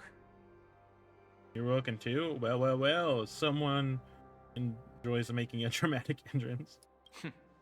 Thanks to Black Swan. You're welcome. And thanks to the memo keepers in Penacony too. I believe your partners have also awakened from their dreams. This is the first step of our plan. With the assistance from the Garden of Recollection, those who possess a strong will, like you, will gradually awaken from the dream. These free wills are the discord that will sway Anna's dream. However, awakening a mere handful of individuals is insignificant compared to the vast number of people immersed in the dream. We must find other ways to awaken the free will of millions of people within a short period of time. If breaking through from the inside proves challenging, we can seek assistance from the outside. I'm assuming... We've long been aware of a potential solution. Okay, I'm gonna stop. Asdana is a galaxy known for its abundant memoria and the remarkable phenomenon known as synesthesia dreamscape. When people first enter this place, they often find themselves and others sharing a collective dream. At this very moment, there is only one dream encompassing the entire Asdana system. So, you mean, if we can attract a large number of outsiders to this system, their free will would intertwine with this dream and shake it to its core? However, those outsiders might also succumb to the dream and become the foundation of the Order instead. The real challenge is, how can we gather a huge number of people as determined as you Robin? within a short period of time? Robin? That's my guess. Looks like the Jadab Kiss of Allying Oath. Are we actually doing that? Solution. No. No need for that. Keep your once-in-a-lifetime treasure. We don't need to bother the Cienjo Alliance for such a tiny request. You want thousands of people with unwavering free will? Okay, what's gonna happen? That's easy. What's the idea? Just leave it to us Galaxy Rangers. You can gather Galaxy Rangers? Outsiders may see Galaxy Rangers as elusive and disconnected individuals, and actually, they're right. And that's why we have a tacit understanding among us. Do you know what it is? Acheron? It's the relic I returned to you. Exactly. Its owner must have told you that it's meaningless to anyone other than a Galaxy Ranger, and that it can only fulfill its purpose when returned to its rightful owner. Because it's a burial artifact, worthy only of a hero who has served the Galaxy Rangers with honor. When its light illuminates the universe, it means the fall of a hero. And in the direction it falls, countless meteors will streak across the sky. Those meteors are Galaxy Rangers, coming from all corners of the cosmos, driven by a shared purpose. Holy shit. Without questioning the cause or counting the cost. Because we abide by a common principle. The shooting stars of the hunt only descend on the longest night. And with them comes the dawn. We've stayed silent for far too long. Now, it's time to remind all the cowards, oppressors, and villains of the universe of our presence. I'll be the one to ignite the first spark. Once the dreamscape is swayed, I'll complete the second step. I'll fine-tune the slumbering souls with the Song of the Harmony, interrupting them with the discord of Trailblaze, and guiding them towards reality. It's true that some people are born strong, and others are born weak. If the Trailblaze is the target of heroes, then the Harmony will guarantee that the strong help the weak. Only the people of Penacony themselves can be the saviors of their homeland. Their path of happiness should be forged by themselves. While I may not be a nameless, I'm willing to instill courage in all those who need it. This includes my brother as well. And his dream is too cruel for him and everyone else. Your plan sounds well conceived, but still, it appears somewhat idealistic and romantic. The flaws rooted in human nature can't be eradicated overnight. Do you believe these efforts alone are enough to convince everyone to choose the right path? I agree with you, Black Swan. That's why the most critical aspect of this plan is not to convince, but to inspire them to save themselves.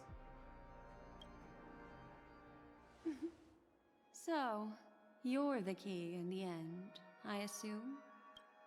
The Harmonious Choir possesses the power of an emanator. To overcome it, you'll need the same level of power. The final step in destroying the sweet dream will be my responsibility. That's a relief to hear. Now that our roles are assigned, let's get to our battlefields and pose a grand finale. May I have a moment alone with you? There's one more thing I need to explain to you. This grand festival is drawing to its close. This is the starting point for the ultimate stage of our journey. Just as it marked the beginning of all the stories in Penacony. Whatever we're facing unprepared, this is where Firefly uncovers the truth. Her words still carry a profound significance. Indeed. She was the first to discover the world beyond the shores of death, and shared this truth with all of us. There's something you should know. We were able to locate you within this boundless dream, and find the key to breaking free from the dream. All because of one person's unwavering dedication. Firefly. She awakened from the dream ahead of others, discovered the Express amidst the stars, and brought us valuable information about the remnants of the Order. She may have been aided by the script, and it came at a cost. As you know, Firefly is a stowaway who entered the dreamscape in a different way from ours. Without the dream pool in the hotel or assistance from the family, she can only awaken from this dream in one way. A real death. So we have to kill Firefly? We mustn't to fail awaken? her determination. I'm not implying that we must win this fight no matter what. But our resolve should match that of that courageous lady. Okay. Are you ready? Yeah, let's do it. Let's embark on the final stage. Very well. Now, please close your eyes.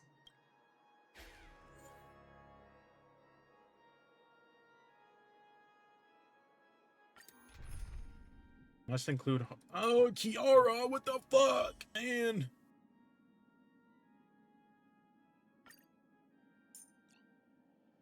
Fine, we'll do this.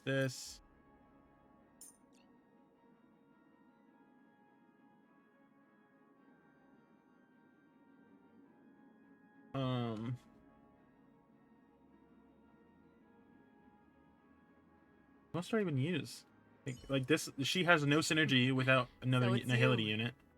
Our time spent with one another is precious. I guess we could go, instead of using Topaz, we could just use Winifin. Did you check out my latest live stream? It was a showstopper. And then, just to make sure we survive, I'll do Wuxuan. With you on our side, we're destined for victory.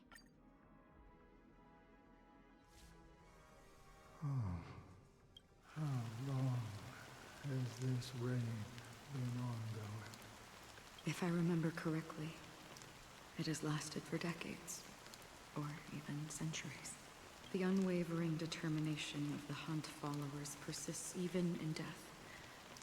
But thankfully, we've guided those lost souls to their lives beyond.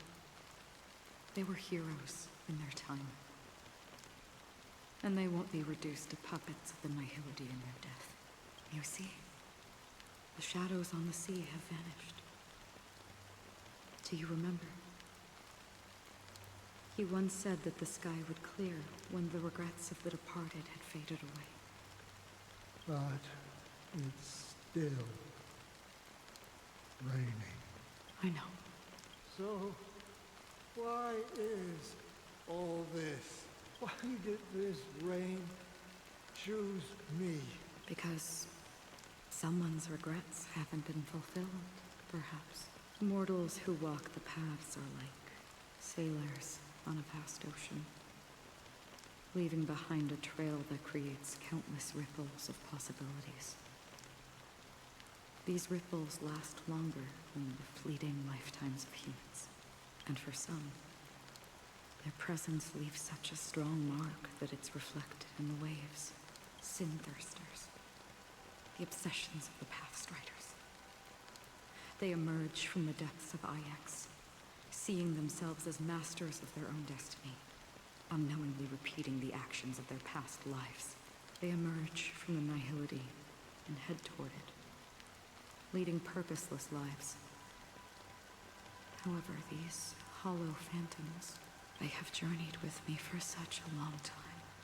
Oh, so this is how it is. I'm already dead. Already dead. Yes. Are you watching over me? This is my duty. As Acheron, the Watcher. Watcher of the Acheron River. Oh, shit! So, that meaning of Acheron, like the river of hell.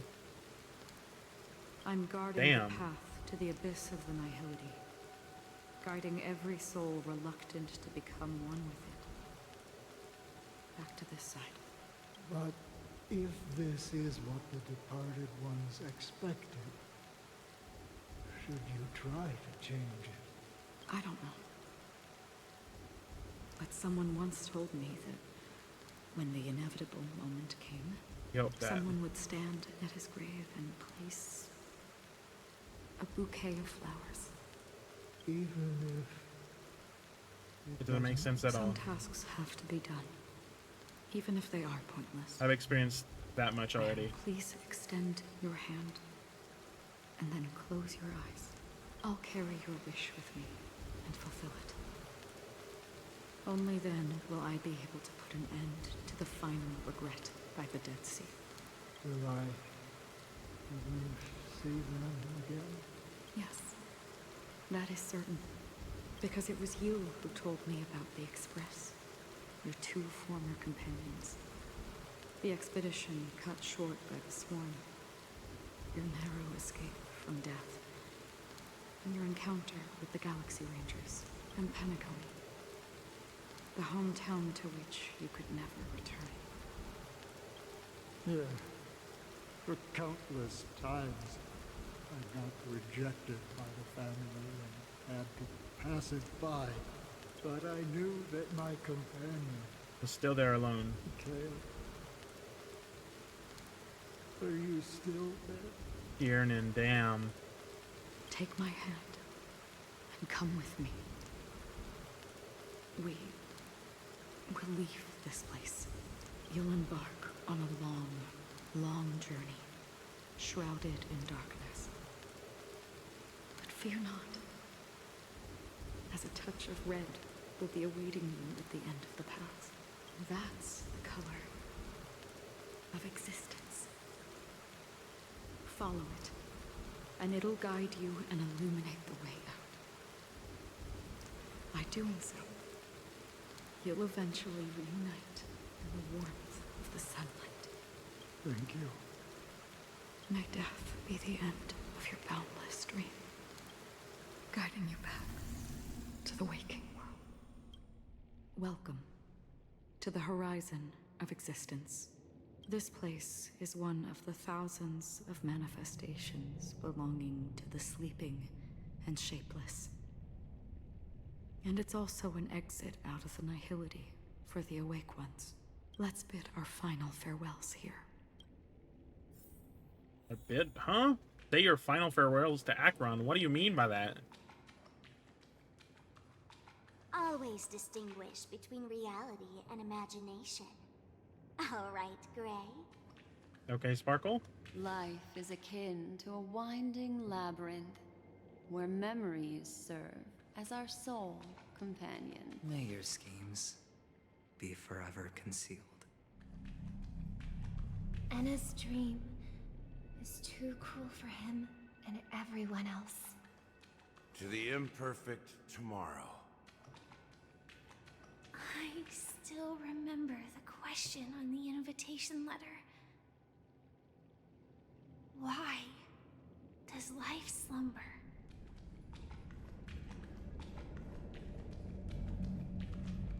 Why does life slumber? We don't know the answer yet. But we're about to awaken from this dream. Or perhaps such is the answer itself. Leave this place.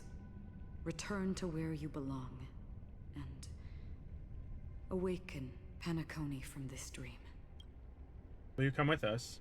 What if folks don't want to wake up? Will I get to witness your hidden power? As I said, our plan is not about convincing everyone to choose the right path, but about inspiring them to save themselves.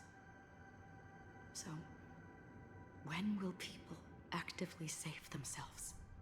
The answer is when they are in desperate situations, like a drowning individual in the deep sea. When one's body and mind bear immense pressure, agony, confusion, and despair will follow. I firmly believe that the fragility of humankind often freezes them in their tracks.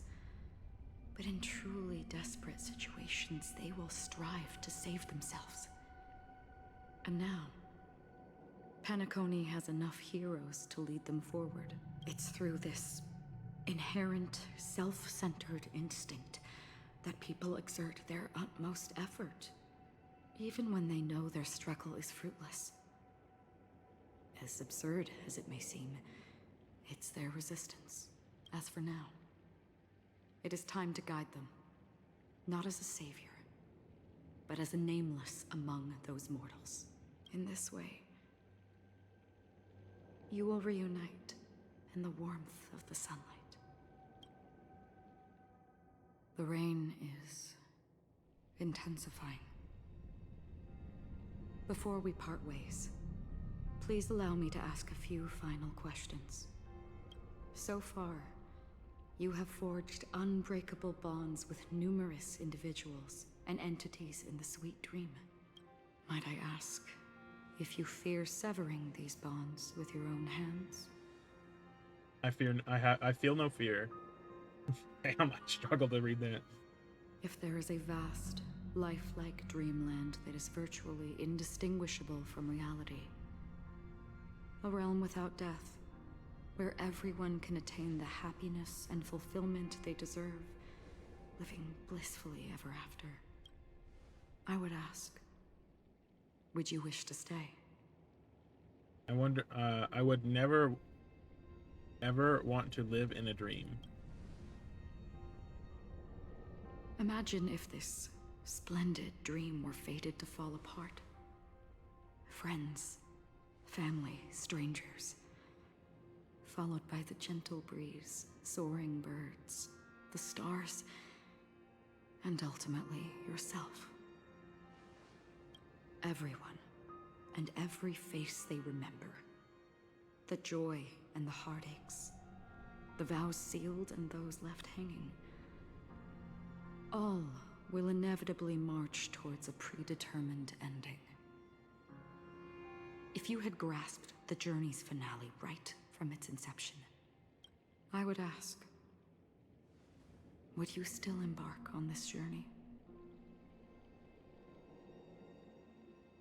Like you learn in Free Ren, it is about what happens in the journey, not about destination. Although they do want to go to the destination. The answer itself doesn't matter. What matters is that you've made a decision. Listen, touch, and ponder. And therein lies the sensation. Cherish it, because that's what makes us exist. Such is the only answer humans can offer when facing the nihility. If the nihility represents the primal fear of life, rendering any lofty convictions insignificant under their imposing shadow, then behind this shadow, there must exist the most fervent source of light in the world. Just as every life that edges closer to death fervently approaches the end of the nihility, we must pursue that primordial light. Think that you exist in the nihility, and you watch over others to depart it. Such a task is absurd and meaningless. Nevertheless, someone had to do it. As for the meaning you mentioned, even if it's a meaningless task, I've come this far, haven't I? Even if the future you forge may not even belong to you. It may not belong to me, but it definitely belongs to someone. But hardships you must have experienced. In that case, allow me to do something meaningless too. Please, tell me your name. Perhaps my existence will vanish in the next moment, and nobody will remember this conversation or your answer. But I believe that your name should be remembered, and this universe will remember it as well. For me, some things are difficult to recall. Yet there are others that I find challenging to forget. Such is memory, a creation of the past that blossoms into significance in the distant future. I remember that marks the start of my journey. The origin of the vibrant red hue in my life, and the most fervent element amidst every tempest. That's my name. Yeah. What's your... Ozenmori. May. Damn, son! They just confirm. It's right in May. But Bosun Mori, Bosun Mori, yeah.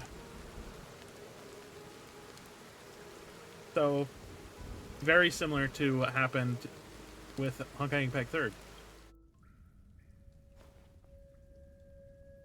The Golden Dream is getting restless. In the coming long nights, I'm afraid you will face many setbacks and witness many tragedies. And in the end, you will only see in black and white. But please believe me, that in that monochrome world, there will be a glimpse of fleeting red.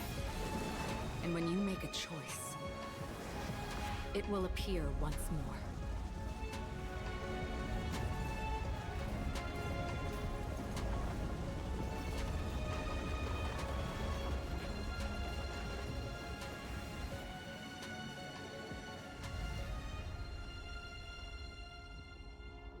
We're falling just like we saw Firefly fall. Is ponder its significance, then return to the waking world.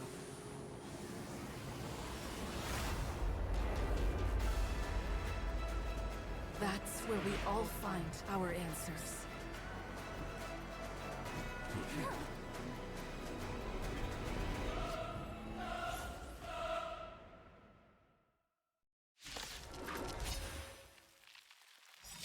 Have you broken free from the dream of order? We've done enough sleeping already. Let's show them a wake-up call.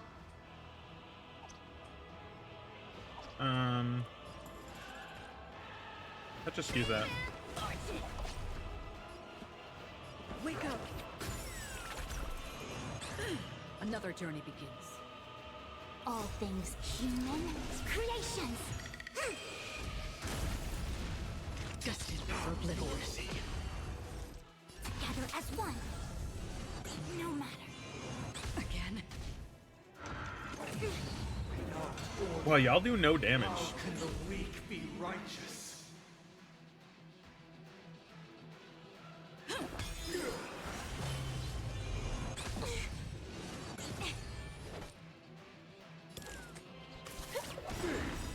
I weep for the departed. It too shall fall. If you have any objection, feel free to make your case. Still waters of oblivion.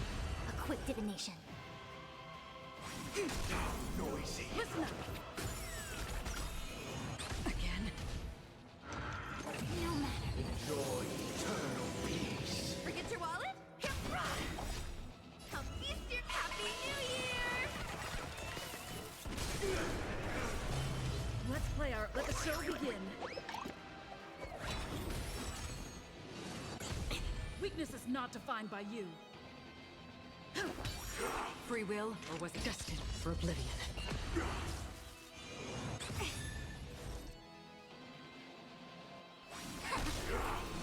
No matter.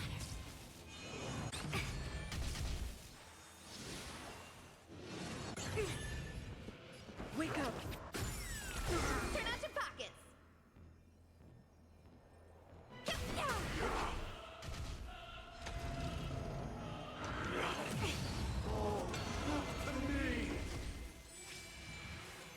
Three toughness bars, that's so ridiculous.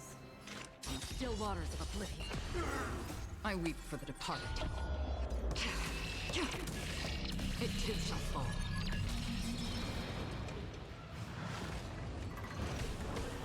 7,336 notes. I solemnly invite you to join the glorious chorus and ascend to the heavens! No matter yin and yang. Uphold the truth, and you will.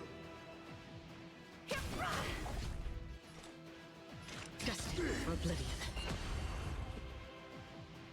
Listen up! The noise is fading. Again? The dreamscape is indistinguishable from reality. Can it still be called an Okay, I need to illusion? look at what her shit does.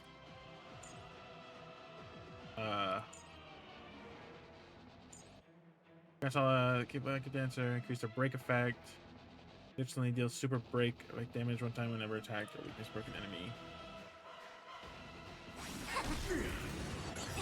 Forget your wallet? All things human creations.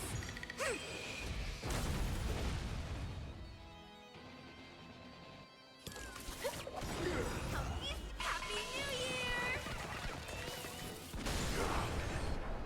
With this perfect melody I command, recreate paradise anew!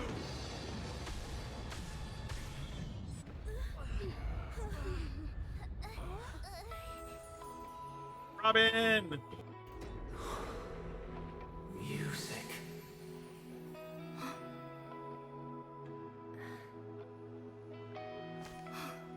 There seems to be another kind of sound coming into the Order's symphony.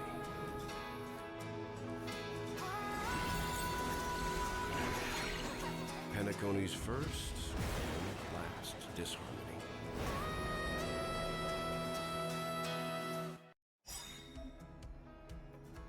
The horizons echo from afar. Okay. Those imprisoned in their dreams are awakening for freedom. Holy shit! Disorderly noise! Robin, is that you singing? Brother, you have heard their cries. This is not the paradise they hoped for. Even so, they don't know where they should be heading. That's why I had to become the lone star in the sky to guide them. Even if that star must hang in a perpetual night of solitude.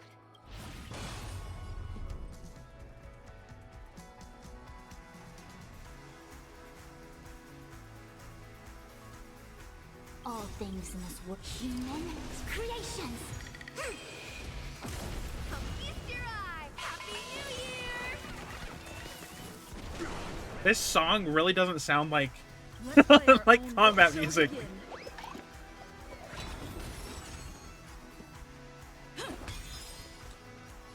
Still waters of oblivion. I weep for the departed. It too shall fall. Uphold the truth! I'll take the lead. A quick divination. Noisy. Destined for oblivion. All things are part of the melody. Sink into the dream. No matter.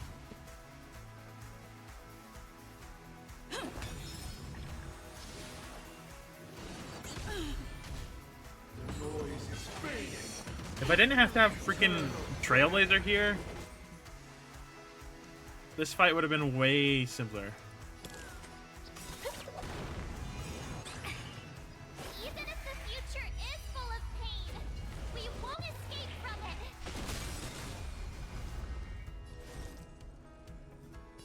Converge and awaken. Free will, or was it fate?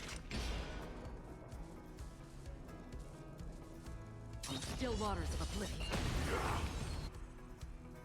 Let's play our. Let the show begin.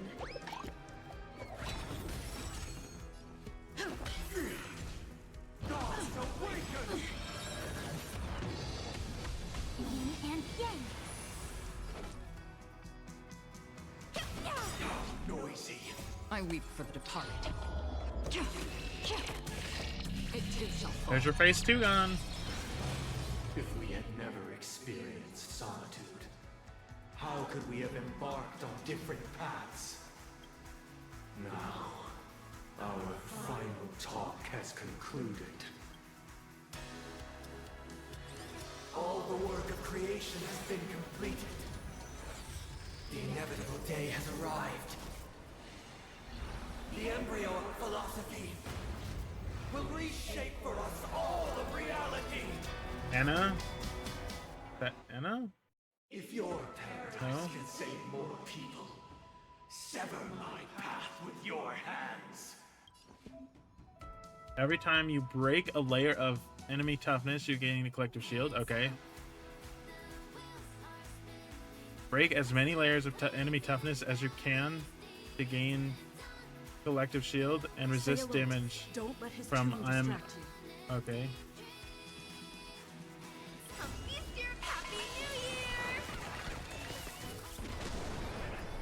Wake up!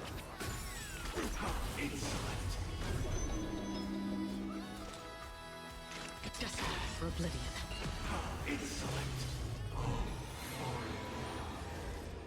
May I honor you? Listen up! Insolent. This 7-day vow. I command you to heed my son. Uh-oh. I have a bad feeling about this. Insolent. It was not you. Have a noble soul. Don't be shackled by the past. Bam! Insolent. It was humanity that created you.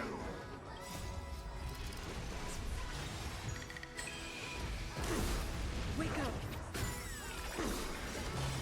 Let's play our... let the show begin. Divine being will become the foundation of our paradise.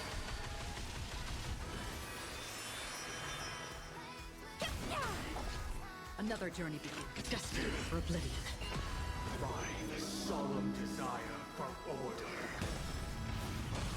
Stop it! You want to achieve the paradise we promised. But the order is not the only choice. Real happiness and the meaning of life lie in defying the nihility. And embracing all that life offers. The weakness of humanity cannot be redeemed by others. From still waters of oblivion. A quick divination. I weep for the departed. It too shall fall.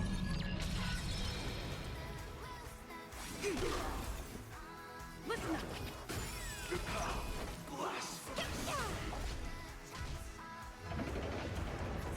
I swear on truth. Destined for oblivion. I swear on calendar. I swear on words. Keep up with me. Wake up! Let's play our... let the show begin. I swear on values. Turn out your pockets.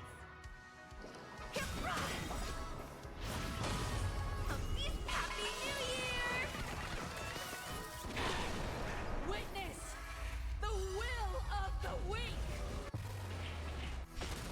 Insolent.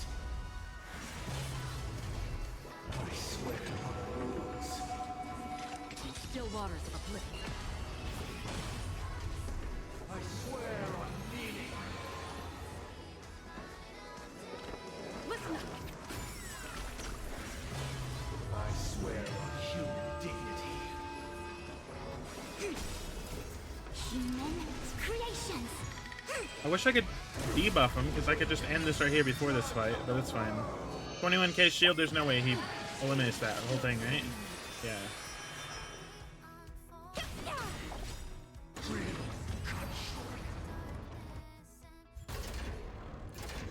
Workday without God. Okay. So, why does life slumber? Because someday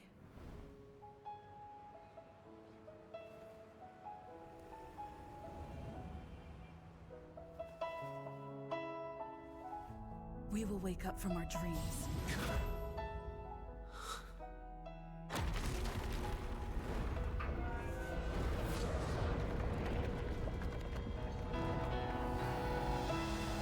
The night is still too short.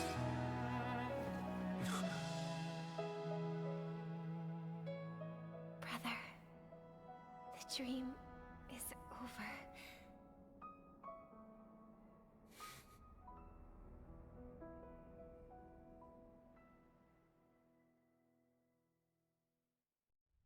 In the first year to AE 2158. A fiery conspiracy erupted in the land of the dreams, but soon faded in chaos and destruction. Whispers carried the tale of those fateful 48 system hours, when a sun teetered on the precipice of collapse. A paradise stood on the brink of destruction, and a world was poised to surrender to its new master. Amidst it all, a body decayed, a pack of vultures gathered, and a brother and sister were doomed for eternal separation. And so, an eon succumbed to slumber once more.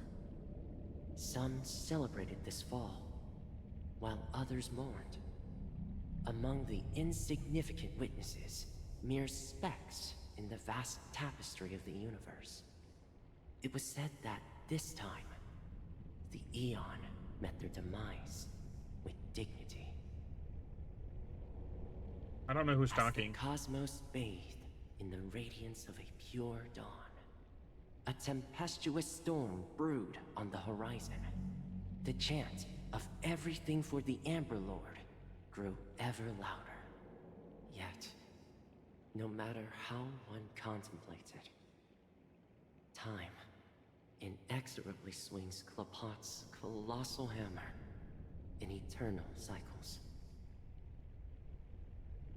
The tale of the Astral Express reaches both its conclusion and a new beginning.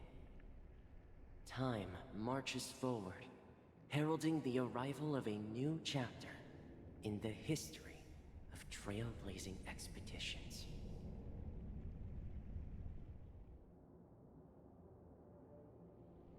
Brother, do you think the stars will fade away? Where did that come all of a sudden? Because the constellation that looks like a bird, the Torrent Eagles, looks a bit dim lately. It's the Dormant Eagles. Don't worry, it's still there. It's just it's located in the inner ring of Penacony and can only be seen when spring and summer overlap. As for the question you asked, I think stars do die, just like people. But do you know, sister? No star actually belongs to the present. The light we see from them is from a long time ago. Even after the stars perish, their light will travel millions of light years, spanning countless years, to illuminate the night sky of another world. In our paradise, I believe there will be a star like that, shining with the same light. Its radiance will last forever, and its name will be happiness. No, not just one star. We should have 2 stars. Or maybe even more. Yeah, you're right. It's a deal. It's a deal, then. This is our promise, and nothing will sway our ideals. Yeah, you bet. Okay, you're gonna do this again?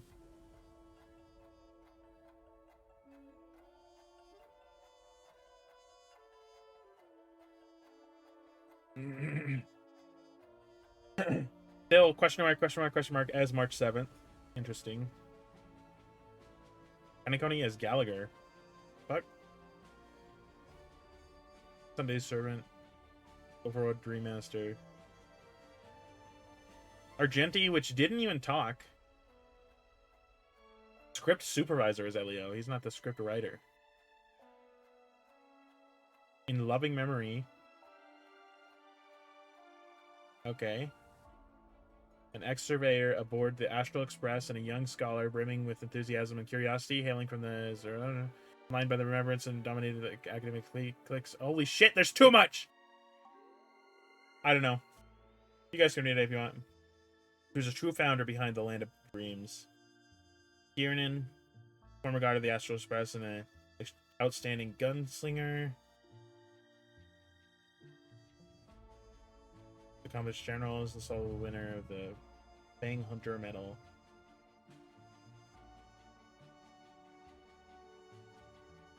That was until the day of Self-Naya found his relics. Truly, he was a pure, noble, and selfless warrior. This is too much. I can't read this fast. I don't know. I think I read at a decent speed. Probably a little bit quicker in my head than I do out loud, but...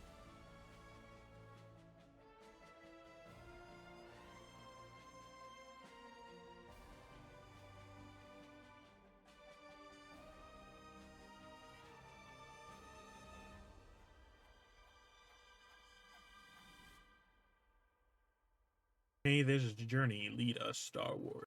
Starward? Starward. I don't know.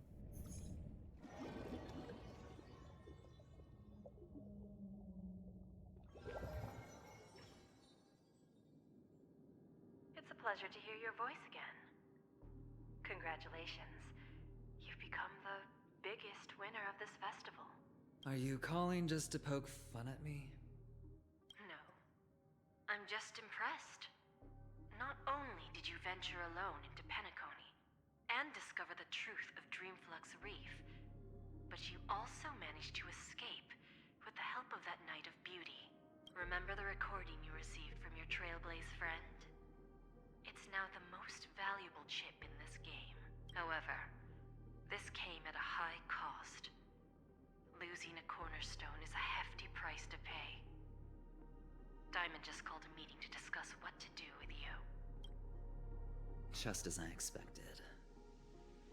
So is Diamond planning to demote me? Or kick me out of the 10 Stonehearts? Why don't you take a wild guess? Well, alright. Then I'll guess. He's going to promote me to P46? Alright. What will you wager? Are we talking about a real bet here?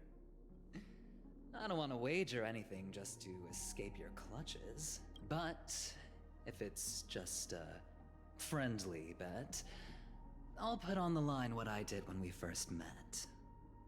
I'll bet my life, ma'am. Interesting.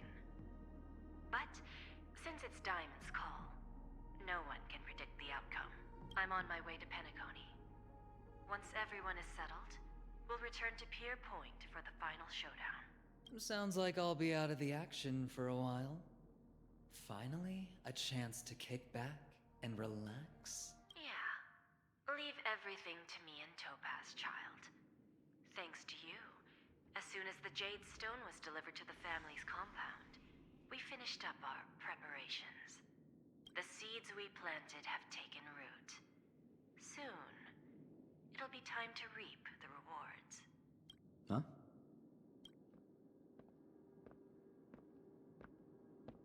Let's wrap it up for now. Looks like I've got a visitor here.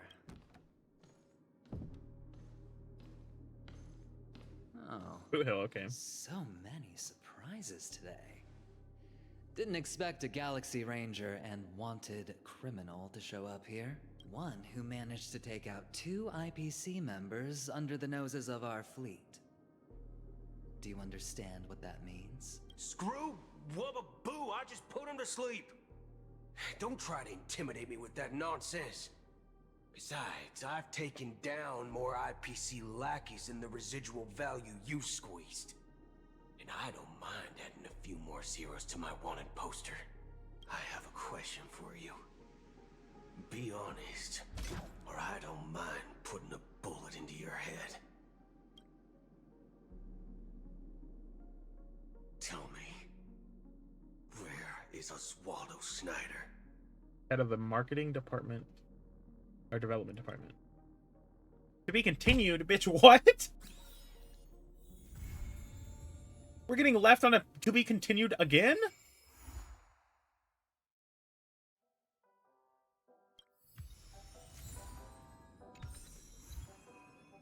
Okay then.